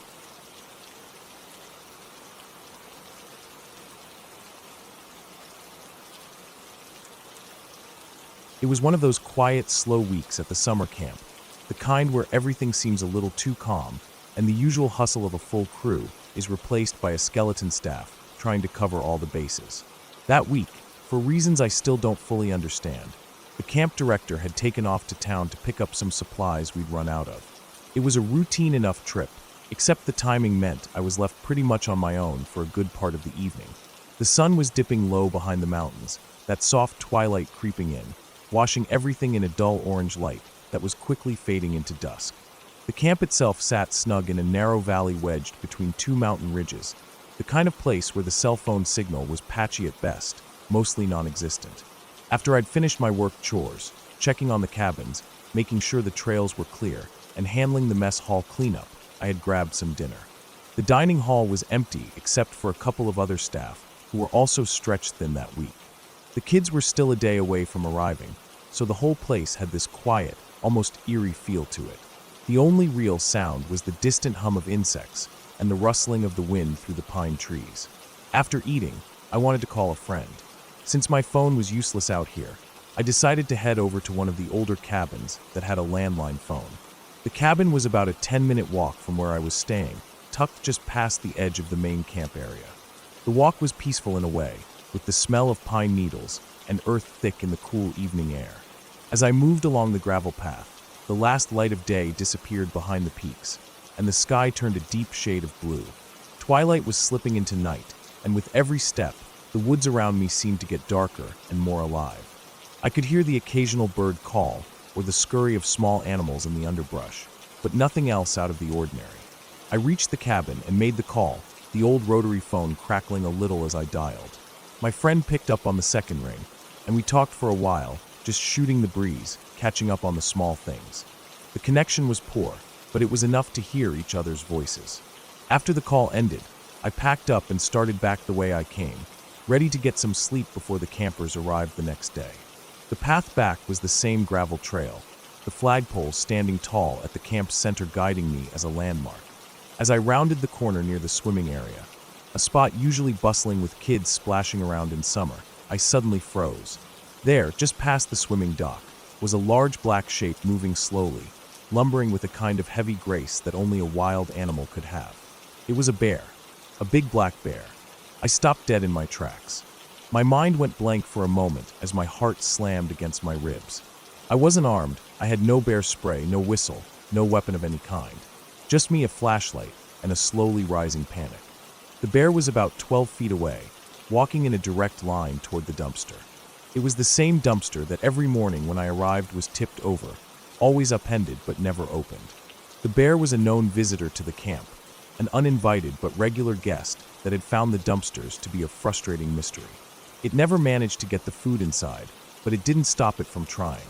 I lifted my flashlight, shining the beam directly on the bear. The animal stopped abruptly, turning its massive head toward me. For a long moment, we just looked at each other. I swear the bear seemed as surprised to see me as I was to see it. Its eyes were calm but curious, and there was a strange intelligence there, like it was weighing the situation as carefully as I was. I remembered something from a park ranger lecture years before, something about facing a bear and standing your ground, keeping calm. It sounded easier in theory than in practice. But with nowhere to run and nothing to do, I just stood still, holding the flashlight steady on the bear's face. Time stretched out. The seconds felt like minutes. The bear sniffed the air, its nostrils flaring slightly. It looked like it was trying to decide if I was a threat or just a human obstacle on its way. The air was thick with tension. I could hear the faint crunch of pine needles under its paws and the distant call of an owl starting its night patrol. The smell of damp earth mixed with the faint odor of garbage from the dumpster nearby. My throat was dry, my hands trembling, but I didn't move. The bear was enormous, at least twice my size. Its thick black fur shone faintly in the flashlight's glow, and its powerful muscles rippled under its coat as it shifted weight from one paw to the other. Then slowly, almost reluctantly, the bear turned away from me. It padded off the campgrounds, moving back toward the trees and away from the lights and signs of human life. Its retreat was slow, deliberate, not rushed or panicked, but purposeful. I kept the flashlight trained on it until the black mass melted into the shadows of the forest edge. I stood there alone, heart still pounding, wondering if what I'd just done could be called bravery or foolishness. I felt a mix of relief and an odd kind of pride, even if all I'd really done was stand frozen, shining a flashlight at a wild animal, hoping it didn't decide to come closer. When the campers finally arrived a few days later, the story about the bear had already spread. Someone had told them I'd scared off a bear single-handedly, and the kids treated me like some kind of hero. They whispered about it in the mess hall, eyes wide with a mix of fear and admiration. I didn't bother correcting their version of events. If it made me the most badass adult in their world, I was happy to keep the legend alive. Looking back, I don't think I had any special skill or bravery that night. I think I just got lucky that the bear wasn't hungry enough or curious enough to come closer, and that it didn't feel threatened enough to act. Maybe it was as cautious of me as I was of it. Or maybe it just wanted to get back to the forest and the safety it offered. That night left a lasting impression on me. It changed the way I saw the wilderness, the camp, and my own place in it. It reminded me that out here, in this wild, untamed space, you're never really alone. The creatures of the forest have their own rules, their own territories, and their own ways of understanding the world. I never saw that bear again, but the memory stayed sharp, the heavy silence, the slow breathing of the forest, and the weight of those dark eyes looking back at me in the fading light. It was a reminder that respect is the only way to coexist with something so powerful and wild. And every time I walked past that swimming dock after sunset, I couldn't help but glance over my shoulder, half expecting to see those eyes watching me again.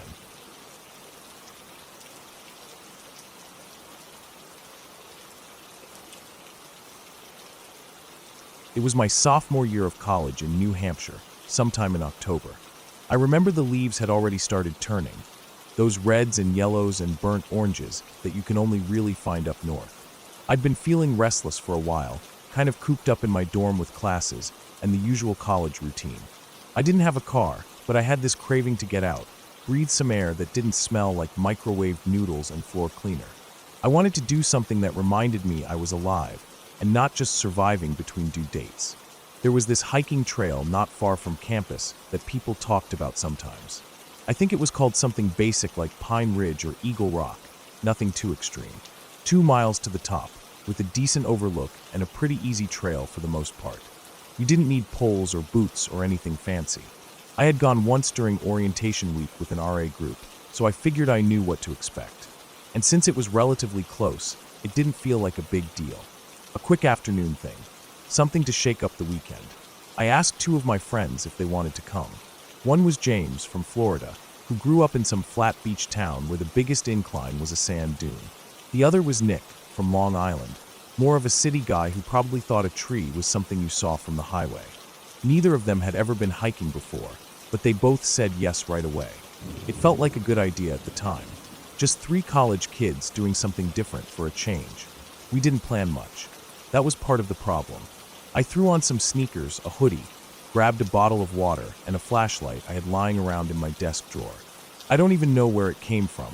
I think someone left it in the common room, and I just took it one day. It was plastic, dark blue, and took 2 AA batteries. No idea how old those batteries were, but I figured it worked well enough when I tested it quickly. James and Nick didn't bring lights. I don't think they even considered that it might get dark. None of us did, really. I think we started the hike around 3:30 or 4 p.m. That sounds right.